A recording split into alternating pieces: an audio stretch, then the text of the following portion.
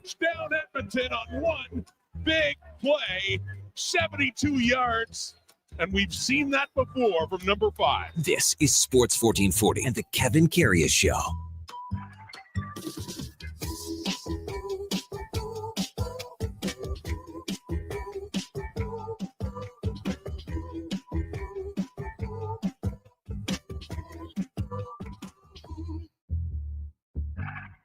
All right, here we go for Saul. 505 Monday, September 22nd. Glorious day of the City of Champions, and put up this weekend in sports. Holy smokes. Junior hockey, preseason hockey in the NHL, CFL's winding down, week 3 of the NFL. Can it get any busier? Big announcement coming up in the CFL this afternoon. The Jays clinch a playoff spot. Woo! We're going to be busy today. Good morning. Welcome to the Kevin Karius Show on Sports 1440. On your AM radio dial, on your morning drive into work or wherever you're heading out on a Monday morning. Again, good weather. Tail end of September here for sure.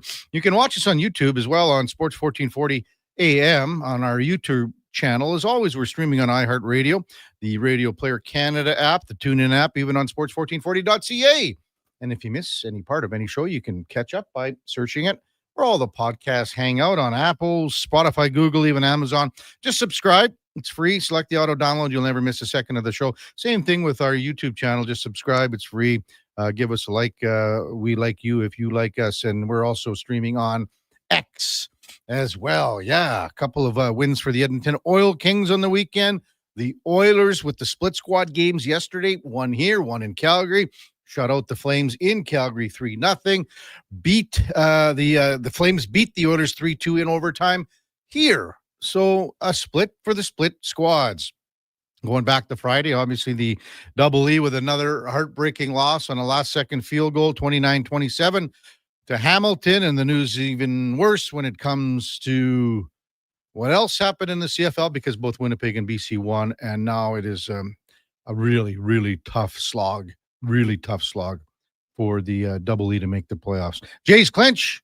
Can't beat that. And big champagne party as usual with the ski goggles, a whole bit. M sweep Houston. And then a full slate of NFL games with some wild results. Wild. Let's welcome in our co-host on Mondays and Fridays, Eddie Steele, Grey Cup champion from 2015, all-decade player with the Double E. Good morning, Eddie.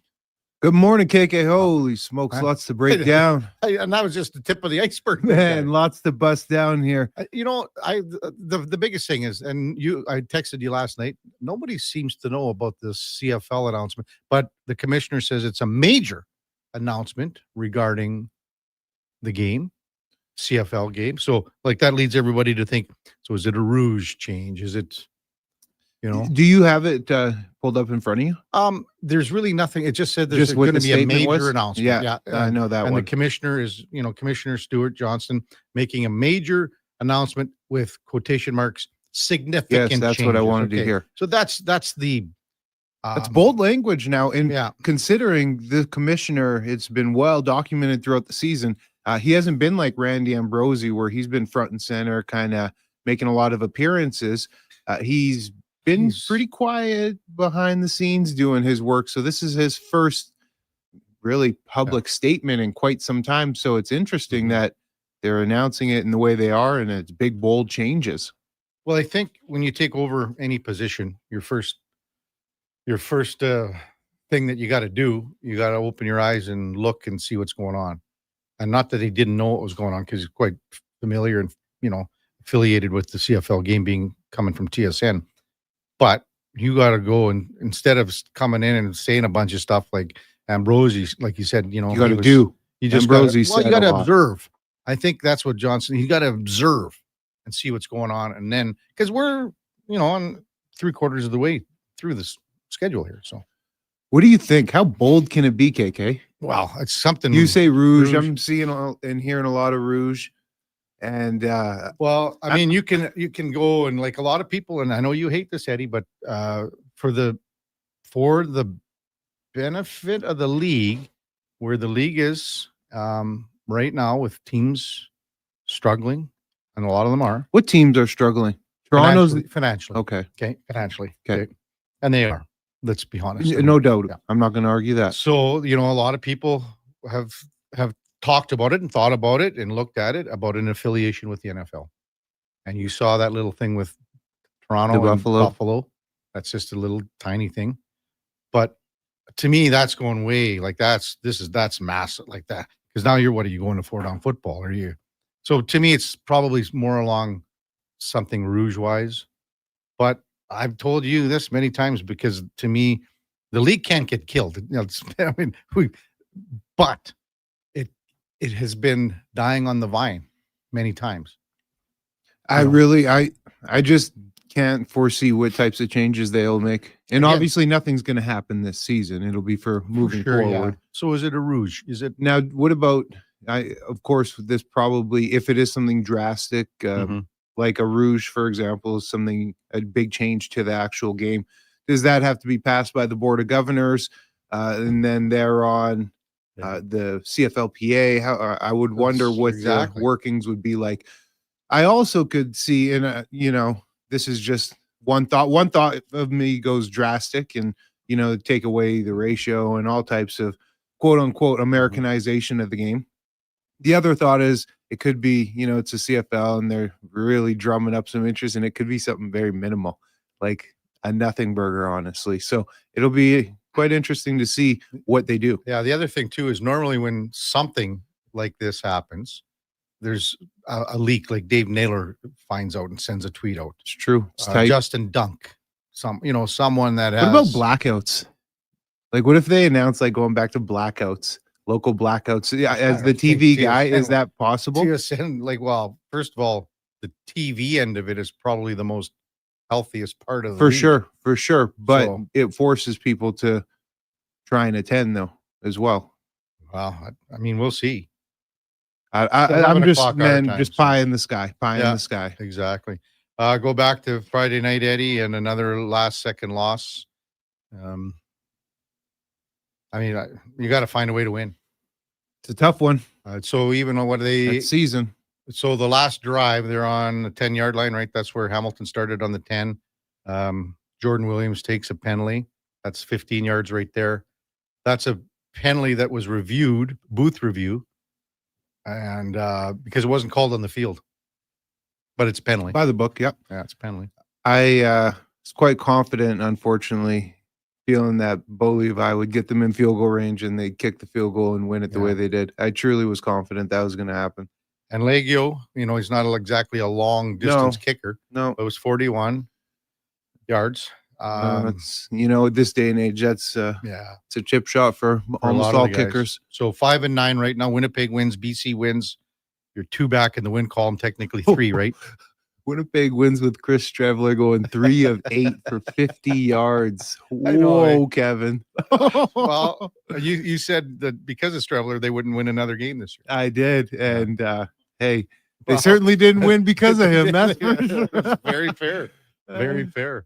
So we'll touch on the CFL. NFL, was there a game or two? We're going to have Armando Salguero on right off the hop to talk NFL, but betting wise, I hated the slate of games. I hated it, but entertainment, it was great entertainment. The only way I could have lost more is if I would have bet more. I think I lost every bet possible. I stayed out this week. Every bet with the Duke. I lost every fantasy. I lost every possible. It was a weird week, man. So I didn't even touch anything. I'm glad I didn't. I texted Duke last night because he said that he's taking KC because he couldn't remember if we had the bet on Friday. So we're down 6-4. Hey, let's welcome in the Duke of Delburne here while we're chatting. So now 6-4 after you took KC. And I mean, the Giants stink. I mean, that's just bad.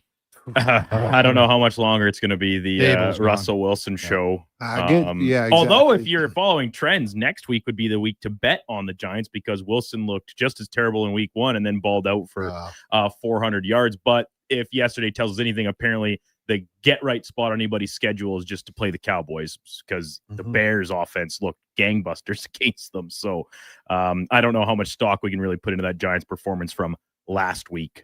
But I think Wilson will probably still start at least one more game. We'll see if Dabo's gone. Dable, well, he had a bad comment. He said, I'd be booing too, right? Because the fans were booing Wilson. He said, I'd be booing, come on.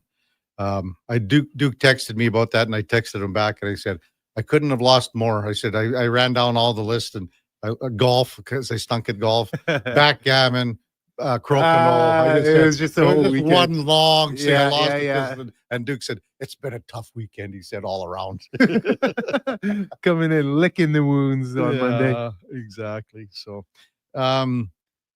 Bernie Perrant passed away yesterday. A longtime Philadelphia Flyers goalie, always had a smile on his face. And man, when you saw the outpouring of love, I just like last night when I got home, was kind of checking out a few things on the old X and whatever. Mm-hmm. All the guys that just not necessarily played with them, but like guys like Eric Lindros, guys that that when you get to know alumni, very similar to Angelo Mosco, out in Hamilton, just a local legend. Yeah, and he was a bigger than life personality out there. And so you get in there as a young guy. This guy played in the '60s, and he stood around, and it's like Gizmo out here, right? It's like Gizmo out here.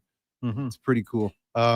There was a line, and they used to have the signs in Philly. There was a sign guy, and it might have been on a sign, only God saves more than Bernie Perrant. So, that's nice. Yeah, he was a pretty special individual. So we'll talk NFL. We've got CFL to yak about. Those two games again. Oilers shut out Calgary, split squad 3-0, and then lose in overtime here 3-2. They'll practice today. Then they got a game in Winnipeg tomorrow. I was saying, I was over for the boys at K97 when I do my morning hit. It's harder for me. I think the preseason's so long and drawn out. It used to be camp was long and drawn out, but I don't, because you're not competing and trying to win a spot from a guy in camp. Like before they had all these preseason games, you're battling. It was intense. You're battling. It was intense in practices. Oh yeah. Like, so and you guys, like especially with this team too, KK, like there's only maybe 3 spots available. Yeah, exactly.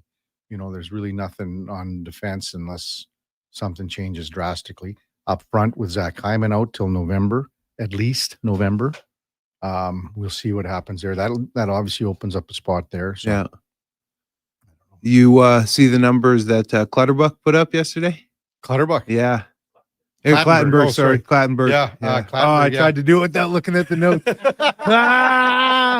It's Connor Clattenburg, Kyle Clutterbuck. Those two, man. I just in my head for some reason.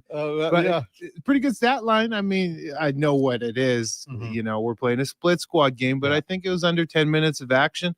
Had a goal, some hits. Well, some penalty minutes. So he was up in that thing. We've been saying again, when you go to a camp, you have to make an impression. Whether that be, with a fight or a hit, you can't leave a game or a practice if you're Clattenburg. Like you can, if you're someone else that is, a lot more gifted offensively or something like that. But if you're a guy like this, like call him a plumber, whatever you want.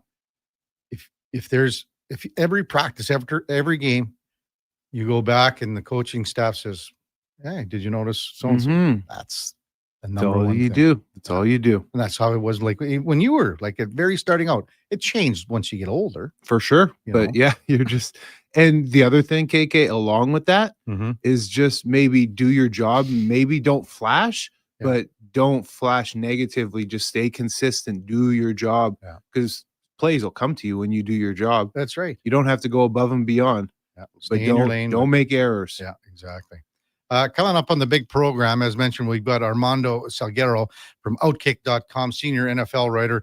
We'll bust down week number 3 of the NFL. Some crazy scores. I mean, when you think about Carolina, 30-0. I mean, the Vikings. Yeah, baby. Oh, yeah. You're he's just happy now. Mark Spector from Rogers Sportsnet in his usual 8 o'clock slot. Joan Forge, Double E Game Changers event. It's coming up this week. Kate Burness, I believe, is hosting it down at Commonwealth. Did you take part in that? Like, did you help out at all? I've never yet to, but it's women's. Yeah, it's women's. Women, but it might be at this one. I got to check the schedule. Yeah, well, you better dress a little better than what you're dressed up today. Oh, wow. Look at you, you scrub. Jensen Lewis, by the books on Vison Live, will be with us at 9:20. And the Jays clinch. The Reds surprising now, pushing the Mets for a wild card spot. Sean Hutchin from the fourth period covers the Boston Bruins. We'll check in at 10 o'clock, and Connor Halley from Fantasy Frenzy and the Jason Greger Show at 10:20. When we come back, Armando Salguero from Outkick.com will be with us. Kevin Karius, Duke of Delburne, and Eddie Steele on Sports 1440. We're streaming on YouTube and X. Today on Hey Culligan, how smart is your water? Here's Tracy. Hey Culligan, I think my water might be dumb. Good news, Tracy. Your water's not dumb. It's just not talking to you. You can make my water talk. No, but the new Culligan Smart Drinking Water System can talk to your phone to tell you when your water filters need changing and help you meet drinking water goals. Now that's some brilliant H2O. You said it, Tracy, and we're already on the way. Let us help you out with a free in-home water test from a local Culligan water expert at culligan.ca. Hey, sports fans, we've got a clear choice for you. At Crystal Glass, we provide customers with the perfect glass for any job. From home to auto and even commercial, installation or repairs, we're your team. Call 310 Glass or visit crystalglass.ca. Crystal Glass. Mr. Rooter goes for a fall stroll. Ah, the beauty of fall.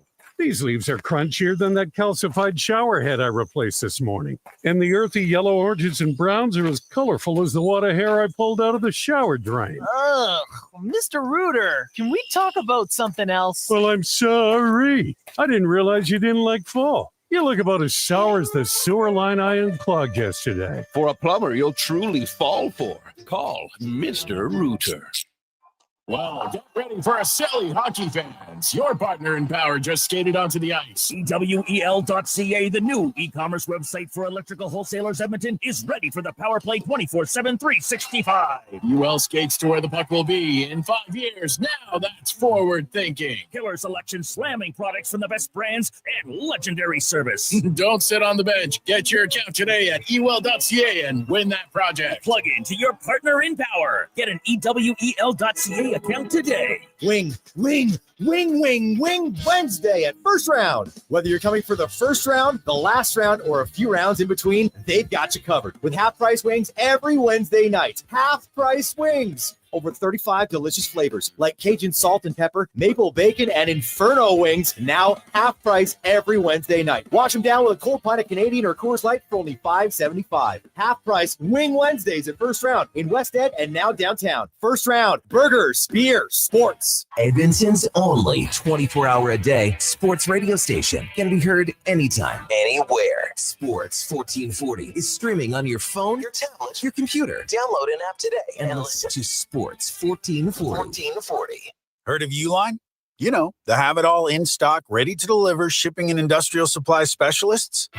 The company that does things for you that are unheard of, like keeping 41,000 items in stock in our own warehouses.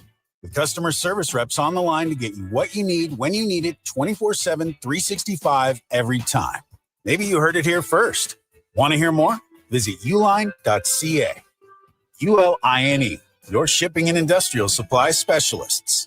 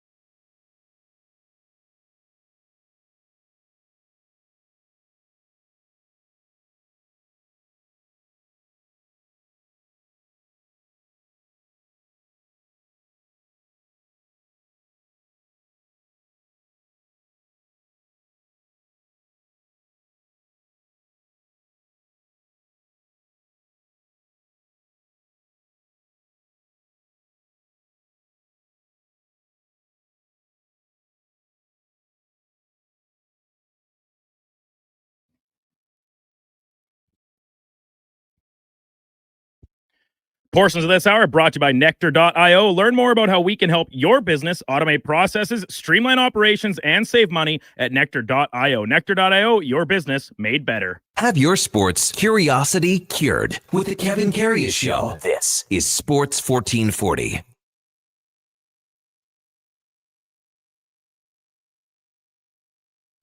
All right, welcome back to the big program, 7:21 in Edmonton, and time now for the headliner of the day, brought to you by Mr. Rooter Plumbing. The plumber to call when the toilet mysteriously breaks after your jalapeno pepper popper fuel game night with the fellas. That's mrrooter.ca. As we welcome in Armando Salguero from Outkick.com. Good morning, Armando. You're with Kevin Karius and the former Grey Cup champion with the double E here in Edmonton, Eddie Steele. Thanks for jumping on Sports 1440. Really appreciate it this morning.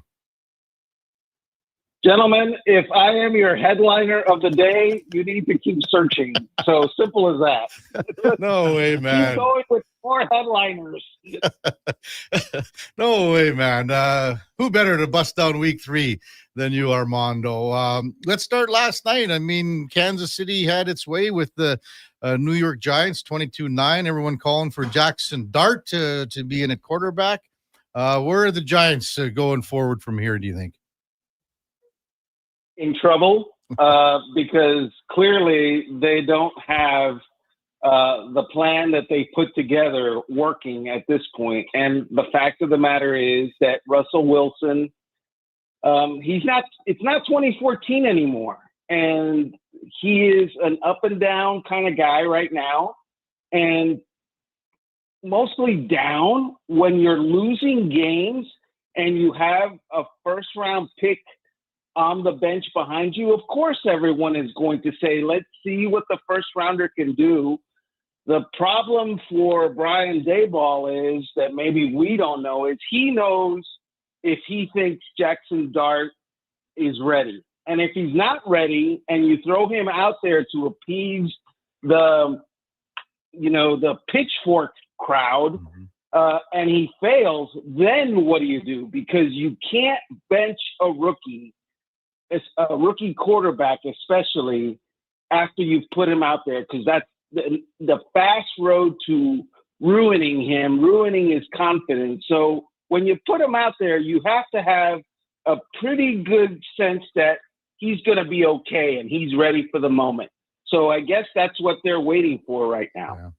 Armando, sticking in the NFC East, how about that Philadelphia Eagles block kick touchdown for the win yesterday?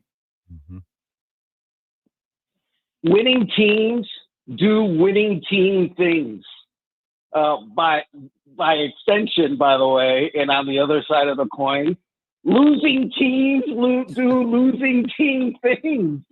And blocking a field goal and scooping it and scoring, to win a game that you've basically been taking it on the chin the entire time, that's a winning team thing. Finding different ways to win. The Eagles, the first 2 weeks of the season, were actually one of the worst passing teams in the NFL. But they ran the ball so well and played such good defense that it didn't matter. Yesterday, they fell behind, I think, by like 3 touchdowns. And it was time to throw the ball, and they found a way to do that.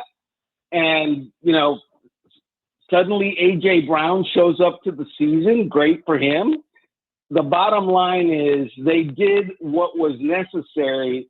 And when you do that, it's hard to beat a team like that because they pull out new stuff that you haven't seen previously and you didn't think was going to be a problem for you. Armando Salguero, our guest on Sports 1440 from Outkick.com. What did you make of the Dallas-Chicago game? Caleb Williams, 4 TDs. First time that he was never sacked in his career, too. And CeeDee Lamb lost for the Cowboys here. I think he's going to be back, but not sure. Armando, your take on that game? Yeah, so I was told by a certain Dallas Cowboys owner / GM that they were fine on their pass rush without Micah Parsons. That's what I was told. And I was told that they were going to be just as good, if not better. He actually thought it was going to be better without Micah Parsons, which was a lie. And so, of course, then the season starts and, the truth comes out. The Cowboys defense is kind of a mess right now. They don't have a consistent pass rush. The guys that they expected to, I don't want to say replace Michael Lamb, but at least play there and perform. Haven't. Jadeveon Clowney, who they just signed, was inactive yesterday, and so he's not ready. Stunning, because he was signed in September and he didn't, he wasn't in any sort of conditioning program or OTAs or anything like that the entire spring and summer. So the Cowboys, they've got to manage by basically outscoring people. They outscored the Giants the week before because the Giants defense is also terrible. But they're not going to face terrible defenses every week. And that's just not a way to go through a season. Your best plan is, well, our defense sucks, so let's outscore everybody and we'll make the playoffs. No, dude, you're not a playoff team. I'm no Cowboys apologist either, but I don't think if you parachuted Micah Parsons, Lawrence Taylor in, that it would make a difference on this Cowboys defense, because they are such a mess. And they, from linebacker to secondary, they're terrible right now. What Jerry's doing, at certain point, I think he needs to give up the reins of one of his roles over there, because enough, you get to a certain point and enough is enough. One of the biggest surprises for me, though, when we take a look just at the scope of the league, in this one, it's kind of gone under the radar, but it's getting spoken about now, and that's Indiana Daniel Jones, the 3-0 Colts, and he's balling right now at the quarterback position. What are your thoughts on Daniel Jones and how he's playing so efficiently currently? So, let's give him his flowers, right? He has done what he has done. And the first 3 games of the season, he has looked, I almost want to bite my tongue saying this, but he has looked borderline MVP type player, right? But there's this thing called regression to mean. And I think we've all seen Daniel Jones the previous 5 seasons, no? So do we believe 3 games or do we believe the previous 5 seasons? I think it's probably not going to be as great as what it has been by the end of this season. Probably not going to be as horrible as what it was with the Giants. Somewhere in the middle. But I'm sorry, they didn't punt their first 2 weeks of the season. And that's how efficient and good they were on offense with Daniel Jones. I get I don't want to pour cold water on the whole Daniel Jones is awesome narrative, but yeah, I'm going to pour cold water on the whole Daniel Jones is awesome narrative. I'm sorry. He's going to be fine, but we'll see. Armando Salguero, our guest, Kevin Karius Show with Eddie Steele on Sports 1440. Boy, Green Bay and Cleveland, big upset. The Browns winning that one 13-10. We're going to see, as we mentioned, Parsons next week with in Dallas. Just how's Cleveland doing this with such an inept offense? How good is their defense right now, Armando? Yeah, no, that's never been their issue. Their issue has always been that they don't have, a consistent good quarterback. They obviously thought they addressed that 3 years ago with Deshaun Watson. That didn't happen. Right? Yeah. And it's not Dylan Gabriel and it's not Shedeur Sanders. And oh, by the way, it's not 40-year-old Joe Flacco either. They're basically setting themselves up to draft the quarterback, the best quarterback that they can find next year. They've got 2 first-round draft picks to move around with, and also the fact that they're going to stink most of the rest of the year. Mm-hmm.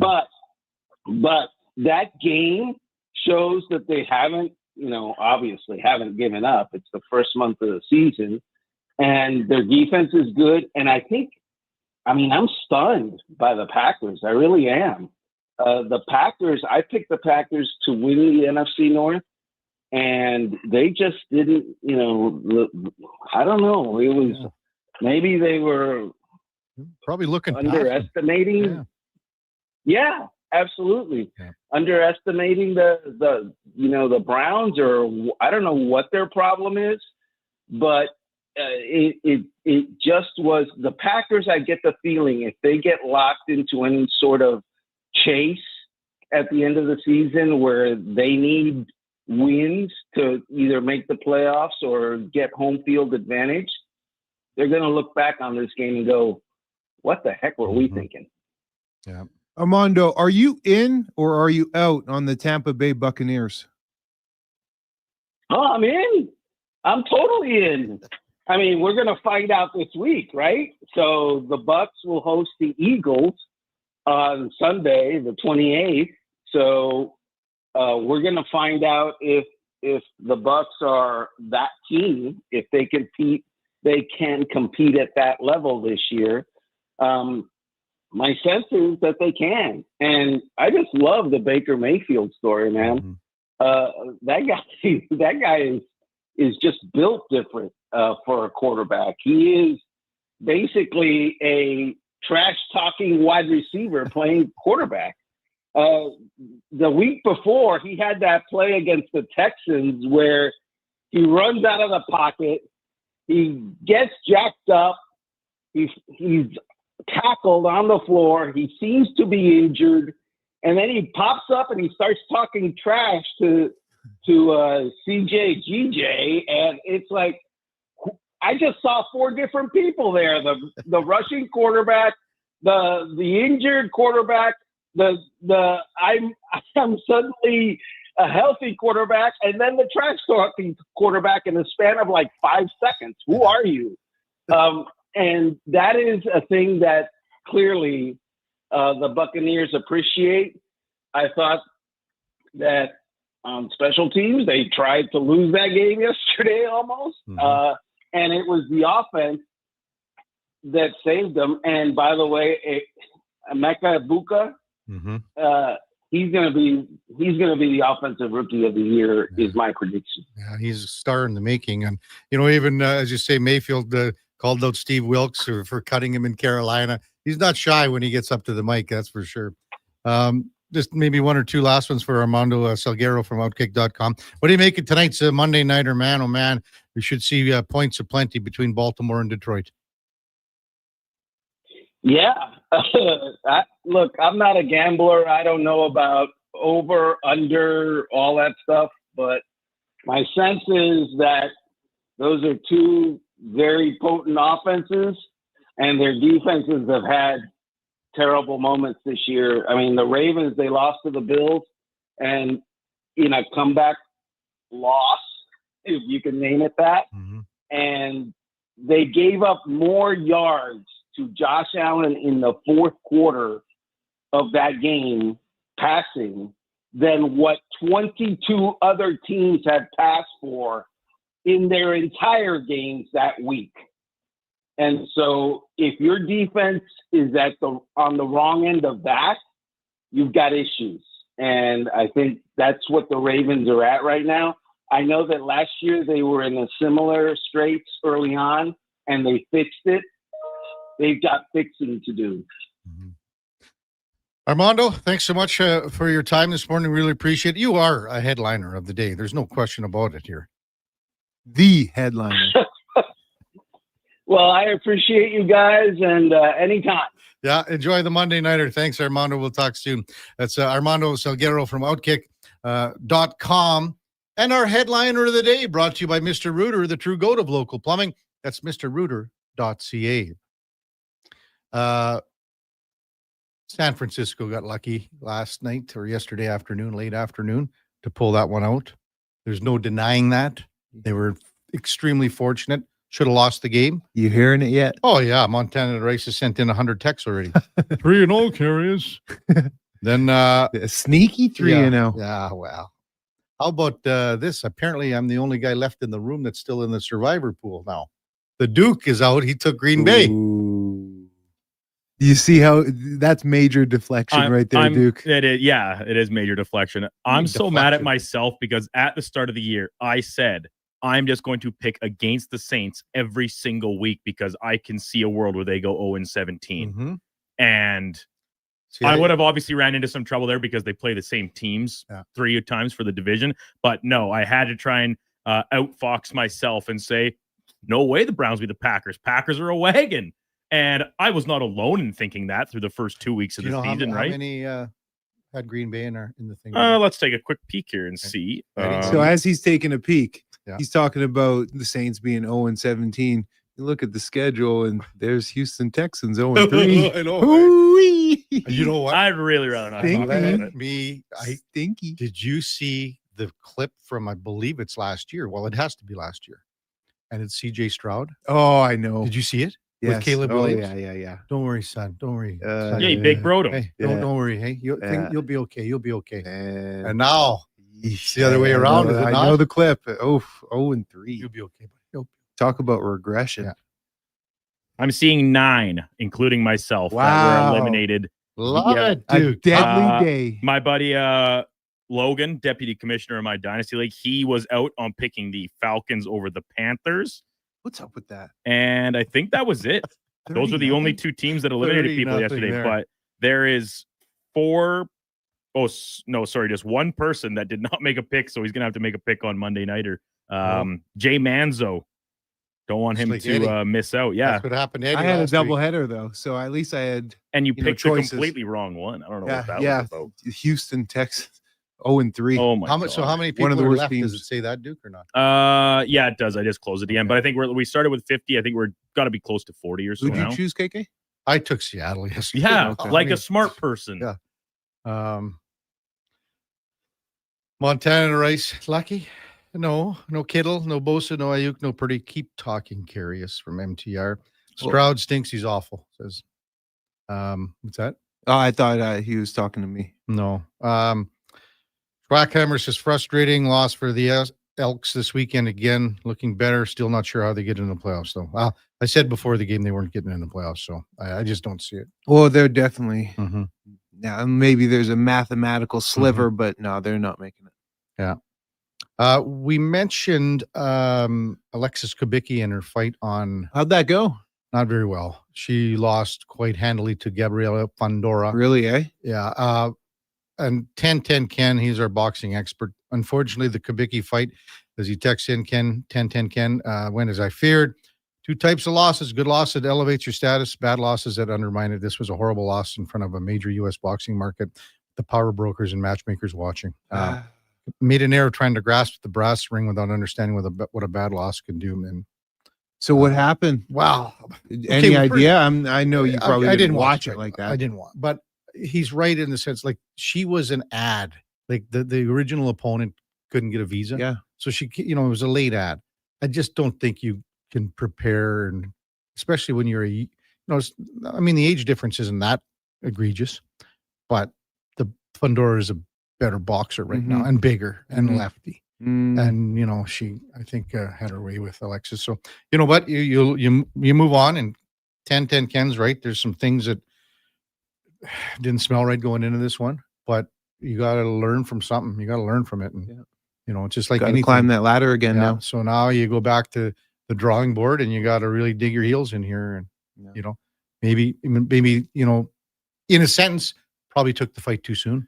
I was hoping that she would really show up for it because, like you mentioned, it was a big market and a big opportunity, lots of eyes. 10-10 Ken, thanks for all that info too. That's good. MTR says, nope, Eddie, you got an upgraded quarterback. That's me. Oh boy. Well played. Yeah. Tim Tech said, morning, boys. A lot of great sports this weekend. With the NFL chatter, hey, can we discuss how unacceptable and absolutely terrible the 2 NFL New York teams are? Since 2011, they have 1 playoff win. How does this happen in the biggest city in the world? 2 teams that have been failures for as long as I can remember. Oh, yeah, you can say since 2011 they both, but at least the Giants, they got 2 Super Bowl rings from 2007 through what was it, 11?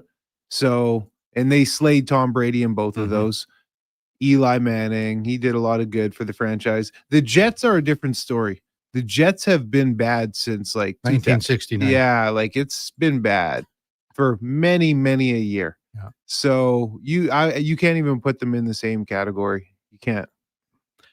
But again, how can you be this bad and not rebuild properly? Is it all the way at the top with ownership and making poor decisions at management and coaching, and then it just trickles down? That's what it is in drafting. Drafting, right? We know how crucial drafting is. And you have to make the unsexy draft picks of drafting a right guard in the first round, but a lot of people don't like to do that. You have to invest in the right positions. Didn't the Giants draft, like, what was his name, Hernandez, a number of years back, and that didn't pan out? I don't know. Like, they drafted Kayvon Thibodeau a couple years ago, the defensive end. He hasn't, really flourished the way they would hope. At times last night, that D-line looked pretty good and getting pressure, and then all of a sudden Mahomes would escape, and then they're in trouble. A lot of it, Kevin, and you'll know this, it's a crapshoot as well of finding a good quarterback. If you have a good quarterback, that's everything in football. It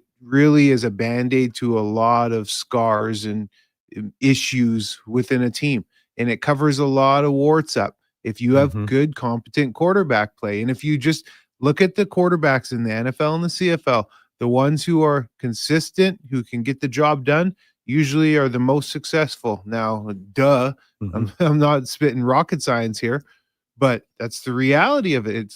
You need a competent quarterback at the helm if you want to have any success as an organization. You need a quarterback. It's a crapshoot, especially when we're drafting young kids out of college. When we come back, we'll get to some of your texts, 833-401-1440. Kevin Karius, Duke of Delburne, and Eddie Steele on Sports 1440. Sam the Record Man is in the studio, streaming on YouTube and X. Edmonton Elks Indigenous Celebration is back, presented by No Frills. September 27th versus the Saskatchewan Roughriders, featuring Indigenous dance and drum halftime performances, pregame makers market, and the unveiling of our brand new Indigenous gear. Tickets at goelks.com. God said, I need somebody to get up before dawn, milk cows, work all day in the fields, milk cows again, eat supper, go to town, and stay all night at a meeting at the school board. So God made a farmer. Hi, Mike here from Northgate Chevrolet Buick GMC. We are so thankful God made a farmer. For the month of September, it is our goal to feed 500 families. With every vehicle sold, we will feed a family of 4. So please help us reach our goal. Visit us online at northgategm.com. At Fountain Tire, get up to 25% off select tires, up to $125 off a set of 4 select Goodyear tires, and $50 off $150 service until October 18th. Restrictions apply. Book today. Fountain Tire. We're on this road together, Canada. Hot coffee, hotter takes, and the sports stories that matter. Check out Kevin Karius weekday mornings from 7 to 11 on Edmonton's sports leader, Sports 1440. Be part of the conversation. 833-401-1440. Come for Canada's largest trade shows, the biggest names in entertainment, exhilarating sporting events, and more. Stay for the experience at the Edmonton Expo Center. TNA Wrestling makes its explosive debut at the Expo Center on Friday, September 26th and Saturday, September 27th for back-to-back nights. Buy your tickets online today. Learn more about what's happening at the Expo Center by visiting the calendar of events online at edmontonexpocenter.com today. Looking for an all-season vehicle with room for the hockey gear, comfort for the daily commute, and rugged capability for your weekend adventures? That's the all-new 2025 Jeep Compass, and you'll find it during the biggest sale of the year this month at St. Albert Dodge. Now, what can I say? It's a Jeep, it's a 4x4, and it's loaded with standard features like an 8.4-inch touchscreen, keyless entry, and heated front seats, all starting from just $34,900. Head up the trail and see how easy it is to do business at St. Albert Dodge. Farm, ranch, acreage, or lake lot. They're here to help at Bashaw Concrete Products. Family owned and operated for 60 years. They continue to provide the best products and service, period. Call now for your free quote on the highest quality ready mix and gravel, a new septic tank, or an outhouse pad and tank, plus precast cattle water pads, garage sumps, and more. Call 780-372-3854 for prompt delivery. Bashaw Concrete Products, 780-372-3854. BashawConcrete.com. You ever done something you can't be forgiven for? Crave is the exclusive home of HBO originals, including Task, the new crime thriller from the creator of Mayor of Easttown. I'm going to take their money so we can have a better life. Starring Emmy winner Mark Ruffalo. If things go terribly wrong, people want to know why God let it happen. And Emmy nominee Tom Pelfrey. I almost found a way out. We never did anything like this. Task, an HBO limited series. Stream now, only on Crave. Subscribe at crave.ca.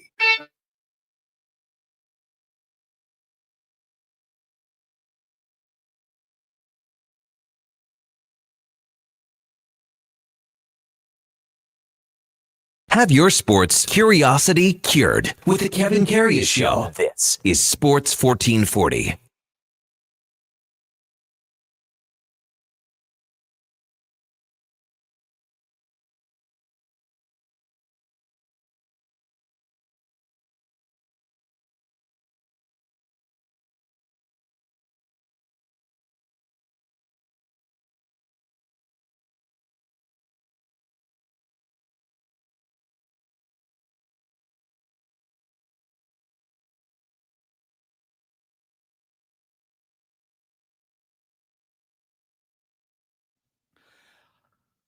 All right, welcome back to the big program, 747 in Edmonton. Kevin Karius, Duke of Delburne, and Eddie Steele with you on a Monday morning. A great weekend weather-wise and looking still pretty good, pretty darn good as the week progresses. Maybe Wednesday, not so hot, but today looking at a high of 22, tomorrow 23, and the harvest is going on. Oh, it's smell full is tilt. in the air, Eddie. It's getting a little crispy. Well, a little crispy in the morning, but Yeah, in the it morning. warms up at night. And I know you can tell the drive in. It's Yeah. a lot darker. Oh, yeah, no kidding, eh? So you had something to bring up here? Oh, well, yeah, I'm listening to on Saturday the Saturday Sports Setup there. And Sam, I am the record man, came out with a statement. And I initially I agreed with it. I really did. And I thought, oh man, if it made me think, and it was fairly deep. But then the more I thought about it, the more I disagreed with it. But I wanted to throw it your way. Sam went on to say that the Edmonton Elks would be like the CFL's version of the Montreal Canadiens, in the sense that they did a lot of winning, a lot of rich history there. But I'm assuming you probably meant they haven't done much lately, and they've been a non-factor lately. And there's some truth to that. Sure there is. But the difference between the Canadians and the Elks is the Elks over the decades have continuously won, and won at least once a decade if we look, if not twice a decade, for many decades since those glory. 93 for Montreal. 93 was the That last the one. last time a Canadian team won. Yeah, Canadian. So it's been many a year. So, yeah. I mean, just the way they're looked at, Edmonton's looked at as a historic franchise because of a lot of the old winning. Yeah. But when you look at the old, what have you done for me lately? Now, I would say Edmonton won in 2015. I was a part of that. They won in 05. They won in 03. So there's been a lot. And then we can look in the 90s, however many they won. They won in the 80s, where Montreal hasn't won as consistently over the years. So that's where I would disagree with it. But there is some truth. Yeah. Well, that's Sam the record man. Sam, he pulled it out of nowhere, man. I thought, oh boy.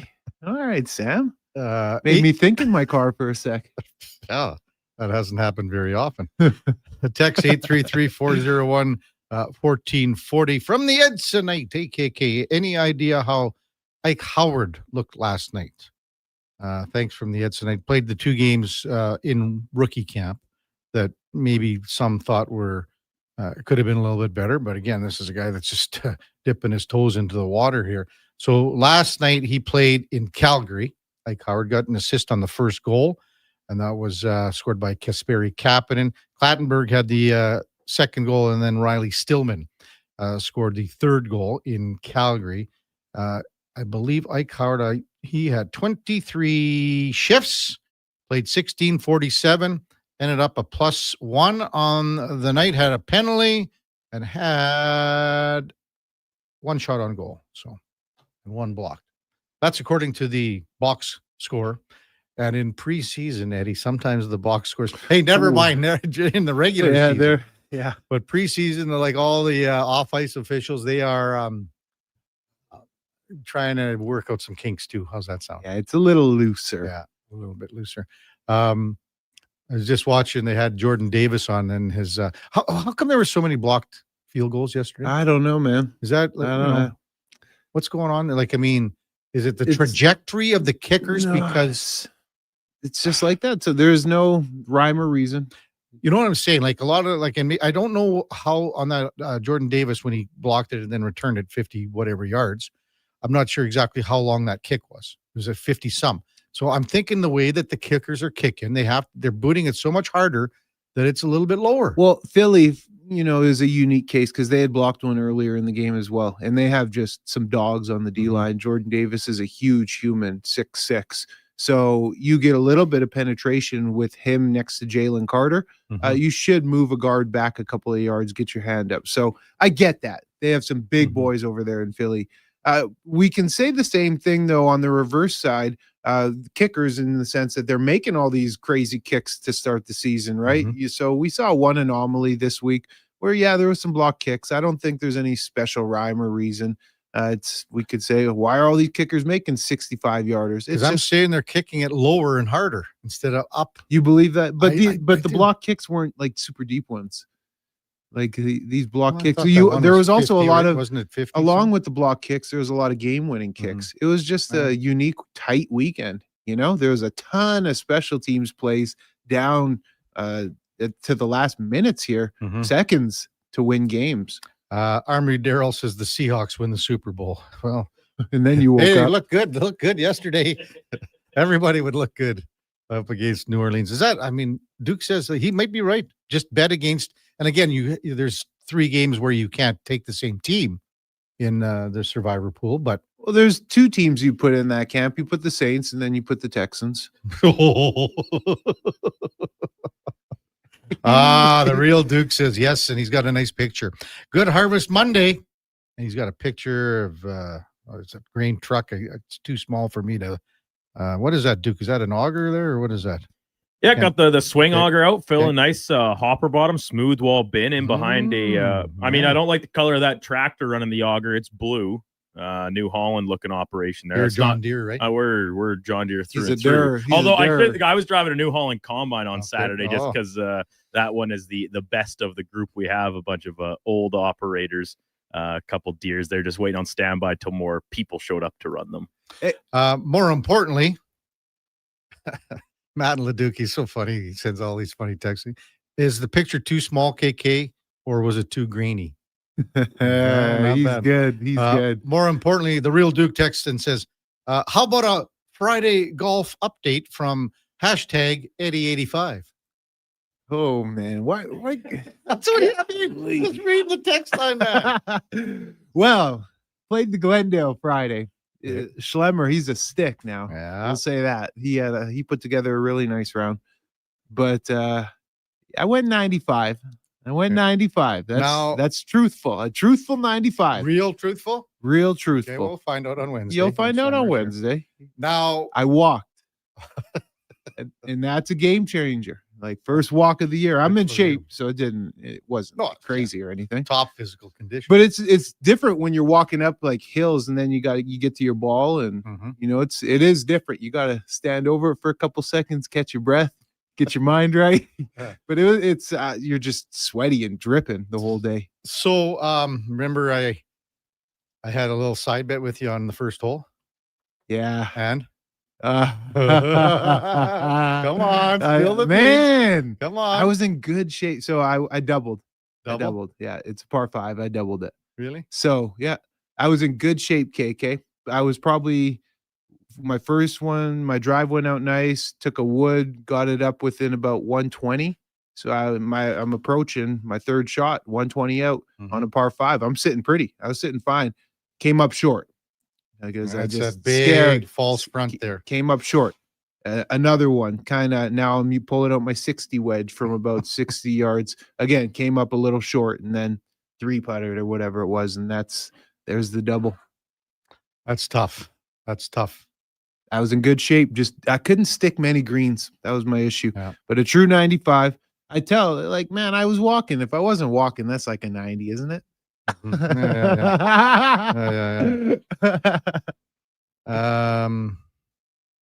don't understand Ziggy in the Groves text. I'm going to have to go through it one more time. 833-401-1440. That's true. Kent McKenzie on Friday. I was thinking this as well because on Friday, the Jays game, I called Lorenzen for Casey. I called him a pig on the air because he has been a pig because I've had him for years in fantasy. He goes, I knew the Royals were going to win on Friday as soon as KK called their starter a pig.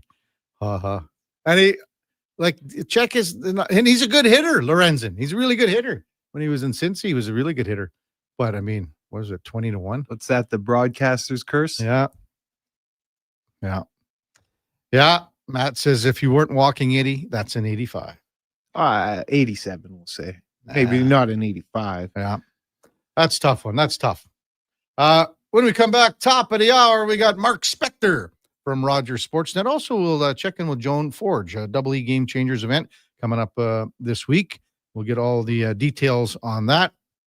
Jensen Lewis from By the Books on VSiN Live, and Sean Hutchin, Connor Halley in the 10 o'clock hour. Before all that, time now for a Sports 1440 update brought to you by Nectar.io. Transforming field data into boardroom insights. Nectar.io is the all-in-one solution for your fleet safety, time tracking, and materials management needs. Nectar.io, your business made better. Here is the Duke. This is a Sports 1440 update.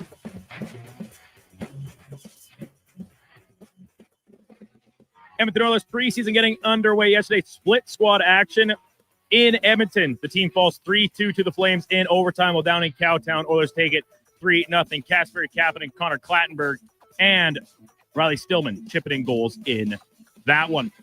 NFL week number 3 slate from yesterday. Wild finishes all across the board. Sunday nighter KC gets past the Giants 22-9. Earlier in the day, the Chargers remained perfect with a 23-20 win over Denver. LA blows a big second half lead to the Eagles, 33-26, the final there. And Green Bay, stunner. They lose to Cleveland 13-10. Some injury news coming out of the day as Cardinals running back James Conner suffering what is likely a season-ending ankle injury. Najee Harris, Chargers running back, expected to miss the remainder of the season with an Achilles injury as well. And from this side of the border, CFL expected to make a major announcement on game changes from Commissioner Stuart Johnson coming up this morning at 11 o'clock. And from the majors yesterday, Blue Jays become the first team in the American League to clinch a playoff spot. They win 8-5 to avoid the sweep at the hands of the Royals. Elsewhere, Yankees beat the Orioles 7-1 to keep pace in the AL East. Padres over the White Sox 3-2. Dodgers losing to the Giants 3-1. And the Red Sox, they fall to the Rays 7-3. Coming up in hour 2 of the Kevin Karius Show, we'll be joined by Sportsnet's Mark Spector, as well as Joan Forges from the Edmonton Elks Game Changers event. I'm Brandon Douglas at your Sports 1440 update. Sports 1440 in West Edmonton Mall and Wetaskiwin. CKJR is a Stingray radio station. Download the free radio player app and listen wherever you go. Mr. Rooter goes for a fall stroll. Ah, the beauty of fall. These leaves are crunchier than that calcified shower head I replaced this morning. And the earthy yellow oranges and browns are as colorful as the wad of hair I pulled out of the shower drain. Ugh, Mr. Rooter, can we talk about something else? Well, I'm sorry. I didn't realize you didn't like fall. You look about as sour as the sewer line I unclogged yesterday. For a plumber you'll truly fall for. Call Mr. Rooter.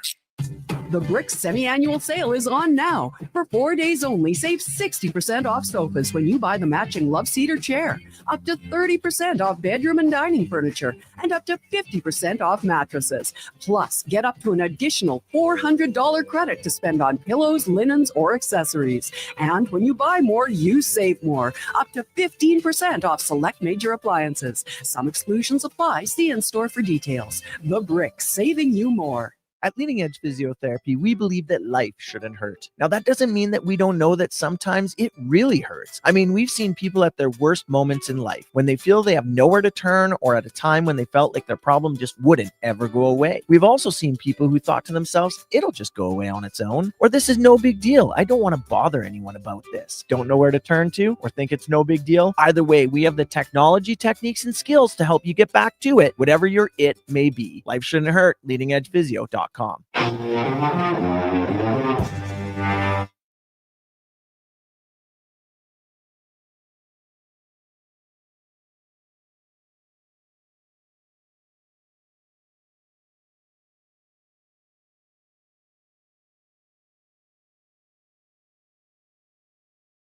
Just in time for the morning skate. This is the Kevin Karius Show on Sports 1440.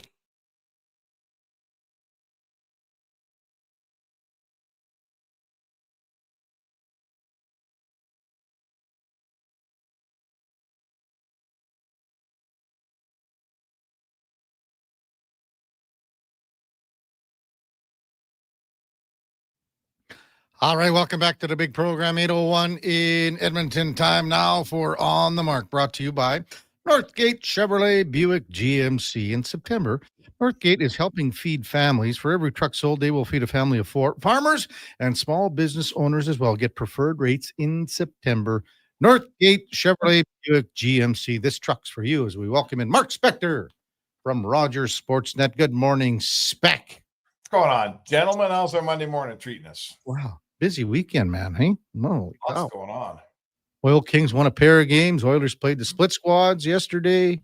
Jays clinch. Elks lose. I don't know, man.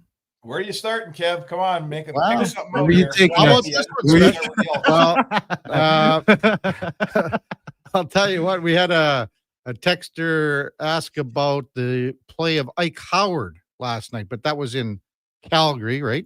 So yeah. I just kind of looked at his, his stat line, and just to see exactly, what it was all about. And he had an assist, played roughly 13, 14 minutes. But what about here? What caught your eye in this one, Spec? What caught my eye? You know what? There wasn't a ton. I mean, defensively, I think they allowed like 14 shots in Edmonton and less than that in Calgary. So yeah, in that respect, it's good. I thought. I wish I would have seen Frederick with the puck more as the first line center on this team. I didn't think he had the puck that much last night. Tomasek, you know what? There's a player. There's some kind of player there. I don't know if he's a center. Probably he's a winger for, to complement the center, I think. But I think we got to see a little bit more of him. And that they had a fourth line center, that Marjala Finnish kid. He just seems to make smart play after smart play. Like, I think he's older, right? I think he's like 25. Mm-hmm. But there's a guy, he's probably not starting in Edmonton, but he might be one of those Euros you pick up that turns out to be better than you thought. Yeah. So all of that, Wallman looked very comfortable on the wrong side. He'll be there probably for the whole year, it looks like. And, that's what you get out of the first game. Lots of scrambly play, but it wasn't bad. Yeah. Spec, this is a guy we talked about last week. And look, I bring him up because I have a great appreciation for the role. No great expectations of the player for this current roster, but Connor Clattenburg, he filled the stat line or the stat sheet. I mean, it's always a positive. And Kevin said, you leave your mark. You want to be talked about. You want to be remembered. Well, this player played the least amount of minutes and stuffed the stat sheet in many different ways. Shots on goal. He had a goal, couple of hits, couple of blocks, penalty minutes. He kind of did it all. And yeah, you might not want the penalty minutes, but at the same time, you're not always going to be upset with the penalties. Mm-hmm. I mean, he's played 2 games. He's got 2 goals and I think 3 fights, a bunch of shots on goal. I mean, he's not going to ever probably be a heavy scorer, but if he can give you a physical presence and score the odd goal, looks like he might have some touch. Listen, it's hard to stand out. Like, it's a forest full of minor league guys here, right? There's a big camp full of kids that we're never going to see in an Oiler uniform, and some are going to Baco, and some are getting released. And trying to stand out in that group, it's not easy. So just the fact that we're talking about them on the radio every day, that's success to some extent. We're not talking about poor play. We're talking about good play. So give Clattenburg credit, man. He's finding a way every night to become a topic of some intrigue. Well, that's what we talked about for a couple of days now here, Spec, and it's about making an impression, and whether it be a practice, a game, or whatever. And he's done that, and that's all you can ask of a young guy trying to, forge his way into what will be, a fourth line role with this team, hopefully down the road at some point.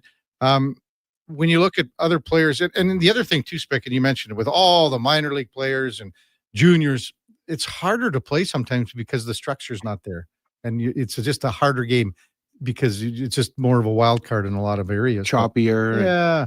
But Alec Regula on the back end played almost 18 minutes last night. Yep. Did you notice him at all?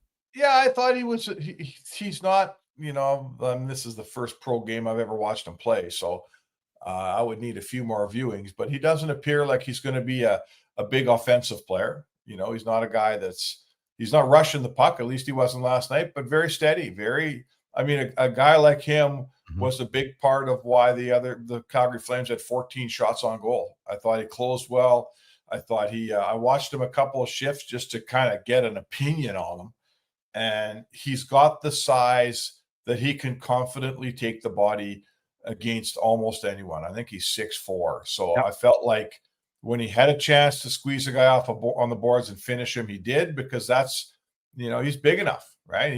And he appears to skate well enough. So I don't mind him. Like there might be a player there. Stan Bowman likes this guy. And I was watching him last night trying to figure out what Stan saw in him. And I could see, is kind of reminds me of a guy like, I'm thinking back, like a player. I'm not saying he's Jeff Bukaboom, but a player who was big and physical, didn't get a lot of points, but made your team better. That's the kind of guy he hopes to be, I think. Is that fair? Hopes, yeah. And I mean, if he can turn into a Bukaboom, man, you got something. Oh, my God, yeah. He was a good player. Yeah. Yeah. Changing up gears here, Spec, for the second week in a row, walk-off field goal, heartbreaking loss for the Double E. Did you happen to catch that game on Saturday night? I watched every down of it, Eddie, every down. Where do you come out with that, with the way they played? Of course, we know that they lost the game, but how do you feel about the performance that they had? Well, they played well. You go into the best team in the East, and frankly, coulda, shoulda beat them. But you know what? I'm a little tired of talking. Like, in hockey, we talk about goalies that are just good enough to get you beat. And that's what the Elks are. They're just good enough to get beat here. Like, they got a chance to score a touchdown. They drop another pass in the end zone. I thought, Eddie, and you tell me if I'm wrong here, I thought that the most disappointing play of that game came with 3rd and 1.5 from around, I think their own 50 or so, with a minute 50 to play, minute 58 to play, something. And I thought, this is a fragile team. This is a team that needs one first down, and they'll win this game probably. And I thought the coaching staff needed to take that game by the you-know-whats and say, we're not giving you give a Hall of Famer like that the ball back in the CFL. I don't care if it's on the 10-yard line. I'd have put $150 on Hamilton the second they caught that punt, that they were going to get that field goal. That's just the CFL. Yep. So I thought the coaching staff showed a lack of courage, a lack of belief. Don't tell me, they believed in their defense. No. They didn't believe in their offense. And to me, the game was in their hands and they punted it away. What about you? Man, you nailed it, Spec. I could say it a lot more colorfully, but you nailed it with where we're at. It's tough because they do need to be more aggressive in that situation. That is, and we talked about it on Elk Central yesterday. So is that a rookie head coach? That's a rookie head coach, as well as you're going into the half and you have timeouts. And use your stinking timeouts, man, because what are you doing? You can't carry them home on the airplane with you. Yeah. So I just don't understand. There was poor clock management to end the half. And then again, the decision to punt it away, to give it to Bo Levi. And I knew it, like you just said, Spec, that's a bet you would make. I knew when Bo Levi got that ball that it was going to be game over. They were going to make a kick. It's very similar this season, if I may, to 2013 when I first came over to the Eskimos, then Eskimos. Ed Hervey, that was his first year as the GM. He had been a personnel guy, assistant GM up until that point, but 13 was his first crack at it in the big chair. Kavis Reed. We lost 5 games that year within 3 points or less. 5 of them. We were close in a lot of games. And the foundation was laid that year. We had a lot of new pieces brought in. Myself, Odell Willis, Aaron Grimes, J.C. Sherritt was here. Mondo was here. But then 14, 15, after that foundation had been set, we were rolling. And I think that foundation has been set this year. And I think we will see moving forward. And I know it's rose-colored glasses to talk about next year and how successful they'll be. But I think the crucial foundation of these new pieces has been set for this organization. Yeah. You on board with that, Spec? Yeah, I mean, I get how people are tired of hearing about next year around here. Like it's been we've been in next year country for ever since they changed the name of this team. I'm not saying you're wrong, Eddie. Like this is a team, they're close enough to lose every game by a point now. You know, we don't have to go back very far to see a team that was losing by 20 points every night. So clearly they're a better team. Clearly they've made steps. It's disappointing to see them lose games the way they're losing them. I mean, they've got 3 games this year. 2 of them, they dropped passes in the end zone that should have been caught. They would have won both those games. And then there was the Toronto game they led until the final kick. Hey, that's going to happen. But I guess my point would be out of those 6 points, you should have got 4 of them. And if you got 4 more points, you're a playoff team. So they're not making talent. I don't know what kind of mistakes they're making. They're making big ones. I don't like I feel like they're passive as a coaching staff. Maybe the coaching staff doesn't believe in them as much either. I don't know, but I didn't like the way they lost that game in Hamilton. This was the 3rd game that I can think of this year that they had absolutely in control and let it get away. And that's an ugly trait. I don't like watching that week after week, boys. What do you guys, if you were the GMs, both of you, what would you do at the quarterback position next year? Well, for one, and again, it comes to salary, right? And I showed you what the salary structure is. Yeah, we discussed that. That was last week. And I mean, if you want to run with these 2 guys again, well, that's going to hinder you bringing other guys in because of what Trey Ford makes. It's just a simple fact. Fajardo is who he is, and maybe there need to be an upgrade on both of these guys. Maybe that's the way to go. Mm-hmm. So that's where I'd be looking. Yeah, I'm going to say Trey Ford makes a bunch of money. I don't even know what he makes, but he makes pretty good money, right? $350, we'll say. Okay, that's a lot in the CFL. You can't have that sitting on the bench. It's like paying Calvin Pickard $3 million. Like you're not doing that.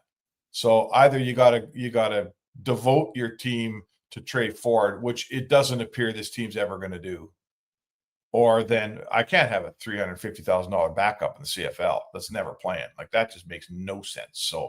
So if you're moving on, then move on. Like if that's what we're doing, let's fish or cut bait here on Trey Ford. Either play him or move him. And then Fajardo, listen, every year in the CFL, there's quarterbacks that become available that move around. If you've got money, if you've got that Trey Ford money to spend on someone, you'll get a good one. So, it's a quarterback league. You got to get someone that can get the job done. And I guess what we're all agreeing on here is the Trey Ford experiment's over. Yeah, I would say that, especially too with this new management that's in place. They weren't the ones who drafted Trey, so we all know how that goes. You've seen that time over time in hockey, right? New management comes in and they're not married to anybody. Hey, Spec, there's an announcement in the CFL, and no one really. Sometimes, as a reporter, these things get leaked out. The commissioner saying that there's going to be major changes to how things move forward in the league. I mean, everyone's guessing it's the Rouge, it's this, it's that. But it's funny how nothing's leaked out. It's bold wording, though, isn't it? Bold language. Yeah, it is. I even saw. Yeah, I've seen some guys who appear to know and aren't telling are priming it up like it's going to be the biggest announcement the CFL's had in ages. So I do not know what it is. I'm counting on my CFL counterparts to break this thing before 11 a.m. or whatever it is. But maybe they introduced the new assistant commissioner, Mark Spector. Yeah, no, that's not happening. But I mean, I don't know what to say. Like, I hope the CFL's been in a bind for a long time. We all know about their attendance issues and all that stuff, but I hope they don't fashion themselves too much after American football. To me, the thing I like about CFL football is that it's not the NFL. I love the NFL too, right? I like the NFL too, but it's like having a truck and a car. When you drive your truck, you like it. When you drive your car, you like it. Yeah. I don't want 2 trucks and I don't want 2 cars. You know what I'm saying? That's really well said. Honestly, Kevin, I hope it's just the Rouge because that'd be fine. Whatever. I hope it's nothing drastic. Like let it please be the Rouge, because I'm very much like Spec. I like it for what it is. And of course, yeah, there's some bias there. I played in the league, grew up watching the league, but I loved it well before I played in it. I dreamt of playing in the league because I grew up loving it. So, Spec, good stuff. We'll talk to you tomorrow. Maybe see you down at 3. We'll talk about this rule change tomorrow morning, boys. It'll be interesting to see what it is. Yeah. Okay, buddy. Take care. Mark Spector from Rogers Sportsnet. On the Mark, brought to you powered by Northgate Chevrolet Buick GMC. This truck's for you. Check them out at northgategm.com. When we come back, we're going to continue on with a big event that the Double E have coming up this Thursday from 5 to 9. It's called Game Changers, presented by James H. Brown and Associates. Of course. Yeah. Well, I mean, yeah. Exciting new event to bring women together to try to grow the game, build the game, raise awareness. And it's all in support. This is the most important part, all in support of the Edmonton Elks Ovarian Cancer Research Endowment Fund. We'll explain it when we come back. Kevin Karius, Eddie Steele, and Joan Forge will join us coming up on Sports 1440. And we're streaming on YouTube and X. Want some good news? St. Albert Dodge is holding the biggest sale of the year on their in-stock Ram 1500 Sports. Every single one on the lot is discounted by a whopping $14,000. Yeah, 14 grand. And St. Albert Dodge has the best selection in Alberta. Over 90 Ram 1500 Sports to choose from, with great packages, including the Night Edition and GT models, all $14,000 off the ticket price. Get down there and see how easy it is to do business at St. Albert Dodge. Silent Rides is one of Alberta's premier bus charter companies. With state-of-the-art motor coaches, we provide our customers with the safest and most reliable ground transportation. Our seatbelt-equipped buses have become the preferred carrier for many local sports teams, tours, corporate outings, and other various travel across Western Canada. For more information and to request a quote, call 1-877-748-0991 or visit silentrides.ca. I'm a little hungry. I've got Booster Balls from Booster Juice. Booster what now? Booster Balls. They're little protein bites packed with nutrients. Chewy, crunchy, yummy, and new flavors all the time. Like this little guy. The new mint chocolate Booster Ball. Peppermint, cocoa, coconut, peanut butter, maple syrup, all rolled up into a delightful little bite-sized snack. Why am I just hearing about this now? I don't know. Can I have one? No. Booster Juice. Canadian born. Blending since 1999. Edmonton's only 24-hour-a-day sports radio station. Can be heard anytime, anywhere. Sports 1440 is streaming on your phone, your tablet, your computer. Download an app today and listen to Sports 1440. They sure saw you coming. You went in for about $200 in auto service, and by the time Johnny Slick out front was done telling you everything he thought you should have replaced, you got hosed for $3,000. Big Toy Shop won't lie to you, inflate your bill, or waste your time. You'll know exactly what your service actually costs and when it's going to be done. Take your ride to Big Toy Shop, 8315 Argyle Road, 780-298-2797. It's time to rev up your engines at the Finning Sales Event this Tuesday. Take advantage of event exclusives and score big with 0% financing. Demo the latest Cat heavy-duty equipment as they celebrate 100 years. Plus, you can pick up your perk with every equipment purchase, $2,000 in additional discounts or free select attachments. Big machines, big savings, big fun. That's this Tuesday. Edmonton Finning, 10910 170th Street Northwest. Seriously, another door knocker? I really want to go solar, but these high-pressure tactics are exhausting. And their prices are unbelievable. Before we do anything, let's call Great Canadian Solar. There's a better way to go solar. Great Canadian Solar provides honest advice and fair pricing to save you from overpaying. They're easy to deal with and will never put pressure on you to buy. As a trusted local business for over 15 years, Great Canadian Solar will support you in your solar journey. Visit greatcanadiansolar.com and call today to get started. Is your company drowning in paperwork and administrative tasks? Do you need more data to make better decisions? Nectar.io is your company's all-in-one solution for fleet and materials management, safety, time cards, and GIS-based project management. Now is the time to capture and transform field, site, and shop data into boardroom-level business intelligence, all with one login. Visit nectar.io to book a demo today. Nectar.io, your business made better.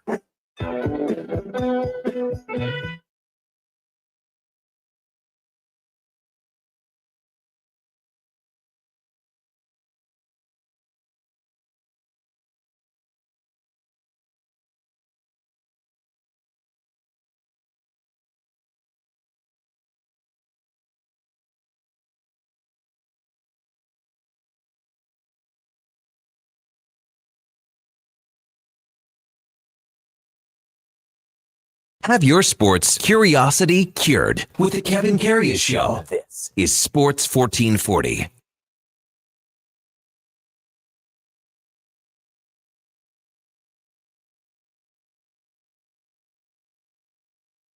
Big program. Kevin Karius, Duke of Delburne, Eddie Steele with you on a Monday morning, 8:21 in Edmonton. Trevor texts in, good morning. Do you think the CFL might go to 4 downs? I'd be blown away if that happens. Blown away. Me too. Tony, the meter reader here, says, hey, boys, I'm a diehard CFL fan. I'd like to see the field go to 60 yards wide instead of 65. Make the end zones 15 yards instead of 20. Field seems too big to me, but whatever. What are your thoughts on that, Eddie? Yeah, I mean, that'd be nice little shrinkage to the field. You know, for me, the end zones, I'd love to see it because half the stadiums, they're cut off in the corners anyway. Yeah, and they are for a few of them. You know. Yeah. No, I feel you on that. We were just talking off air. One thing that would be really cool if it was, and Duke said, of course, the language was specific to the changes to the game, but hey, maybe an expansion, new franchise out east. Yeah, not happening. Nowhere to go and build a stadium. I know. Not happening. Wishful thinking. Time to welcome in our next guest. It's a big event coming up this week down at Commonwealth, and excited to welcome in Joan Forge, a Double E Game Changers event. Good morning, Joan. You're with Kevin Karius and the Grey Cup champion from the Double E back in 2015, Eddie Steele. Thanks for jumping on Sports 1440 this morning. Really appreciate it. Well, good morning, Kevin and Eddie, and thanks for having me. Well, what about this event on Thursday? Before we get to the main cause, and I knew Pam Monastersky for years, covering the team in the late 90s and into the 2000s, but maybe just let our listeners know what the event on Thursday is all about. It's called Game Changers, presented by James H. Brown and Associates, Alberta Injury Lawyers. Well, first of all, it's a fundraiser for ovarian cancer research. Our inspiration is Pam Monastersky. She passed away in 2005 from ovarian cancer.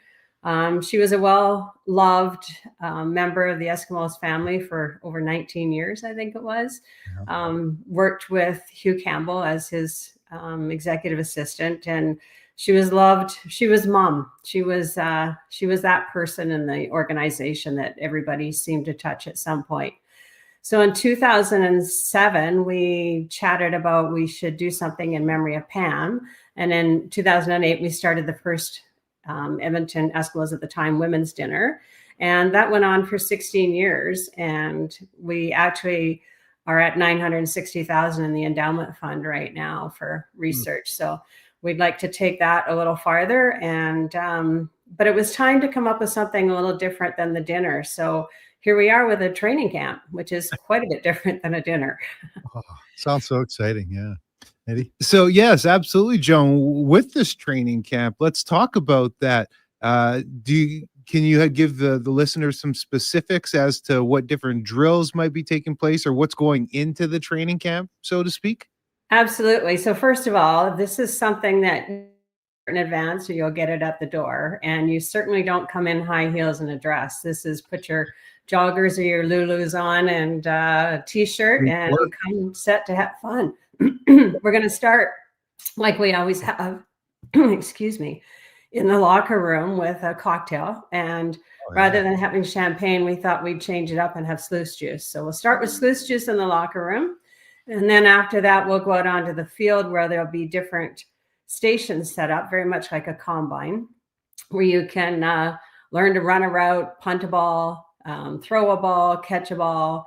And if you don't want to do the physical stations, then you can hit the photo booth and put on some gear and get your picture taken with some friends, or you can go for a ride on the fire truck. You can talk with some of the CFL female officials and learn a little bit of football 101 from them. You can get the cheer team to lift you up. Lots of variety of things to do. And interspersed with all of those stations will be cocktail stations and food stations with lots of great food, thanks to Stadium Foods. And it's just going to be a lot of fun. Kate Burness from TSN is hosting it. It's very kind of her to come out and help us launch this new event. Joan Forge with us on Sports 1440. Kevin Karius, Eddie Steele with you on a Monday morning. How has registration and support and awareness been so far for the event, Joan? It's going well. There really seems to be a great buzz in the last couple of weeks, and lots of people that came to the dinner before are excited about this, and we've got lots of new people coming too. So it's tickets are $175. You can still buy tickets this week. The event starts at 5:00 on Thursday and should be a really good time. Are you going to cap it out at all, Joan? Or, I mean, is there a certain amount, like once you get to a certain number, you just got too many?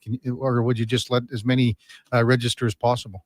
We'll take as many as possible, but we only have about 320 T-shirts. So I would gladly give up my T-shirt and wear an Elks shirt if more people than that want to come. Oh, that's good stuff. And I'll be honest, Joan. Like whenever I go to the tailgating, I mean, I think it's 50% women. I mean, I think a lot of people just assume that most football fans are male, but there's a lot of female football fans that not only support the team, but are thirsting for knowledge and they want to get even more involved. Would you say that's a fair assessment, Jane? Absolutely. I mean, personally, myself, I took football 101 about 3 times because I wanted to learn something that my husband didn't know. But when you talk about the tailgate, we went around the tailgate and to promote our event, Game Changers, at the last game. And all the women we talked to were super pumped about it. It was something different. It was something that they could do. And it was a chance to learn about football and experience some of what happens on the field. Eddie?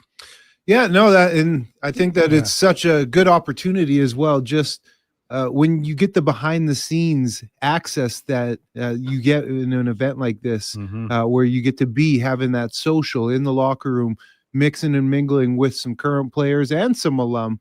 And just a small little tease, I know with the combine portion, there is a drill called the crash pad challenge. I was going to say, Eddie, you could be the padded dummy. Yours truly might be out there running that station. Are you really? We'll see. Oh boy, Eddie. We'll see.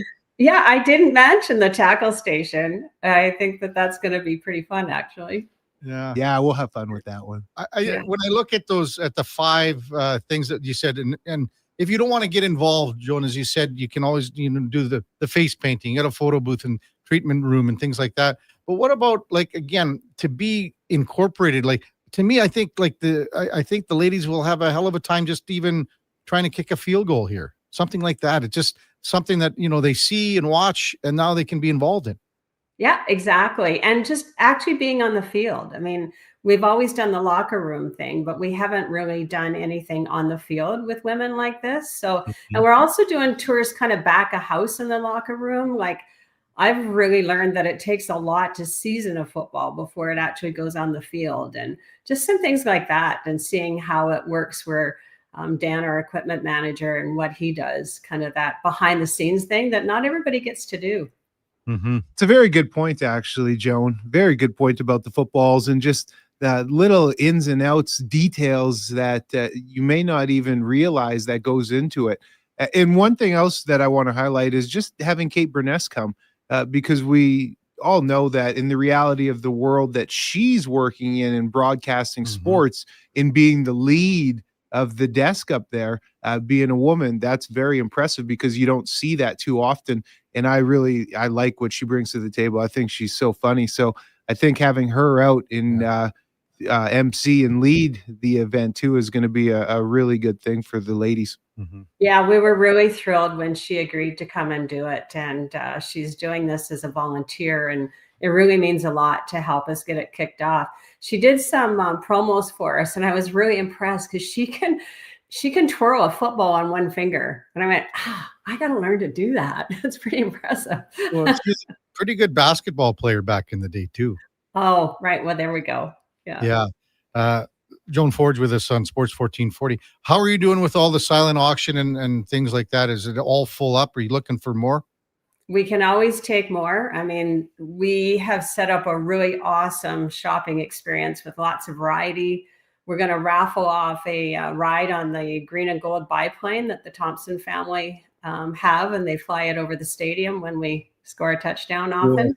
Cool. So there's lots of variety. There's lots of shopping, and we've been known for in the past for having a great silent auction. And this year, I think we've taken it to a whole new level. Well, Margot Morin contacted me a while back, and it was my fault that I didn't get back to her in time. But we talked about having a couple of ladies come in studio here with Eddie and myself. If that's still something that can be put out there, please let me know before Absolutely. Thursday. Yeah, get Margot to give me a shout again. She never got back to me on the weekend when I texted her, but maybe she will today. So we'll get that for sure. Yeah, that would be awesome. Thanks, Joan. Just maybe give us one more rundown, just the day, time, and what people can expect when they come down there.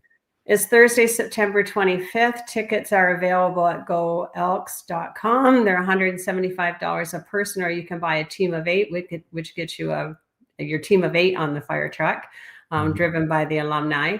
We'll start at 5 o'clock, and the whole thing will run about 5 till 9.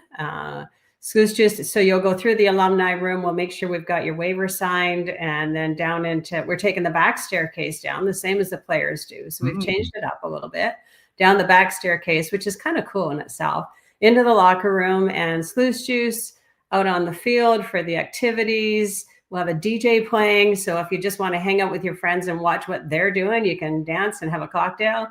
Silent auction, lots of good food, and lots of fun. All in support of ovarian cancer research. That's so cool. It sounds like Eddie's going to be driving a few of these ladies home. I think so. I don't know if he can take the fire truck and drive them home, but that'd be a cool idea. Sluice Juice on every station. Hey, Joan, thanks so much for coming on and raising awareness again. With Pam Monastersky being such an integral part of this football team for so many years. Yeah. It's great that you guys have continued on this legacy for ovarian cancer. Just absolutely outstanding. And how about this, Joan, as we were just talking, Margot Morin just texted me. How's that sound? She's listening. Yeah. Thanks very much for having me. Yeah, good luck with the event on Thursday. Appreciate you coming on. Thank you. Take care, guys. Yeah, that's Joan Forge. And again, Thursday, down at Commonwealth Stadium. Sounds like it's Sluice Juice on every station, man. I know it's been the dinners in the past and the little receptions and socials in the locker room. It's been a really hit, a blast. Yeah. And I think this is going to be enhanced, like Joan was saying. It's going to be an awesome evening. Exactly. Jordan just texted in. Everyone's showing up for Eddie Steele and Sex Appeal. The gun show. It's going to be pretty good weather too, so I'm sure you're going to have the muscle shirt going, right? Let me just check it. That'd be savage. It's Thursday night, looking at like 18. It's going to be dark though, right? Yeah, it gets dark so quick. Early, halfway through. But then the dinner, yeah, and then the lights probably come on. Yeah, so that'll be all right. That'll be neat. And you're going to be you'll be in your glory down there, hey? Hello, ladies. Remember Val Venus, the wrestler? No. You didn't know wrestling at all, huh? I knew wrestling, but different guys than you know. Rowdy Roddy? Right, Rowdy Roddy. Wow, no, I'm going back way more, like the Cuban Assassin. Oh, who's that? Well, this is Stampede Wrestling. Oh, okay. This is before you were born, Eddie. The traveling show. Yeah, before you were Mr. Hito and all these guys, you know. Val Venus. Yeah. Come on. Hello, ladies. Oh, man. I haven't even had a look at in or out yet. Has it come down the way yet? Oh, Duke's still working on it. I don't think so. Oh, yes. It's down? Oh, yeah. I'm already prepped, man. Spent. Holy. Get on board, buddy. Hour ago, buddy. There it is. I'm already prepped. There it is. It's a good list. It's a good list. First day of autumn today, yes. What a September it's been, though. It's Oh, unreal. man. I think it rained a little bit last night. Yeah, I think Just a so, little too. sprinkle. What an oddity. Did it, Duke? A little. It had Nothing. rained in the early evening because it was wet out on the sidewalk and street when I left to play my 9:30 Tropics game at Oh, you Silent guys- Ice last night. Oh, and how you feel? You guys lost. First loss of the season. Did you play goal? Yeah. Oh, man. How many? Oh, I think I got an 8 spot on me. I'll say this. So I did not have my best, and I'm perfectly fine admitting that. We had 9 skaters, and also when I play out, I'm one of the more defensively sound guys on the back end. We had 1.5 forwards playing D last night. Yeah, we were just shorthanded, and I didn't have my fastball last night. I made some good saves, but let in a couple I'd want back for sure. He sounds worse than me trying to justify hitting 85. Oh, well, sorry, Eddie. You play golf every week. I play goal 2 times a year. You Not played every twice week. last week. No, Yes, once. Well, the Friday. week before you played twice. Yeah, the week before. And then you know what's funny? 'Cause we had this for an in or out on. Jordan says, because we were talking about Stu Skinner losing some weight, and Duke was like, no big deal. Jordan says, drop 10 pounds, you would move better laterally. Everyone was on Duke that day. Oh, that was tough to justify. Dude. Everyone was on him, eh? You know, Yeah. you know. Hughes just wanted to argue there because that one, that made no sense, Duke. When we come back, we'll go in or out with Eddie Steele. It's Kevin Karius, Duke of Delburne with you on Sports 1440. We're streaming on YouTube and X. Edmonton Elks Indigenous Celebration is back, presented by No Frills. September 27th versus the Saskatchewan Roughriders, featuring Indigenous dance and drum halftime performances, pregame makers market, and the unveiling of our brand new Indigenous gear. Tickets at goelks.com.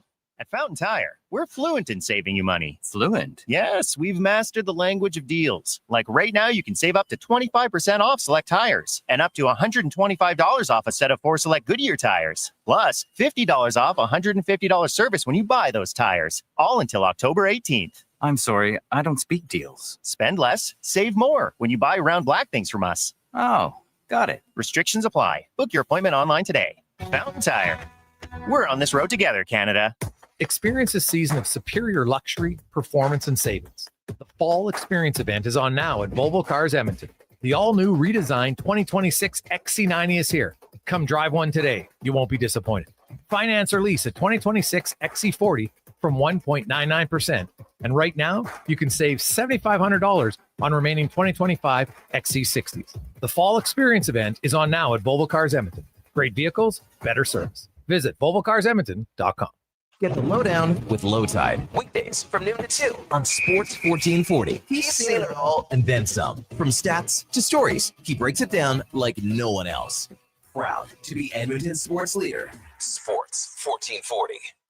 Farm, ranch, acreage, or lake lot. They're here to help at Bashaw Concrete Products. Family owned and operated for 60 years. They continue to provide the best products and service, period. Call now for your free quote on the highest quality ready mix and gravel, a new septic tank, or an outhouse pad and tank. Plus precast cattle water pads, garage sumps, and more. Call 780-372-3854 for prompt delivery. Bashaw Concrete Products. 780-372-3854. BashawConcrete.com.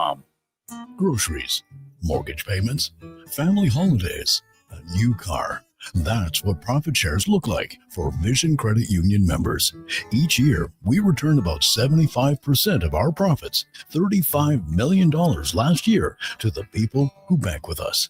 Because at Vision Credit Union, when you're an owner, you get your share. Why not get yours? Learn how at whatsyourshare.ca.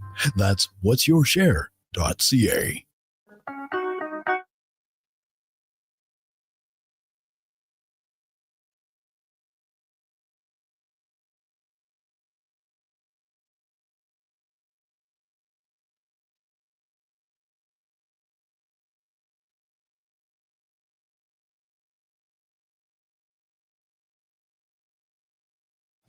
Stories, guests, and insights. This is Sports 1440 and the Kevin Karius Show.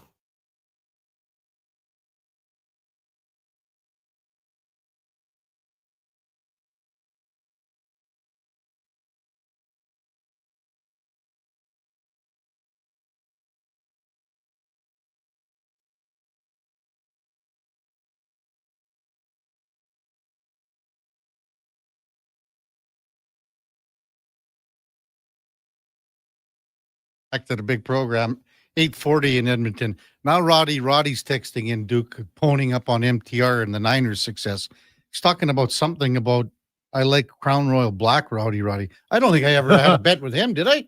Just yeah, MTR. no. The Roddy doubled down on it too. Oh, wow. I remember that. Those are the two most vocal Niners fans. You guys, that we have. You guys, if they win, you're getting a 6-pack of Bull, and that's it. I think I might have a couple Bronx left rolling around in the bottom of the fridge. Give him some lucky. Give him some luckies. Whatever. These guys are crooks. Time now for Are You In or Out? Okay, you know what? Moving too fast. Bottom line, are you in or you out? In or out of what? No time for questions, just action. In or out? Well, then I'm out. I'm sorry, Jet. Actually, you're already in. Are you in or are you out? On Sports 1440. I thought you would go, I'm in, Bob. We would have had a really cool moment, but you kind of ruined the whole thing. All right, dude. Edmonton Oilers preseason kicking off officially yesterday. Split squad action between them and the same years have played the other down company split two contests. This format, I think it is an absolute waste of time. Go to the split squad format in real preseason games. 100% in, and this is thankfully the last one we'll ever see. Because of next year going to 4 games in the preseason, you can't afford to have one of your, well, technically it would be 2, I guess, of your games being split squad games. So thankfully, it's the end of split squad games. We'll never see them again. Why is it so bad? Oh, it's just a waste. It's a total waste. And let's just say you're a fan, right? And you want to try and get a gauge on your team through preseason. And it's the first preseason game, so you take everything with a pretty big grain of salt. You cannot watch 2 games at the same time. I mean, you can, but you get my point. And how are you supposed to evaluate a roster that is essentially, like I said, like you have so many people at camp, you want to get everybody some time in. Play no veterans the first game and just play all your camp invite rookies that are spillovers from rookie camp against all the Flames rookies. Instead, we have the Flames icing a NHL-ish roster for their home game because that's their home game. Oilers doing something similar up here. It's just a total waste of time, and I really can't see where the validity comes from, even from evaluation point of view, like for the teams themselves.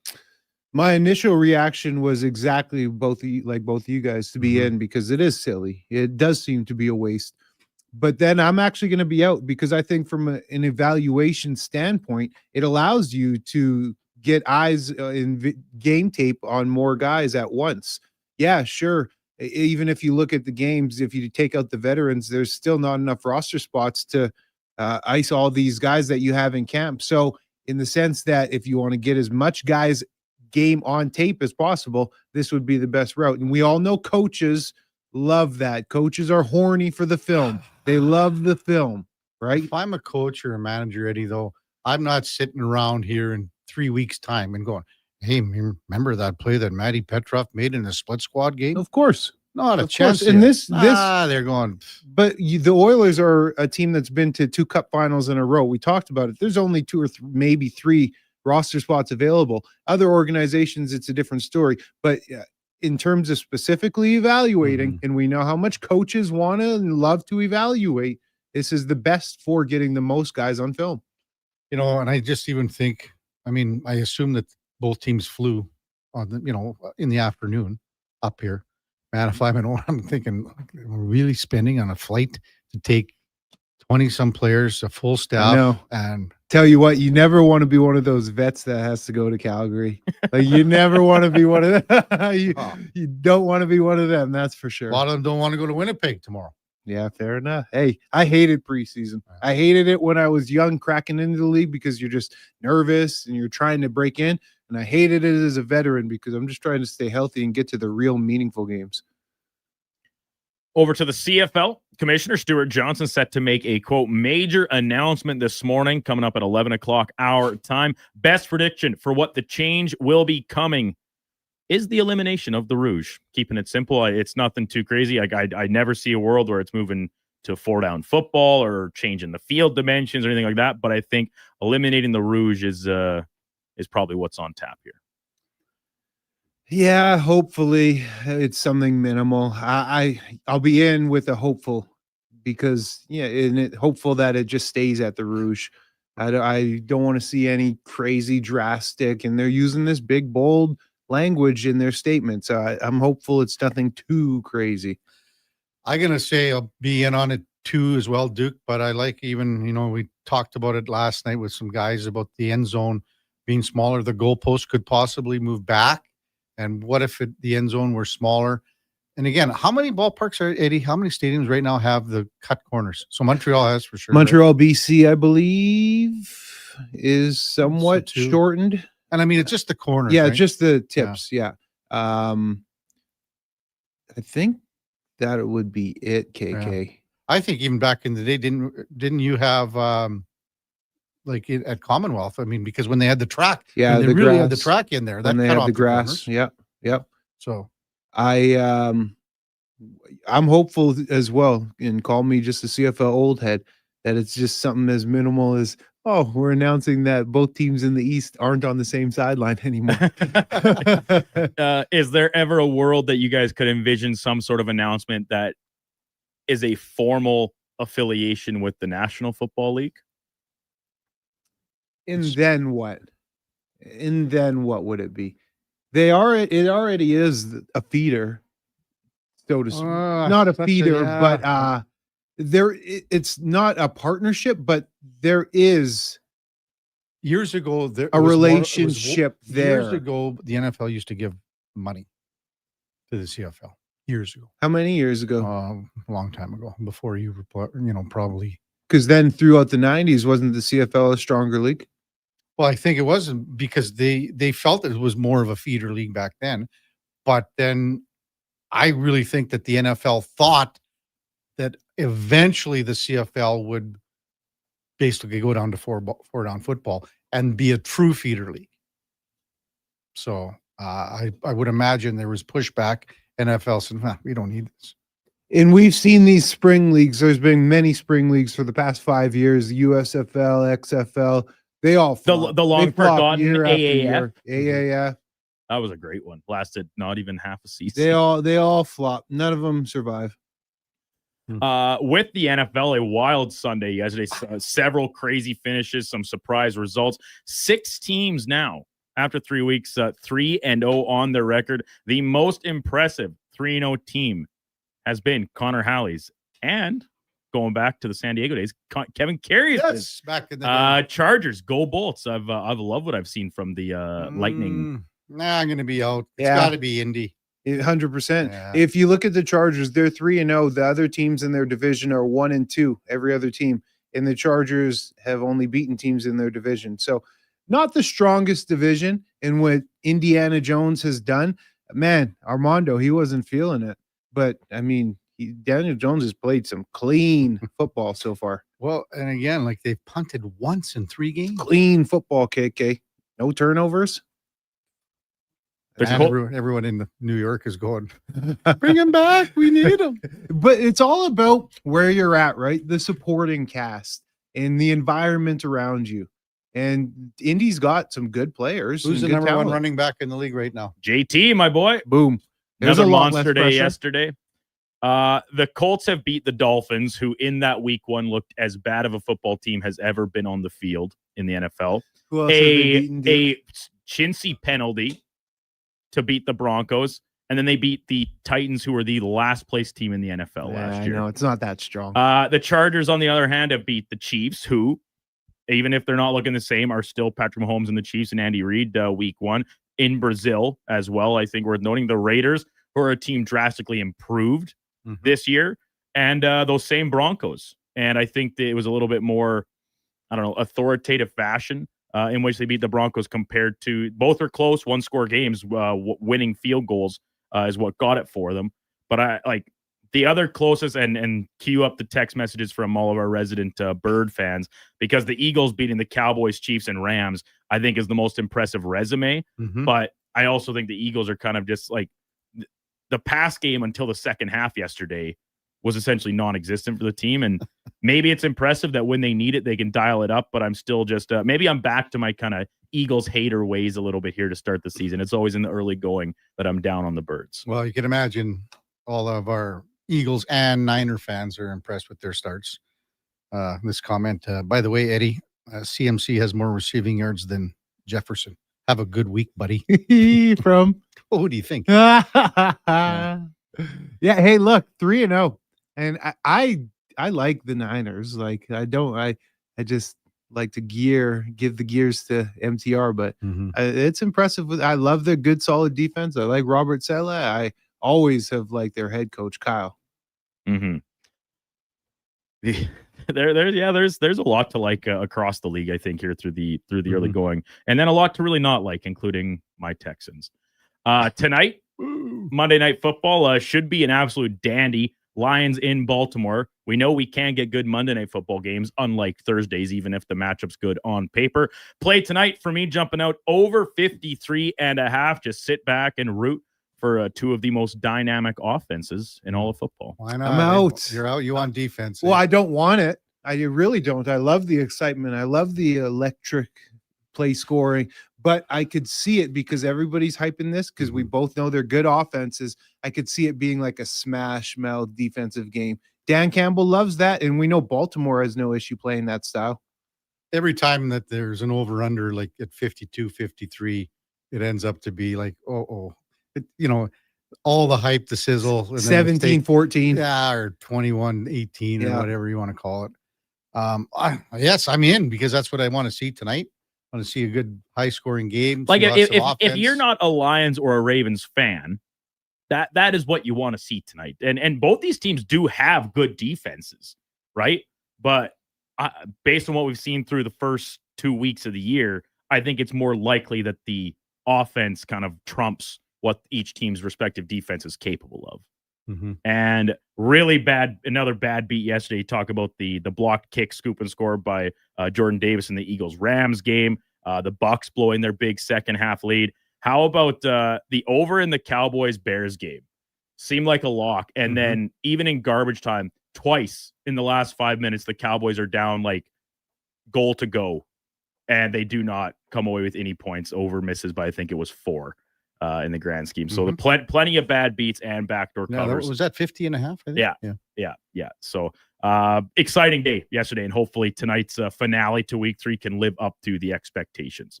Finally, today, official first day of autumn or fall, if you prefer. Often associated with this time of year is the pumpkin spice train, and it's been around for several weeks already. I see people walking in the building here with their preferred beverages, or maybe even some snacks from the bakery with the pumpkin spice flavor profile.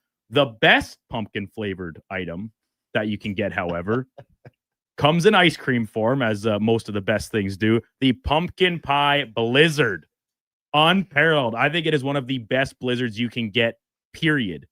And it's even better that it's only limited time. You can only get it this time of year. They are tasty. I've never had one. Where are you at here, KK? Can a guy just say pumpkin pie? No, I think that's too much of a cop-out. Why? Because otherwise that is the only thing that we use pumpkins for.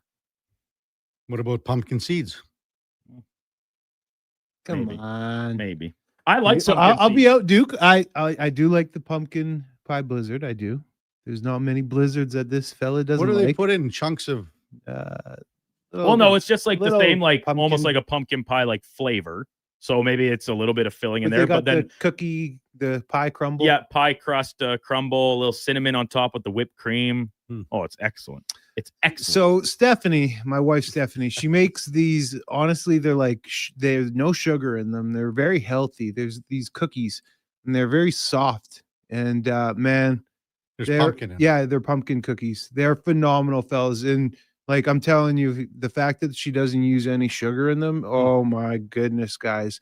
I could eat like a dozen of them. They're only maybe the size of an inflated toonie. Okay. Like they're not huge. They're like little medallion type things. Yeah. And they're maybe about that thick, half an inch thick. And they're soft and fluffy. I'll bring you boys some. That's my number one, especially because they're healthy. So they go down like nothing. Wow. So I'll bring you some. That's what you're saying is Yeah. Oh yeah. By far. Kev, you've never had a pumpkin spice latte? No. Pumpkin spice donut? Nothing. You don't know fritter? about the PSL? A pumpkin Nothing. fritter? Absolutely nothing. Just pumpkin pie. And I don't mind a nice And do you little- like pumpkin pie? I don't mind it. Okay. Yeah. But Whipped cream or ice cream? Probably whipped cream. On pumpkin pie, Homemade? it has to be whipped. Yeah. Yeah. You make your own? I You don't know. don't even make your own whipped cream. Probably not. But Rubbish. Kevin, Thanksgiving's coming up in a few weeks here. What about Cool Whip? I love Cool Whip. Okay. Cool Whip. Cool Whip. You're at Thanksgiving dinner, Kevin, and you have a choice: apple pie, a la mode, or pumpkin pie with, if you want ice cream or whipped cream. Like those are your two choices. You can only have one. What are you getting a slice of? Probably just because it's fall. Yeah. I probably would just do pumpkin. 100%. Good I'm answer. with you. Good answer. It's tis the season. Like we don't consume pumpkin at any other time of the year, and we're like the only animal in the world that eats pumpkins. They're not meant for that. I don't Elephants eat them. Yeah, elephants and hippopotamus. Hippos. I think that's Yeah. it. I've seen Otherwise, it's why. Who dug out the middle of a pumpkin one time and said, "You know what we should do with this? Cream it up and put it in a pie." I'm still going with the pumpkin seeds. If you I love pumpkin roast your seeds. pumpkin seeds, Yeah, when you do your- overrated. when you do your jack-o'-lantern, Because I Overrated. don't like sunflower seeds. Overrated. I don't like splitting them.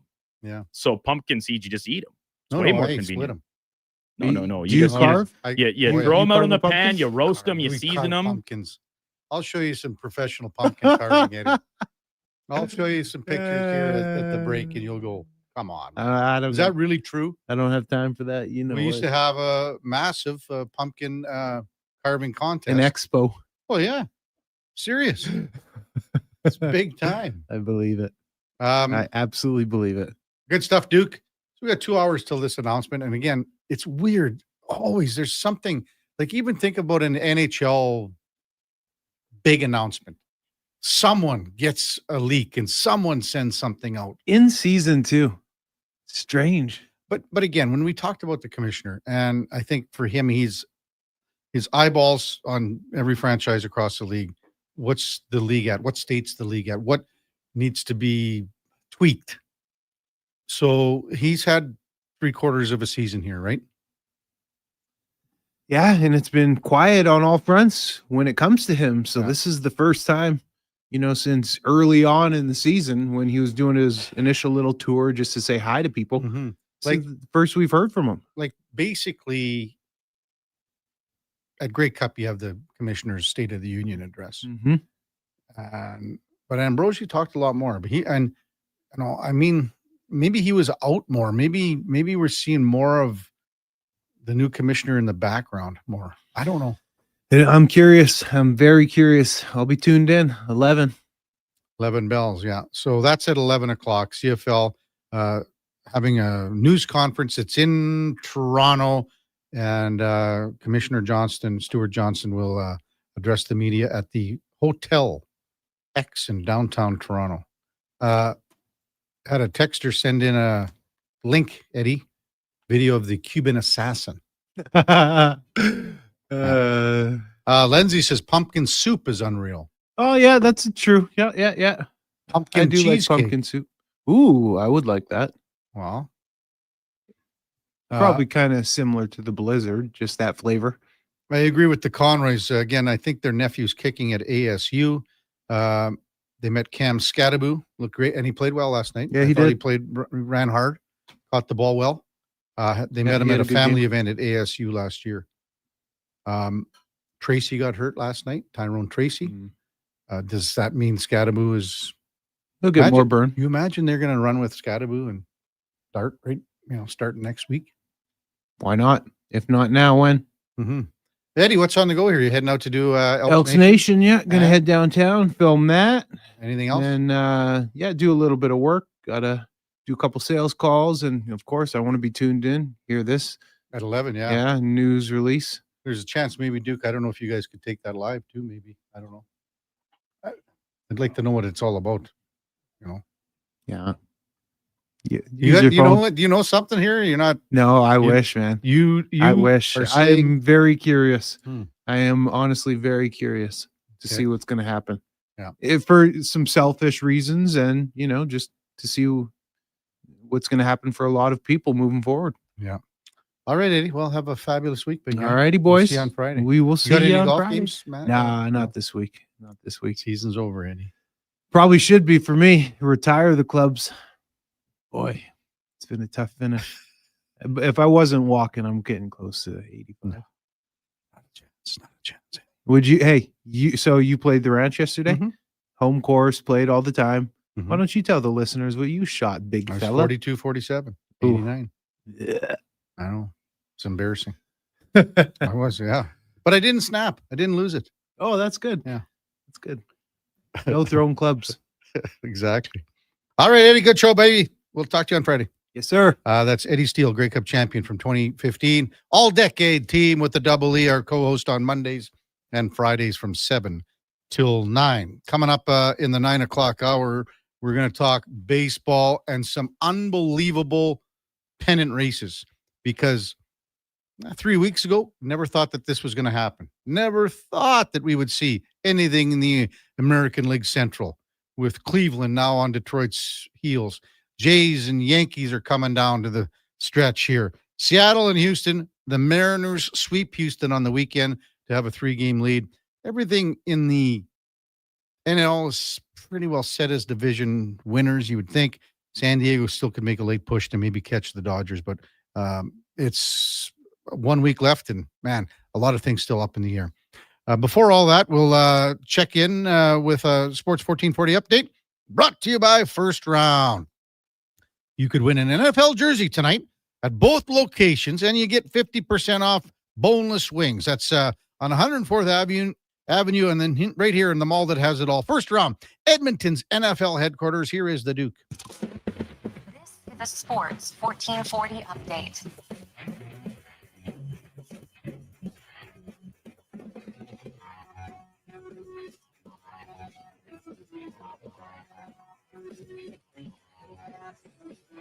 NHL preseason yesterday. Oilers kicking off their schedule with split squad action between them and the Flames here from Rogers Place. Flames take it 3-2 in overtime. Darnell Nurse scoring in that one. Well, down in Calgary, Oilers won 3-0 over a heavy Calgary NHL lineup. Kasper Kapanen, Connor Clattenburg, and Riley Stillman catching in goals in that one.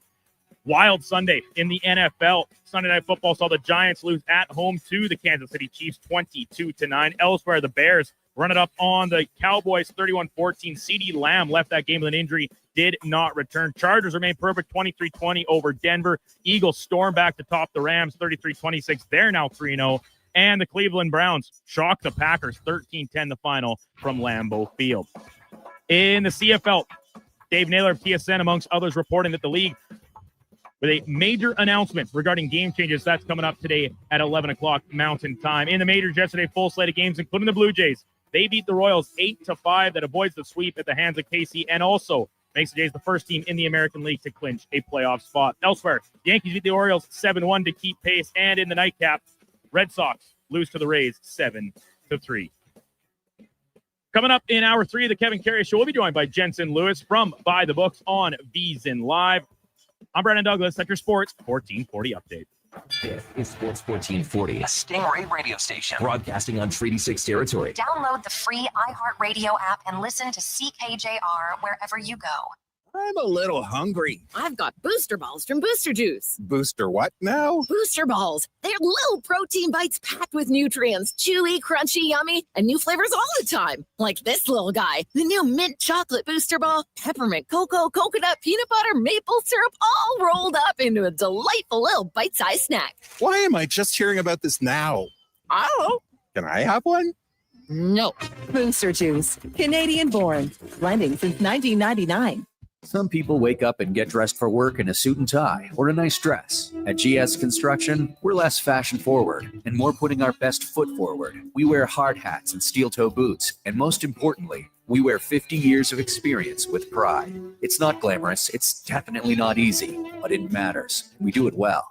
So if you'd like to be part of something where your work matters, GS Construction is hiring. Just remember, when you come for an interview, ditch the tie. See more at gsconstruction.ca. No fluff, no fillers, just pure entertainment. Sports 1440 brings the heat with bold opinions, big personalities, and Edmonton's fiercest fans. This is your turf. This is Edmonton's sports leader, Sports 1440. You ever done something you can't be forgiven for?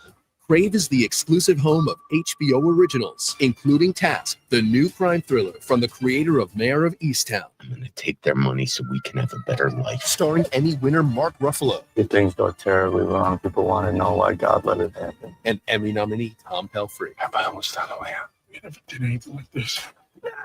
Task, an HBO limited series. Stream now, only on Crave. Subscribe at crave.ca. The bad news, winter will be here in a flash. But the really good news, right now during the Nissan Flash Sale, you can get a set of free winter tires. You might just look forward to winter coming back, and you still get 0% financing and $500 Nissan bonus. September 23rd to 27th only. Act fast. This flash won't last. See your local Nissan dealer or Nissan.ca for details. Offer available on select 2025 models. Conditions apply. Visit your local Edmonton and area Nissan dealer for more information.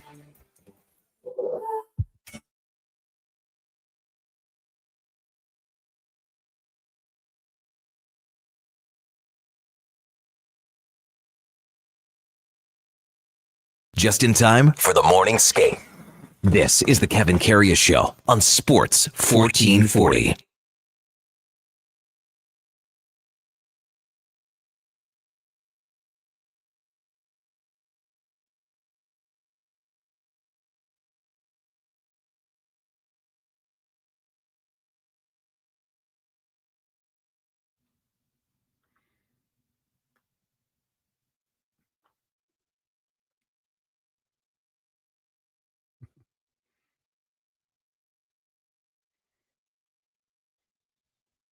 All right, welcome back to the big program. 9:07 in Edmonton. Kevin Karius, Duke of Delburne with you on Sports 1440. So glad you're along with us on a Monday morning. And man, 2 jam-packed hours with Eddie Steele talking about absolutely everything on the weekend with Oilers, the split squad, splitting 2 games. The Elks with another heartbreaking loss in the last second, 29-27 to Hamilton. The CFL announcement coming up here in less than 2 hours.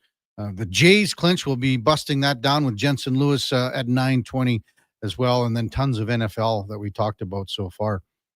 What if I were to tell you, Duke, that there's a team that has scored 65 more points than the Houston Texans right now in the division, and the Texans have scored 38 points in 3 games? Mm-hmm.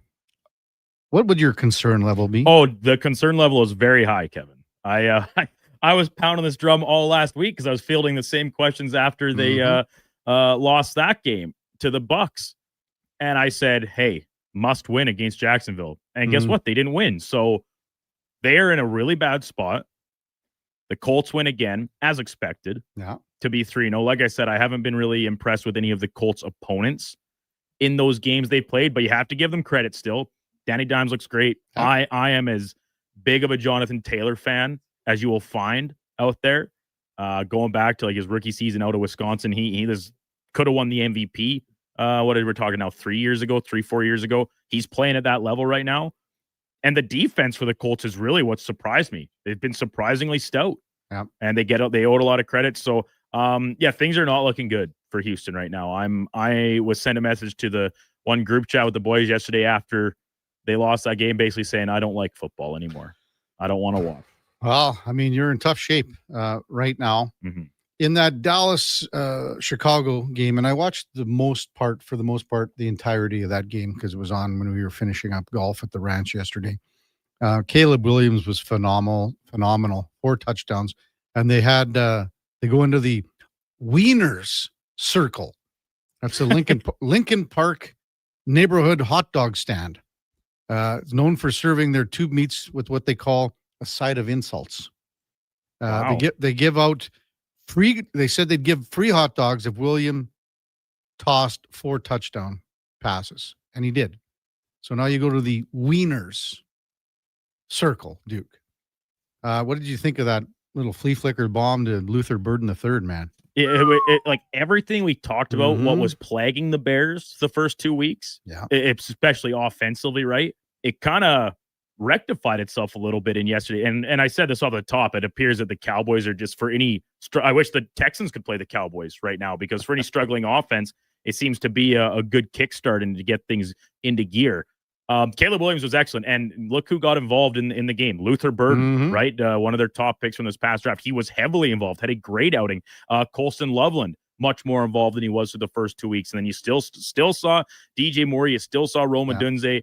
DeAndre Swift was coming to the game a little banged up, but they still utilized him pretty heavily. And we saw a little bit more of Kyle Monangai, but I think any Bears fans clamoring for that as a change will probably be happy to stick with Swift. That one run, I think he lost about 8 Yeah, yards. he broke a tackle, half a tackle, but then ended up tried to go back around the line again and lost 4 yards. He got hit about 8 times. He ran into 3 of his own guys. Yeah. And got partially tackled about 4 other times, and I don't know what he lost, 7 or 8 yards. Yeah, it was moving backwards, but either way, it was.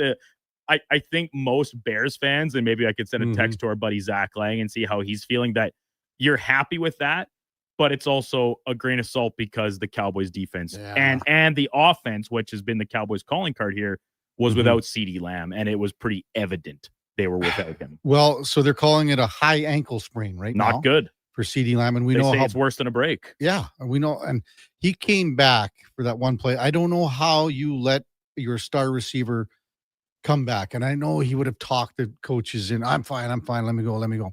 Well, you saw what he did on that first route run to the end zone. It was the left side of the end zone. He pulls up lame, starts hobbling off, automatically signals right away, I can't go, I'm done, and just walks off. Went to the tent earlier, then went in, and I don't know, they would have had an x-ray, I assume. Did you see he pulled his sock off, Duke?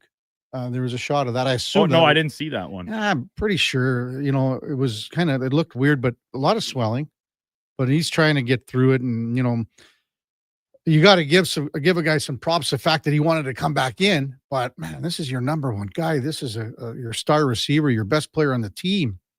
So, I don't know. You saw George Pickens being used a lot more, obviously. What else do you got at that point? Well, you're going to have to go with Turpin a little more, Tolbert, I guess, a little more. Javonte Williams is, he's still running hard, I guess. Yeah. Javonte Williams has been one of my real pleasant surprises here through the season's early going. But I want to ask you this one, Kev, before we kind of wrap things up and change gears into some baseball and hockey talk for a good chunk of the rest of the show, is because there was a lot of backup quarterbacks in action yesterday. Anyone in particular really impress you? And did any unimpress you, disappoint you?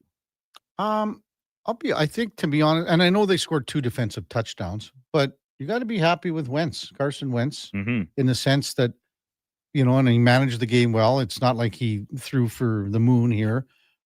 And the opponent, well, you can talk about that. But maybe Carson Wentz, do you have one top of mind for you? I thought Wentz played well. I thought Marcus Mariota in Washington handled things very well. The biggest thing for me was more so who wasn't good, and that was Jake Browning. Yeah. The team cannot run the ball right now, and I think that is largely a result of the O-line play. The Bengals are about to see another season go completely down the tube, and it's probably the last one with Trey Hendrickson on your team. Yeah. I just can't understand. Was that enough that now the team says, all right, we need to start making some serious calls about bringing somebody else in? I'll give Mac Jones some props just because of that last drive, But having said that, very disappointed in the Cardinals defense on that last drive. Because of all the injuries that San Fran has had, and I'm not saying anything that people don't know, but that you have to key on a guy like CMC, and they never did that on that final drive with it. On that screen toss where he picked up 25, 28, whatever it was. You have to be prepared and know that you're going to be, as a defense, this is the guy that they're going to be going to. This is the guy that they're going to be setting up whatever play it is. In this case, it was a screen. So and that type of mentality I thought was on display in the Sunday nighter. Over the course of the game, Malik Neighbors had 1 catch in the contest. Yeah. Fair. The Chiefs basically said, we are not going to let this one player, your best player, we're not going to let him beat us. If you can find other ways to do so, credit to you. Maybe we'll adjust at that time. But the Giants never did. I think Neighbors had 6 or 7 targets by the time the night was over. Yeah. And they were one forced catch. in. Yeah. They were all forced into him. That one in the end zone when he sort of got shaken up. Yeah. Yeah. I saw some guy said, thanks. And now thanks to Russell Wilson's hospital ball, we've lost Malik Neighbors too. So, yeah. When we come back, we're going to switch gears and talk baseball with one of the very best, Jensen Lewis, by the books and V's and Live. That's coming up on the Kevin Karius Show with the Duke of Delburne on Sports 1440. Not presented by, but that's coming soon on Sports 1440. We're streaming on YouTube and X as well. September, back to class and back to carting the kids around. Good news. Until the end of the month at Wolf GMC Buick, get GMC employee pricing on all remaining 2025 GMC Sierras, so you'll have loads of room. Plus, get 0% financing on Sierra light-duty crew cabs. If you're eyeing up an SUV, we have the completely redesigned GMC Terrain and our entire Buick family with incredible prices. And Costco members up to $1,200 additional off the price. Come see us, corner of 184th Street and Stony Plain Road. Wolf GMC Buick. We're making it easy. Edmonton Elks Indigenous Celebration is back, presented by No Frills, September 27th versus the Saskatchewan Roughriders, featuring Indigenous dance and drum halftime performances, pre-game makers market, and the unveiling of our brand new Indigenous gear. Tickets at goelks.com. At Fountain Tire, get up to 25% off select tires, up to $125 off a set of 4 select Goodyear tires, and $50 off $150 service until October 18th. Restrictions apply. Book today. Fountain Tire. We're on this road together, Canada. Edmonton's only 24-hour-a-day sports radio station can be heard anytime, anywhere. Sports 1440 is streaming on your phone, your tablet, your computer. Download an app today and listen to Sports 1440. This Friday, get ready for a one-of-a-kind experience with 2 of hockey's most legendary enforcers. Century Casino Edmonton presents an evening with Marty McSorley and Kevin McClelland. Hosted by Louis DeBrusque, they'll take the stage for an unfiltered night of stories, laughs, and memories. Hockey legends Marty McSorley and Kevin McClelland at Century Casino Edmonton. This Friday. Hurry, get your tickets now from Ticketmaster. It's time to rev up your engines at the Finning Sales Event this Tuesday. Take advantage of event exclusives and score big with 0% financing. Demo the latest Cat heavy-duty equipment as they celebrate 100 years. Plus, you can pick up your Burke with every equipment purchase, $2,000 in additional discounts or free select attachments. Big machines, big savings, big fun. That's this Tuesday. Edmonton Finning, 10910 170th Street Northwest. Get this, Metal Supermarkets now offers welding services for their customers. Simple welds, steel, stainless, and aluminum welding. TIG, MIG, and stick are all available. And I tell you, these welding helmets are really something. Like the jousters wore in the days of yore. Quick, fetch my lance. Lance is on lunch break. That's not what... Never mind. Metal Supermarkets, your local convenience stores for... and welding. Southside, West End, metalsupermarkets.com.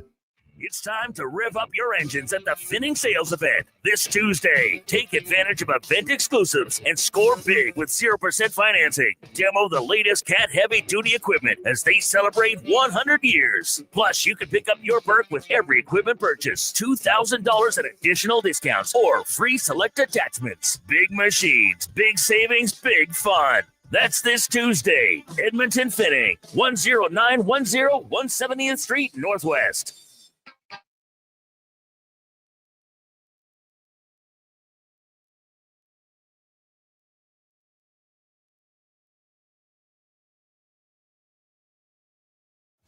Stories, guests, and insights. This is Sports 1440 and the Kevin Karius Show.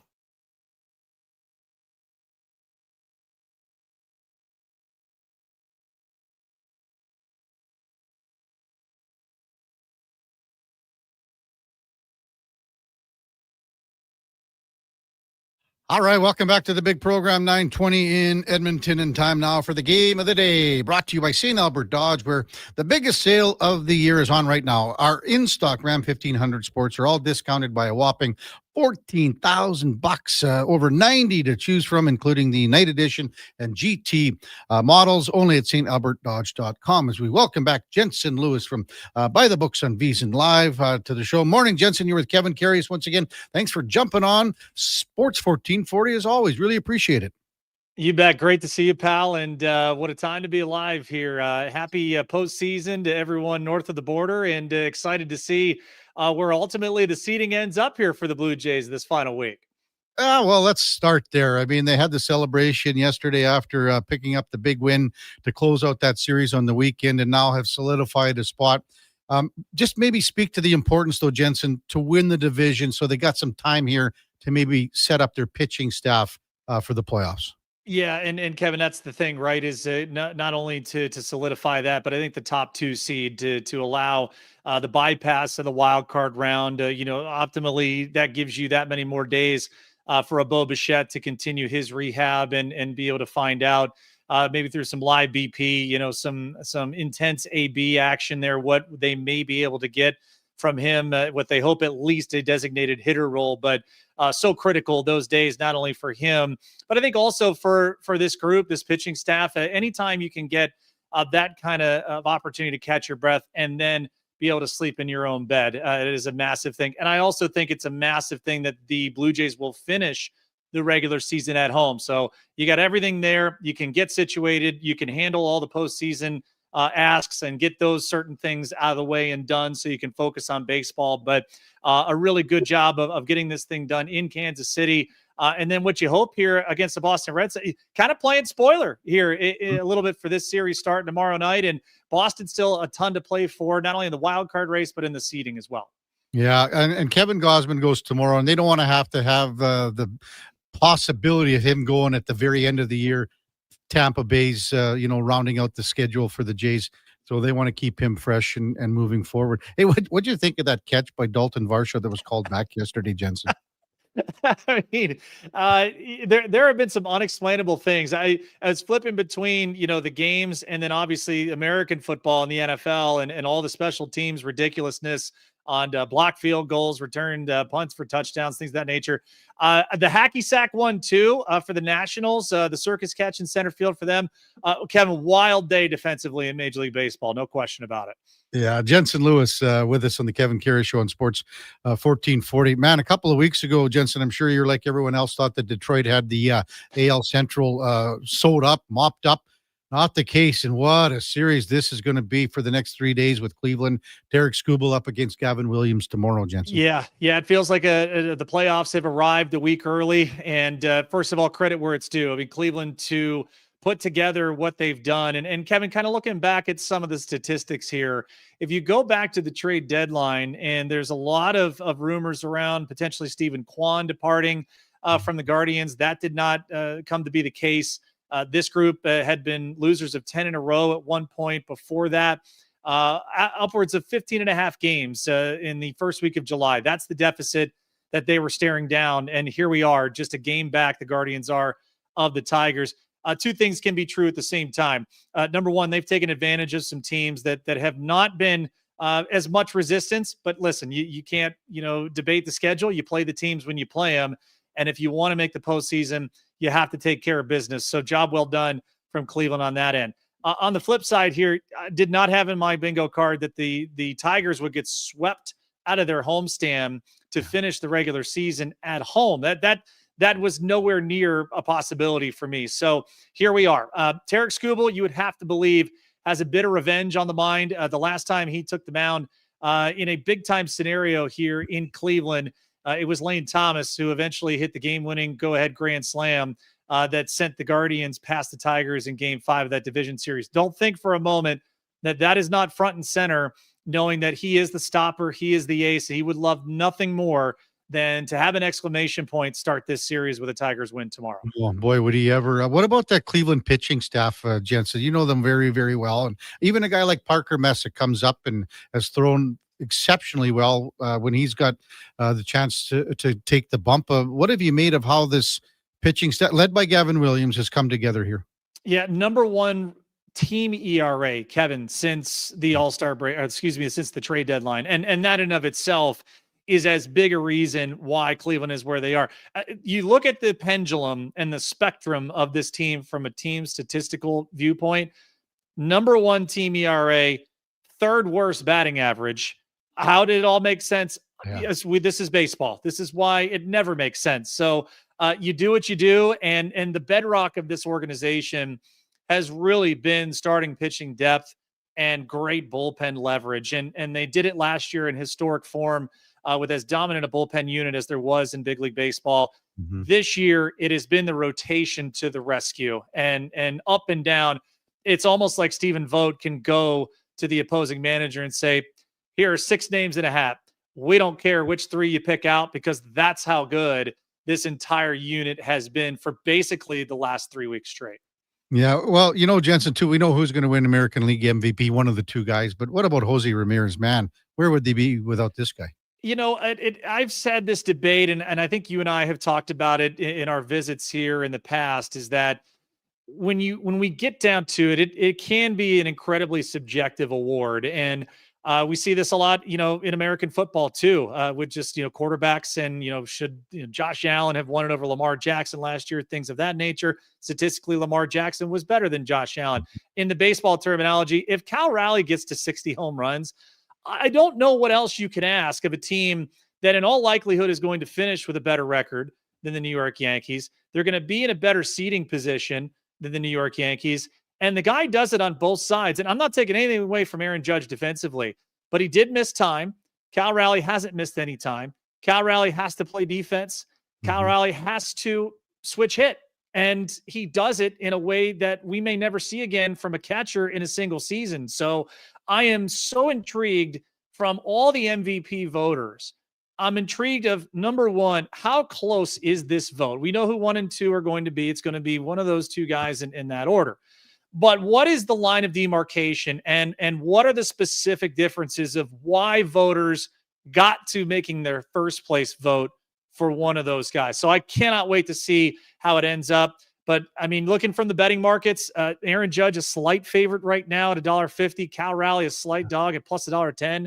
Here we go, Kevin. If Cal Raleigh gets to 60 home runs, he should be the American League MVP. I don't know how you could vote against him. Again, yeah, he's just a couple short right now. And again, as you say, from both sides of the plate, that the Mickey Mantle record, I thought Jensen was one that would never be broken. What about you?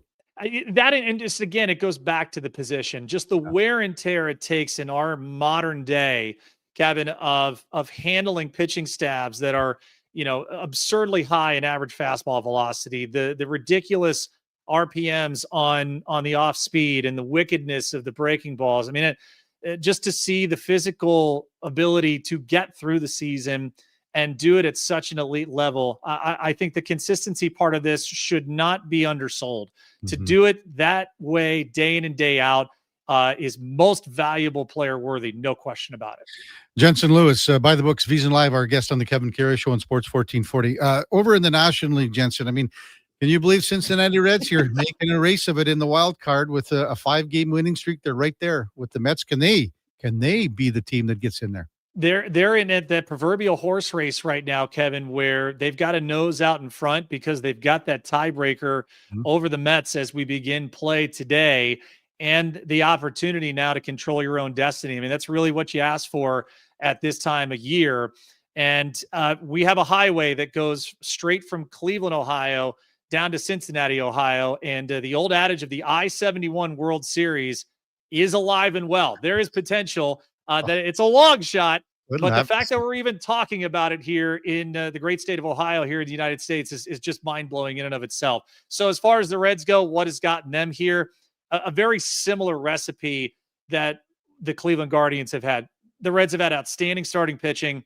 They have had a back end of the bullpen and Emilio Pagan and Tony Santillan that have been a phenomenal 1-2 punch. And they've gotten a fair amount of timely hitting here as of late, and that's great because it's what you have to have down the stretch. And they got arguably the best manager to do it with in Terry Francona. No better skipper at this point in the year that you'd want to have with his tenure, with his experience. He's pressed all the right buttons. He's been the winningest manager in the second half since 2013. So it's all there for the taking. I think the irony of where, the Reds are at this point is that they'll play the Pittsburgh Pirates at Great American Ballpark, and then they go to Milwaukee, where off the top of my head, Kevin, I don't think they've won a series in Milwaukee in like 3 years. And the irony of it is that Milwaukee could have the number 1 seed already locked up and have absolutely nothing to play for. So how motivated would they be to potentially play spoiler for a team that may end up getting in? And who knows if they were to match up in a potential NLCS? Yeah, I mean, there's an opportunity where we wouldn't even see Freddie Peralta pitch, because he's scheduled, I think, to go in that series. If they've got it wrapped up by then, who knows? Being a former pitcher, Jensen, what about tomorrow's matchup? You got Hunter Green, who's been really good since coming off the IL, up against Paul Skeens. That's got to be one that you're really looking forward to. I cannot wait. And just to think of all the things, and that Paul Skeens, the competitor that he is, wants nothing more than to be a big reason why the Reds have an L next to their name when he takes the mound. So you think about dynamite pitching matchups, it doesn't get any bigger than that. Jensen Lewis with us on Sports 1440. Arizona's got a tough schedule with the Dodgers and Padres here this week, but how impressed are you with Torey Lovullo and what the Diamondbacks have done, especially with what they did and traded away at the deadline, Jensen? Could you imagine, Kevin, if they still had Josh Naylor, Eugenio Suarez, just kind of understanding where the idea at the deadline is to get better. They felt at that time, the prisoner of the moment, it wasn't going well. They had every opportunity to be able to keep Amiro Kelly, but that was not going to be in the cards for them. So I think ultimately you have a similar situation as to where Detroit was last year, that it was the waving of the white flag, yet here they are, and it's still very much alive. I mean, just when we think we've got this thing figured out, or we have an idea of where the roadmap might be, this is another team that just a game back. They also have that schedule where the Dodgers, in all likelihood, have an opportunity to wrap up the National League West. And then what do they do from a starting pitching and a regular rest standpoint?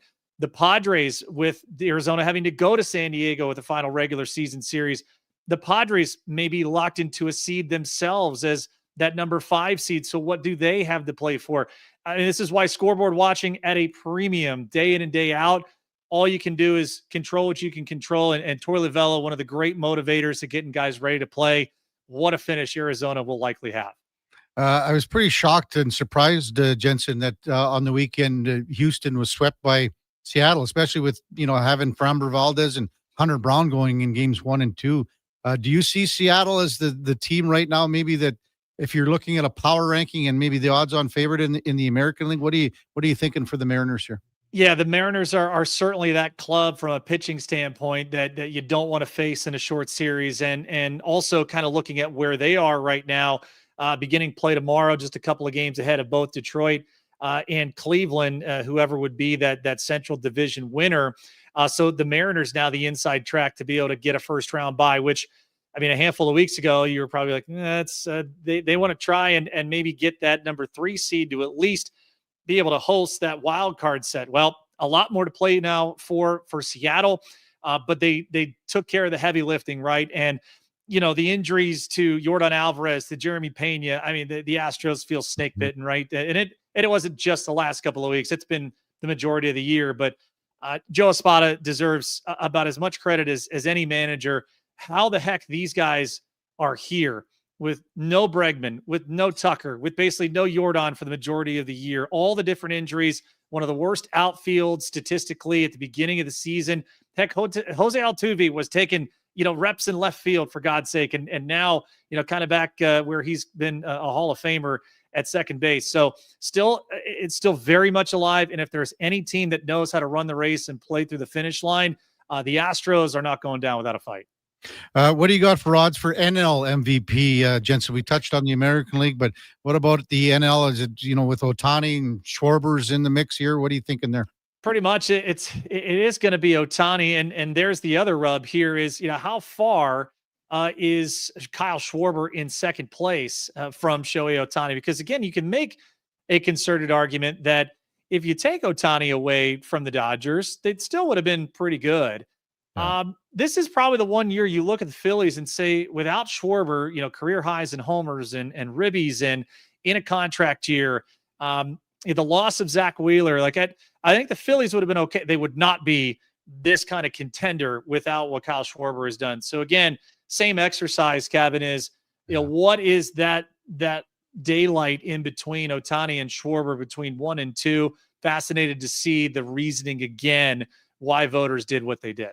One last one for you, just with Rookie of the Years, Jensen. It's going to be Nick Kurtz with the Athletics for sure in the American League. But I thought for sure that, to be honest with you, that Drake Baldwin was going to win the NL Rookie of the Year about 2 months ago. But Cade Horton's turned into one of the best pitchers, rookie or veteran, whatever. He has been lights out. Is he taken over there, or what do you think? 100%. Yeah, upwards of about a $4 favorite seeing across the landscape here. And speaking of making arguments, Craig Counsell may have an argument to make Cade Horton his game 1 starter in their division series at Wrigley Field. I mean, make no bones about it. Statistically, the best starting pitcher, not only in their rotation since the Midsummer Classic, but as you said, one of the best in all of baseball. He will be a handsome Rookie of the Year award winner there, and has deserved all the accolades too. What a fierce competitor. What a fun guy to watch pitch. Very aggressive, kind of a throwback. And Drake Baldwin has been incredible. I think about you Michael Harris II, you get Drake Baldwin, a lot of young, great talent. No shock with Alex Anthopoulos and what he has built there in Atlanta the last 5 to 10 years. I lied, Jensen. One more just regarding the Blue Jays, because that's where we started. If they are able to lock up, the division and have the first round bye, Kevin Gausman's the game 1 starter. Who would be your game 2 starter? I'm biased. I think that's why you went and got Shane Bieber, right? And he has earned, I think, in this short stint with Toronto, the opportunity to say, hey, look at the track record, look at the back of the baseball card, and look what I've done for you lately. So very good problem to have. You would have envisioned Gausman, the slam dunk at 1. If you've got Bieber at 2, the Rogers Center will be rocking with both those guys on the mound in a division series. Jensen, always enjoy our conversations. Great stuff as usual. Continued success on VSiN Live with By the Books. Thanks for coming on as always. Appreciate it. We'll talk soon. Thanks so much, Kevin. Yeah, that's Jensen Lewis, By the Books on VSiN Live. Check it out. Jensen is by far one of the most knowledgeable guys. If you listen to him on Sirius XM as well, when he's on various shows, man, oh man, he knows more about baseball. He's forgotten more about baseball than most guys will ever know. That was the game of the day, brought to you by St. Albert Dodge, where 2025 Jeep Wrangler 1500s have 0% financing for up to 72 months. Great selection as well. All the new colors, Sport Willie Sahara, Rubicons on the lot at stalbertdodge.com. I don't know, Duke. I was one of the many that I thought that the American League Central was done 3 weeks ago. I saw a stat from former guest of the show. I think it was Will Birchfield, I think, out of Detroit. He covers both Lions and the Tigers, all Detroit sports. He had this tweet yesterday. Last year, in 2024, on August 10th, the Tigers had, I think it was a 10% chance of making the playoffs. They obviously go on a great run down the stretch. They have a great playoff as well. This year, on the same date, they had a 10% chance of missing the playoffs. And now their lead in the division is 1 game. And a 3-game set starting tomorrow. Against that opponent. So it is, it's pretty wild how the way things shake out. And you can point to the Tigers and their kind of issues in the last quarter of this season, and even going back a good chunk of the second half, actually, as to why Team Fantasy Frenzy came up short in fantasy baseball. Eliminated by Playbook Vic. I was riding a lot of Tigers all year. Riley Green, Spencer Torkelson, Matt Vierling at times, but he really could never get healthy for more than a week at a time. So it was their bats going dry a little bit in the second half was not great. PCA fell off quite a bit compared to pre-All-Star break, obviously. So, and then the pitching, my pitchers just were not good enough. Mackenzie Gore, you had him too, right? He missed quite a bit of time, but it was, and then he came back last week, but didn't have a great return. Well, I was watching the Tigers game on Saturday afternoon, I think it was, and Torkelson hits a 2-run home run. I think it's Saturday, and they go up 5-3. Finnegan has not allowed a run, I think, since he got there. He allows a home run right off the hop, 5-4. Vest comes in the 9th and has been. He is. You're talking about point, like he was really good He was there, like him and Canley were splitting kind of save opportunities depending on lineup, but Vest was the better of the two. Yeah. And then in the last month, he has been just dog water. So I don't know what they're going to do with that going down the stretch, but it's 5-4 in the ninth, and then they give up. Vest gives up 2 or 3 earnings, and next thing you know, they lose that game. And I mean, those are games you got to nail down at this point of the season. When we come back, we'll get to more of your texts. 833-401-1440. Kevin Karius, Duke of Delburne. On Sports 1440, we're streaming with Sam the Record Man and Josh. Josh, hello. How are you? Good to see you, big guy. Josh Fenwick on YouTube and X. We're back after the break. While the players gear up for the new season, make sure you gear up your snack game with Will Hawk Beef Jerky. Okay, this jumbo bag of beef jerky should last the preseason. Whoa. Will Hawk has more than just beef jerky.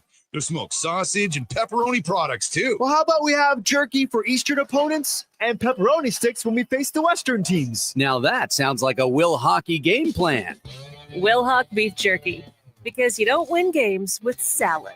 Only available in Leduc. Work never gets done by standing around. You have to put your words into action. And that's exactly what GS Construction does every single day.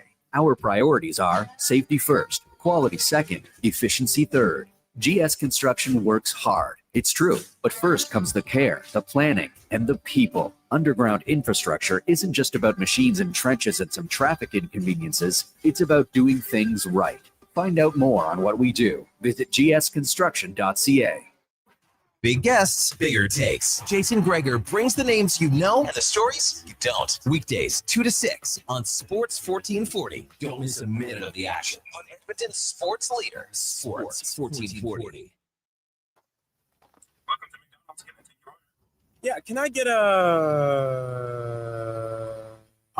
Yes. A common reaction from a veggie lover.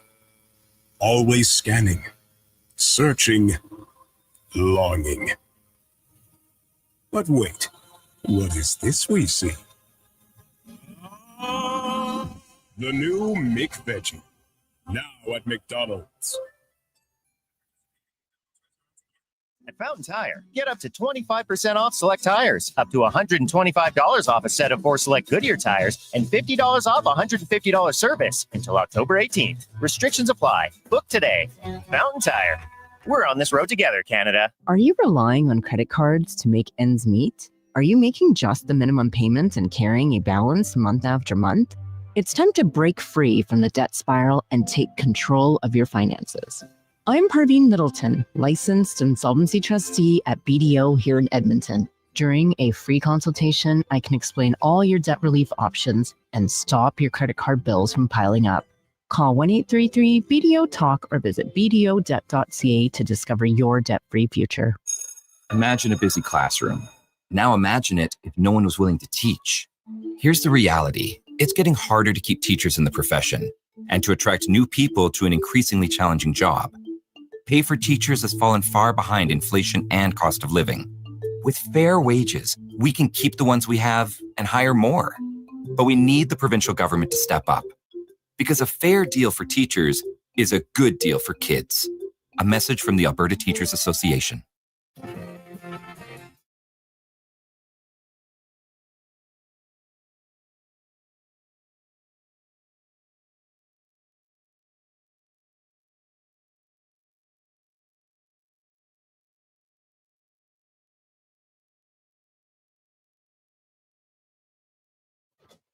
Kevin Karius Show, breaking down Edmonton's favorite teams, even though his favorite Junior A hockey team is the Yorkton Terriers. Thanks for checking in with Sports 1440.